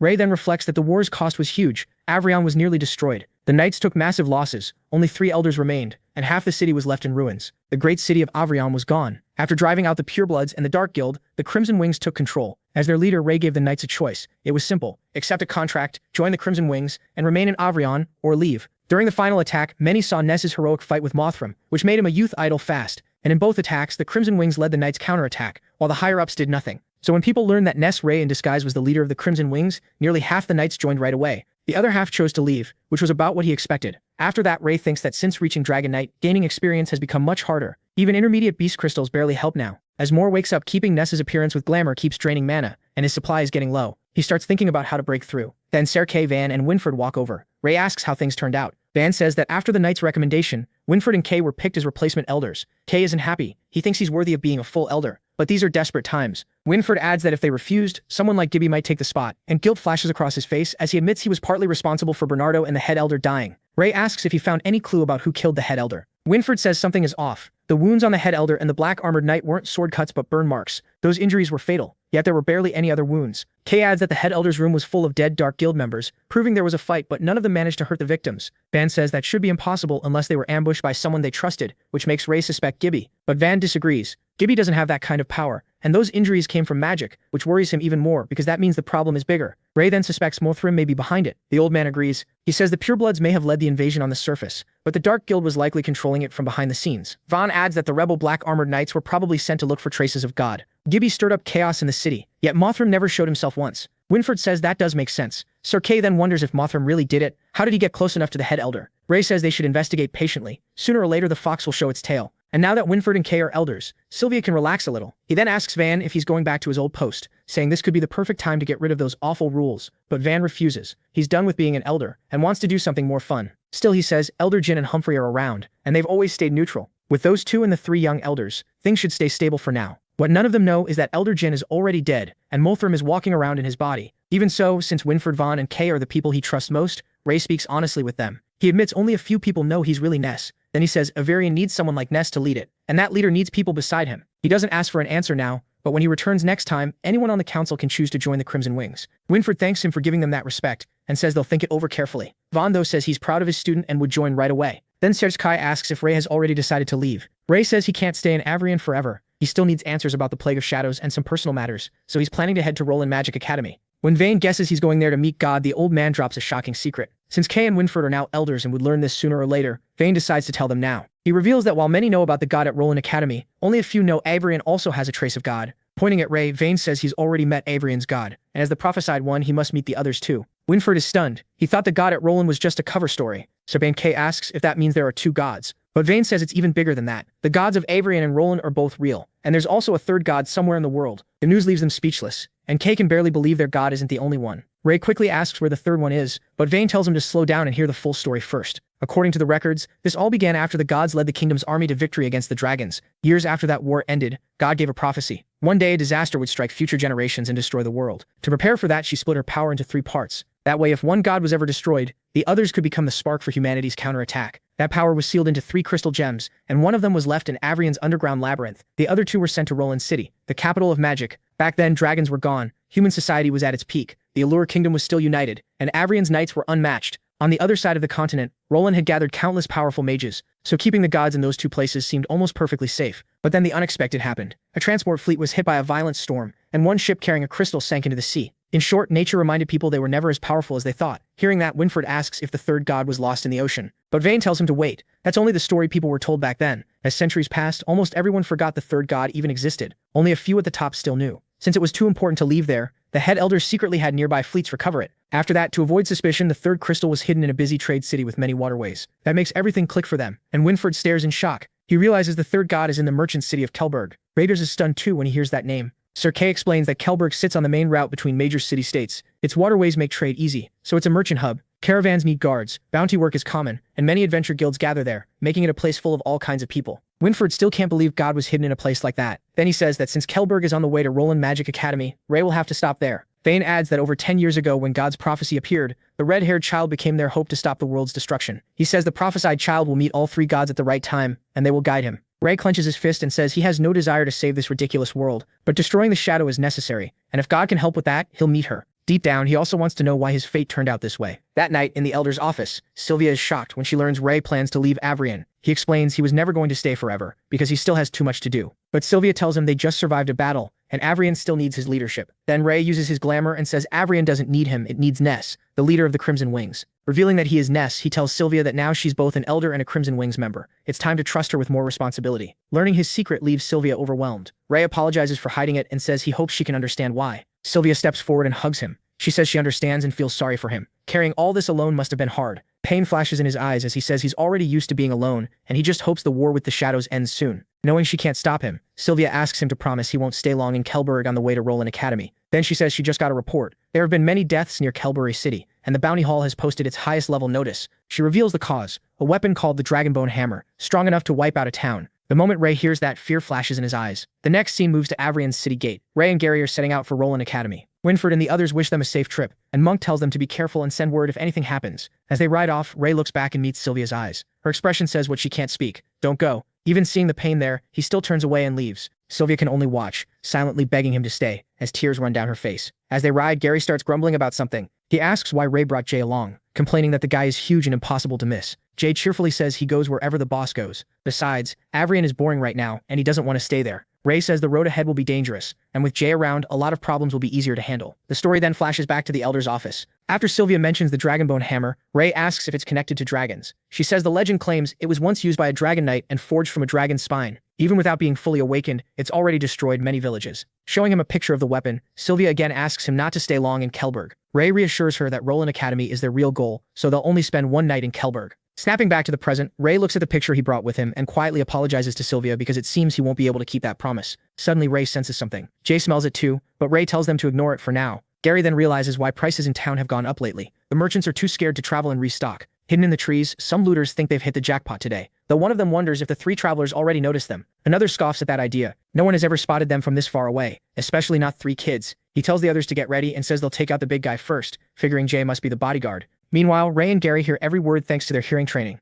With a tired sigh, Ray says that once they settle things here, they should tell Sylvia this road needs to be cleared. A moment later, the raiders launch their ambush and leap from the trees. Their swords slam into Jay first, but he doesn't even flinch. That alone puts fear into them. Then Jay pulls out his oversized sword and with one swing, sends the looters flying and beats them down with ease. He just looks bored that none of them were worth the effort. The other thugs go after Gary, saying he looks like the easiest target. That instantly sets him off. Gary mutters that these idiots are ruining his mood, glaring like he's ready to wreck them on the spot. Ray takes the opening and drives a hard kick into one of them. Then he drops the other with a heavy punch. The man's nose starts bleeding, and he yelps, stunned that a small red-haired kid hits that hard. After that beating, the cowards run for it. Jay tells them to bring stronger opponents next time. By sunset, they reach Guboro Town and decide to stay for the night. Inside a tavern, they hear someone bragging about a beast crystal from a mid-level monster he killed. Ray suddenly stops when he spots someone he knows. It's Taffy and Candy, the young adventurers he met earlier as Ness, and they're obsessed with the crystal. He asks the tavern owner for a room, but the man coldly says they're full and tells them to go elsewhere. Gary points out the sign outside says rooms are open, and the owner finally says the truth. They don't want redheads scaring off customers. Jay slams the table, angry that they're holding back, but Ray calms him and says they'll just leave. Then someone in the tavern notices the mark on Jay's hand and realizes they're with the Crimson Wings. The man claims they cause chaos in Avarian, says their leader uses black magic and forces knights into contracts, and even spreads that anyone who disobeys gets executed. He finishes by saying the 3 elders died because of them, leaving everyone shaken. Gary quietly tells the protagonist that the purebloods who escaped must have spread all these rumors. A moment later, someone splashes water right into Gary's face. His temper snaps as he demands to know who did it. It's Taffy, who tells them to get out because the Crimson Wings aren't welcome here. Candy tries to stop him from pushing things further. Gary admits the kid has guts, then warns he'll regret it. But Taffy just gets cocky, saying they don't look much older than him, so why should he be afraid? Gary is fuming, but Ray tells him to ignore the kids and leave. As they turn to go, they run into some tavern thugs, and one of them tells his boss these are the 3 he mentioned. The boss, missing his front teeth, snaps at his men for getting beaten by 3 kids, and then whining to him. At the same time, an inn worker tells another customer to cooperate and pay up, but the man argues that he already paid yesterday. The worker fires back that yesterday's payment was for yesterday, and 1 silver coin won't kill him. So the customer tosses the coins into the barrel. Then the boss turns to Ray and apologizes for his men bothering them. After that, he gets to the point, his protection costs 1 silver coin, and in return, nobody in Guboro Town will touch them.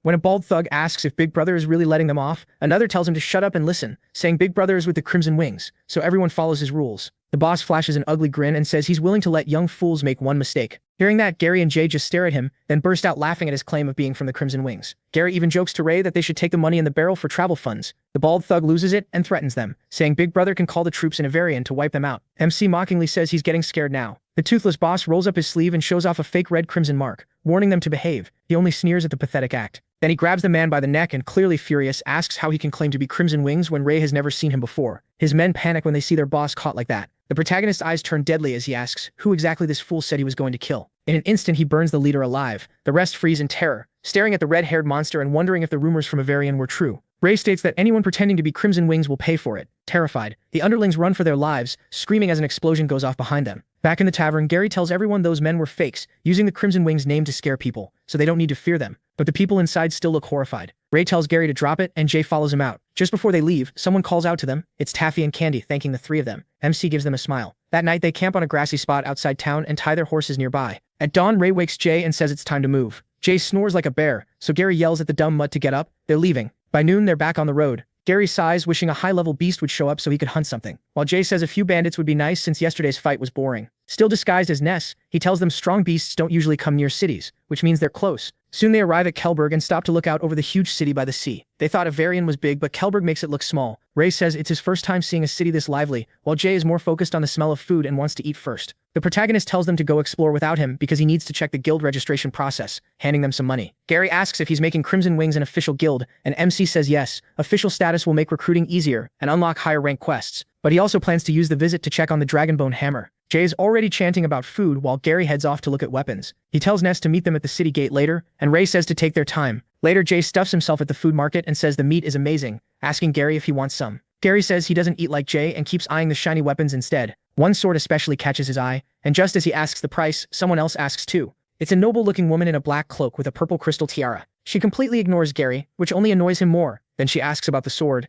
and the vendor praises her taste. He says it just arrived yesterday. It's called White Falcon, and it was made from a high-level demon bird. Its sword cheek can cut stone and slice iron. When the vendor says it costs 1 gold coin, the woman tells him to wrap it up, but Gary quickly jumps in and offers 1 gold coin plus 5 silver. The girl calmly raises it to 2 gold, making Gary panic. He runs to Jay yelling that he now bids 2 gold and 5 silver. Gary begs Jay to lend him more gold because he found an incredible weapon, and Jay hands it over while still chewing. But when Gary rushes back, the vendor tells him the girl already bought the sword for 3 gold, leaving him stunned. Calling her a damn woman, he notices something under her cloak that looks magical and hurries after her, asking if she's a mage. She admits it, and Gary asks why she wants a sword if she can't use one. She says it's for her father's collection, and besides, she can buy whatever she wants. When she tells him to move because she's busy, Gary pleads for the sword and even offers more money if she'll give it up. Instead, she says if he wants it that badly, they can settle it with a contest. Then she calls someone named Berg from the crowd. She introduces Berg as her follower and says if Gary beats him, the sword is his. Startled by the huge man, Gary asks what kind of contest it is, and she says arm wrestling. One round decides it. If Gary loses, he owes her 3 gold coins. He agrees, but says he'll bring his own helper too. Inside, people are buzzing about Berg's arm wrestling match with some kid who turns out to be Jay Gree. Almost everyone bets on Berg, except one guy who throws a silver coin on Jay. Since Berg has never lost here, the whole place cheers for him as the match starts. But in seconds, Jay crushes him so hard he slams Berg down and even breaks the table. The whole room goes silent in shock. Gary is thrilled. He just won the sword. The woman stares at Berg and asks if he forgot to use his breath. Berg says he used everything he had, while quietly realizing Jay is a monster. After they leave the tavern, Jay says Berg wasn't even that strong and that he almost broke his arm. Gary admits Jay is incredible, second only to Ray. The woman figures they're not from this city and asks what guild they belong to. Gary answers right away, they're from Crimson Wings. That makes her suspicious, since she's never heard that name before. She just hopes they won't bring trouble to the city. Meanwhile, Ray arrives at the Kelberg Adventurers Guild Hall. Just like he expected, the place is huge. He's surprised by how packed it is inside. A staff member, Fan Zhou, asks Ness what he needs, and the black-haired boy says he wants to register a guild. Fan tells him it costs 5 gold coins, then adds that if a guild has fewer than 10 members, it's usually better to join another one first. Ray makes it clear money isn't the issue. He's in a rush and asks how fast it can be done because he wants to start taking missions today. Fan says the process can be finished before the day ends.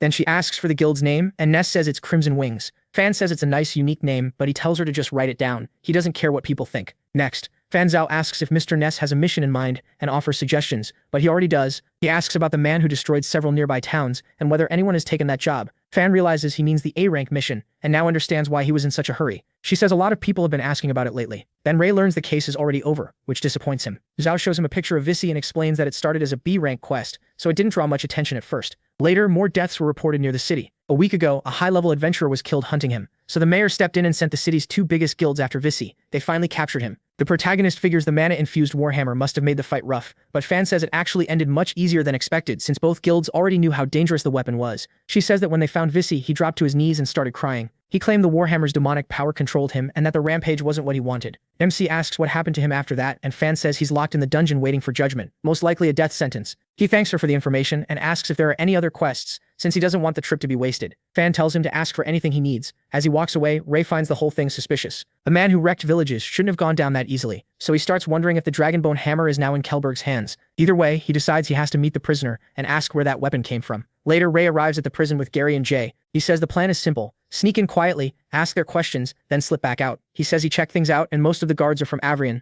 so they can handle it. Gary agrees but points out that Jay stands out too much, so Ray tells Jay to stay outside and keep watch. Jay is clearly upset about being left out. Then Ray asks Gary about the new sword, and Gary happily starts explaining it. That excitement dies fast when Ray tells him to hand it to Jay because the sword is too flashy. Nearby, the night guards complain about still being on duty even though the culprit was already caught, saying they might as well execute him early. The other guard says it's not that easy. He heard there's another reason they're keeping the man alive. While the guards talk, Ray and Gary slip inside so smoothly it just feels like a cold breeze passed by. They get into the prison much easier than expected. Using his dragon eye, Ray quickly finds the prisoner. Outside, an important visitor arrives to see the prisoner. Jay, still on watch, notices them coming and catches a familiar scent. It's Berg and the young lady from before. Meanwhile, Ray and Gary reach the prison block. Gary is shocked when he sees the prisoner barely alive, slumped there like a corpse. Seeing the warhammer stuck to the man's hand, Ray tells Gary they found the item, but taking it won't be easy. Then Jay warns them that someone is heading inside. Gary starts panicking since this hall is a dead end and they'll be spotted if they leave now. Ray tells him to stay calm and says they'll hide in the next cell. He rips the door open and the two slip inside. Ray reminds Gary that the visitors aren't here for them, so they just need to stay quiet. The young woman is escorted to Visi's cell. The guards assure her he can't escape and say he still hasn't confessed anything. They add that he seems very weak.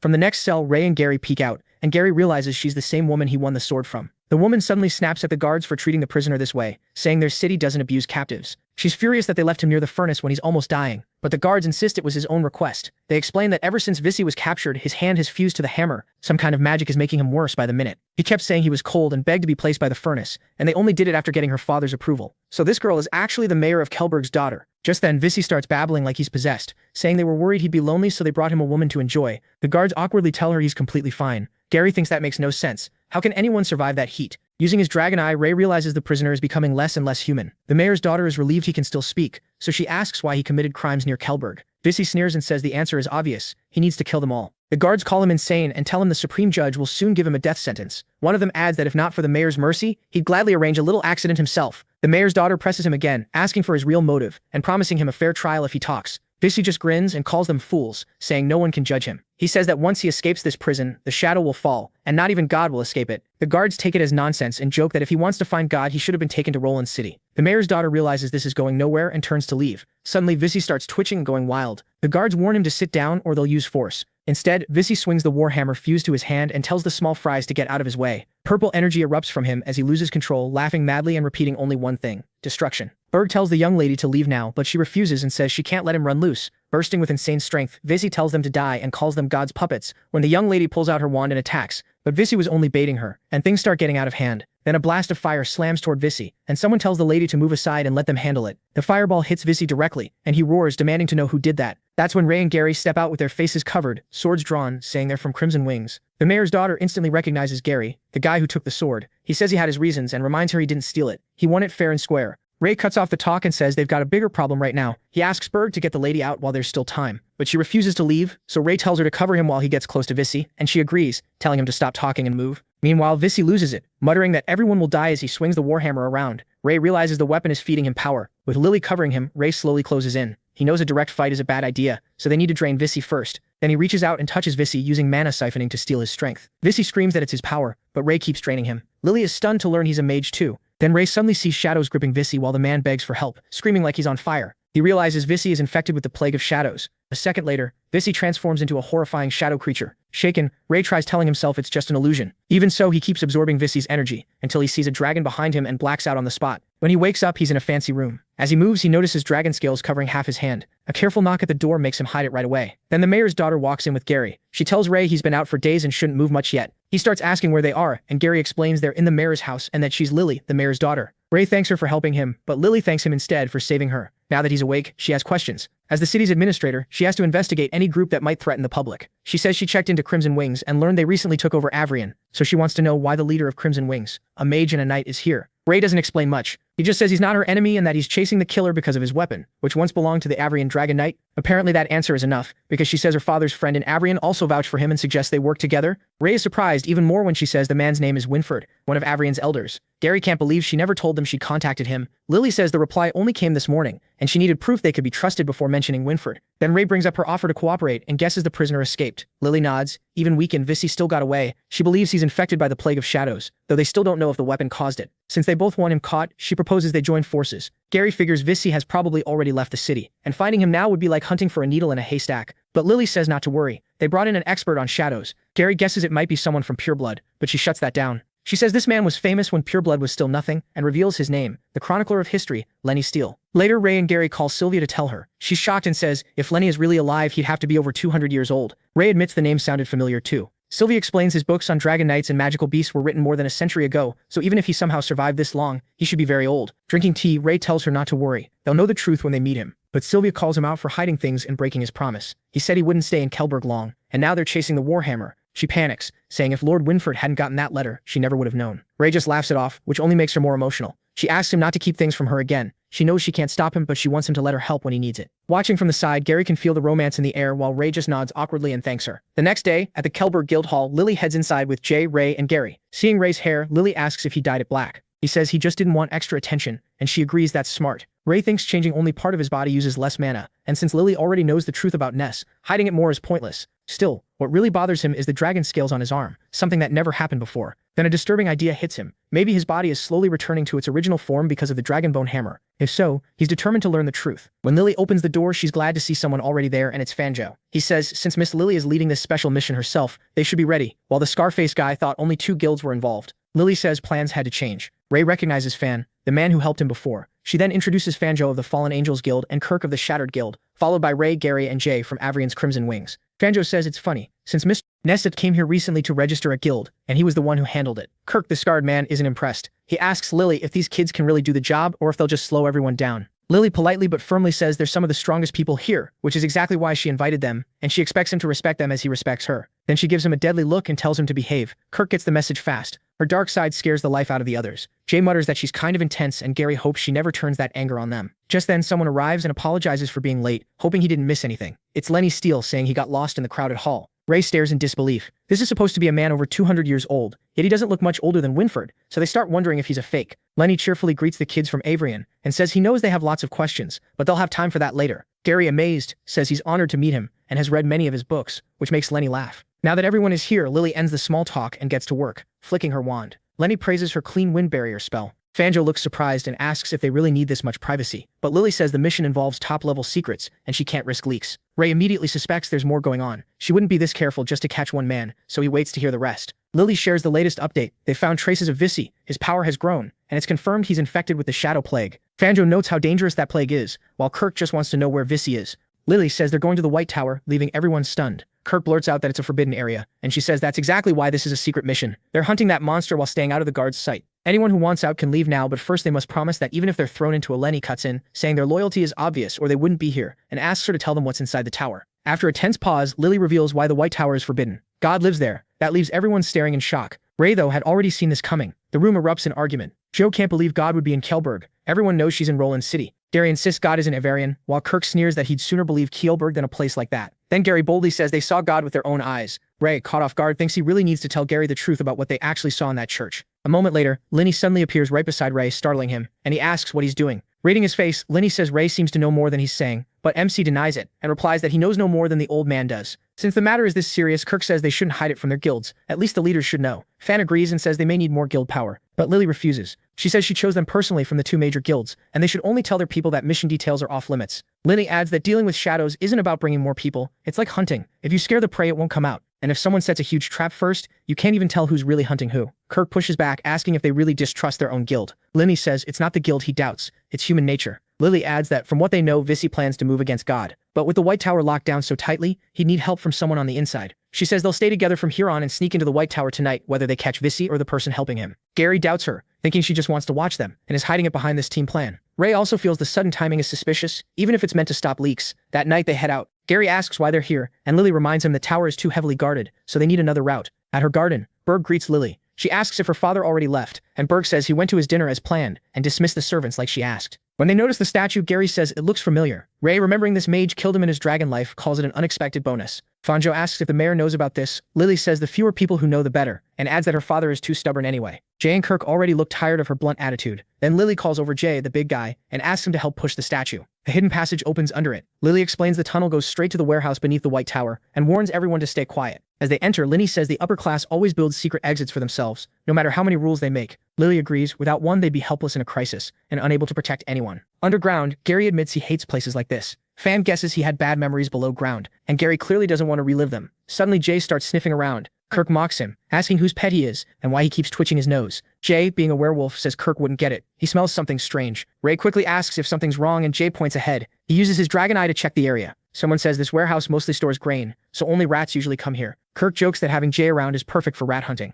After checking the granary, the protagonist says he found nothing unusual, which makes Gary think Jay may be overreacting. MC still warns them to stay careful. He didn't see anything, but Jay's instincts are usually right. Soon they stop at a large door. Lily asks for someone good with locks, since her father keeps the key on him, and she doesn't want signs of a break-in. Gary steps up. Lenny is impressed by his lock-picking skills, saying that talent is rare, while Kirk jokes that they've turned into grain-stealing rats. The gate swings open. An instant later, something deadly strikes. Ray moves like lightning, yanking Gary out of the way. But Kirk gets hit and starts bleeding, saying it felt like something stabbed his ribs. Fanjo panics since he can't see the attacker clearly and guesses it's some kind of beast. Then they finally see it, a tiger bat diving at them, and everyone freezes in shock. The monster charges again, while Jay and Gary get ready to fight. Lenny orders Berg and Joe to carry the wounded Kirk inside at once. The beast's huge claws block their swords. Just as Ray moves to attack, Lenny bursts forward and slams the beast so hard it starts bleeding. Gary is stunned that the old man fights this well, and Ray can't believe Lenny is taking on the monster with his bare hands. Lenny beats the tiger bat down, then shakes his hand, and complains that it hurt more than expected. Kirk, in pain, says he's lucky it wasn't worse. Joe asks Lily how bad the wound is, and she says it doesn't look too serious, but she's never seen a beast like that and doesn't know if it's poisonous. Lenny cuts in, saying tiger bats are fast but not venomous.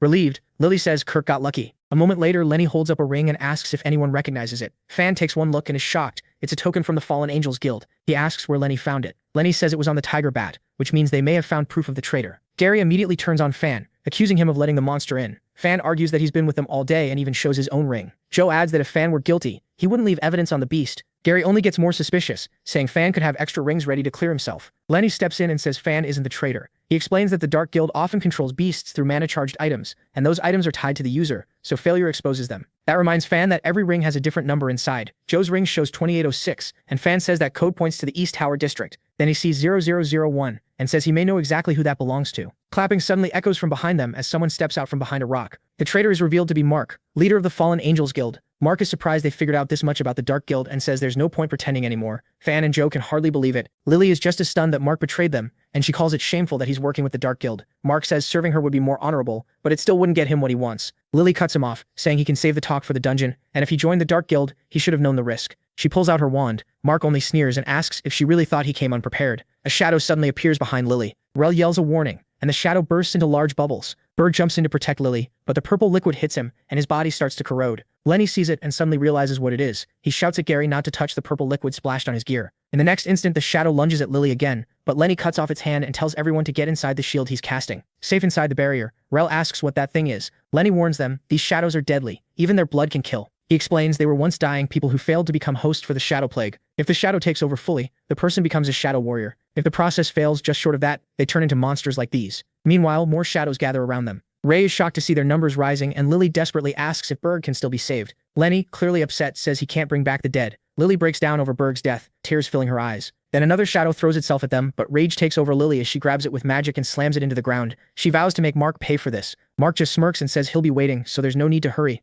Mark notices Lily's spell range stops there, but Lenny is the real problem, so he surrounds them with more deadly shadows, knowing the others won't matter if Lenny can't move freely. They watch the shadows press against the shield, trying to break in. Fonjo says Mark must be dragging this out on purpose. Jay calls the creatures disgusting and asks the boss to wipe them out, but Ray stops him, warning that these things are too dangerous to charge blindly. They need a plan. He asks Lenny how long the barrier can hold, and Lenny says if things stay like this, it can last until morning. That gives him some relief, but he still worries Mark may have another trick ready. Since Mark doesn't know he can use magic, he decides to test him with a substitute. Then a voice from behind complains that these people should be dead already, and says if Mark can't do it, he will. To everyone's shock, it's Vissy. Vissy is close to losing control, but Mark tells him to relax, they have time. He says Lily is still useful, so they can't kill her yet. Grinning wildly, Vissy orders Mark to make Lily bring him that person, saying he can't wait any longer and will kill everyone himself if needed. Mark calms him down, saying he is helping him find that person. For now, he tells Vissy to pick someone to play with. Ray feels a chill as he starts to guess who Vissy is talking about. And Mark turns to the shield and asks if they've heard enough. His friend wants someone to play with, and he has an offer. He says they can challenge Vissy one by one and his men won't step in. Whoever wins gets to leave. Lily doesn't buy it and asks what he's really after, since he's never been kind. Mark laughs and says Lily stays no matter what. They still have things to discuss. But the others don't have to die if they choose right. Suddenly, Vissy excitedly blurts out that he wants to kill that person. Seeing how impatient Vissy is, Mark asks them to help calm him down. If nobody fights him, he'll just set Vissy loose to hunt the person he wants. Otherwise, they can sit there until the shield breaks, then everyone survives or dies on their own. Ray asks who Vissy is searching for. Mark says Miss Lily might know since he met Vissy in the dungeon that day. Ever since then, Vissy hasn't been able to forget that person. Right away, Lily realizes he's talking about Ness and Gary. She quietly tells the protagonist that Vissy is after him. Without hesitating, MC steps out of the shield and puts himself in danger. Even as everyone tries to stop him, Ray says he can handle it and tells them to use this time to make a plan. Mark is pleased that Vissy finally has an opponent. He says Vissy is in luck. The person he wants is right here. Then he reveals himself as Ness, and magic rises from his body. Mark is stunned to learn the kid is a mage too, while Vissy goes wild with joy, looking ready to tear Ness apart. Lenny praises him, impressed that even he was fooled by the protagonist's hidden magic. Fan is shocked too, realizing this is the leader of the Crimson Wings and wondering which identity is real. MC raises his sword at Vissy and challenges him. Grinning like a maniac, Vissy says he and his hammer have been waiting for this. He sends blazing flames at Ray. He stops them with ice magic. Some of the fire slams into the shield, and Lenny warns that if this keeps up, it won't last until dawn. Gary yells at the protagonist to end it fast. Lenny asks Lily if her wind barrier can block attacks like that, but she says no, she's never trained it for defense, and compressing wind to block sound is her limit. Hearing that, Lenny says there may still be a way. He tells her he'll teach her something and to follow his instructions later. Meanwhile, the battle keeps raging. Vissy shows off the dragon hammer's power, mocking Ray and saying he's nothing against it. When Vissy swings the hammer down, MC catches it with his sword, shocking him. In the next second, he grabs Vissy by the neck and glares at him, ready to test just how strong that dragon power really is. With his body burning, Vissy slams down the dragon bone hammer and a huge explosion erupts. Inside the shield, Lenny asks Lily how she's doing. Stressed out, she snaps at him to be quiet and says she's trying. Watching the fight, Fanjo worries and asks if Ness can really win, but Gary is focused on something else. He tells Fanjo look at Mark. He isn't joining the fight or saying what he wants. That makes them think he's playing some deeper game. Fan says he never thought the guild leader would betray the guild, and he believes Mark knows about the gods. Gary doubts his actions make sense. If Mark really wanted to find the god, he should force Lily to take him there instead of wasting time, so there has to be another scheme. As Vissy's dragon hammer keeps clashing with Ray's sword, the protagonist uses the opening to make a substitute. Vissy fires dragon flames at him, but the double casts Icebind and freezes every flame attack. Mark notices Ray is dangerous, skilled in close combat and flexible with magic. If they don't get rid of him now, he'll become a bigger problem later. Then Mark looks toward the shield and realizes Lily is gone. He instantly orders a shadow warrior to find her. It catches sight of Lily as she runs. She turns and hits it with a wind slash that cuts through it, and Mark shouts, asking if she's trying to get herself killed. Using her wand, Lily casts a wind barrier and a blast of wind, trapping the shadow warrior in a whirlwind. At that moment, Lenny, Fan, and Zhu rush Mark. Gary and Jay jump in too, and Mark draws his sword covered in purple energy. Then Jay turns into a werewolf and roars, which catches Mark off guard. At the same time, Fan, Joe, and Lenny battle the Shadow Warriors. Fan struggles against the creature, while Lenny throws heavy punches at it. Then Fan realizes the shadow is about to blow itself up. It swells like a bubble and bursts, spraying deadly pieces everywhere. Lily is the one who finishes off the Shadow Warrior, and Mark realizes he underestimated her. He didn't expect her to learn so fast. He already knew Lenny was hard to handle, that's why he brought in Vissy. As Mark gets lost in thought, hoping to hold out until morning, a heavy punch suddenly hits his face. It sends him crashing to the ground. Gary is the one who nailed him, joking that Mark really doesn't leave anyone else a chance to shine. Mark can only stare.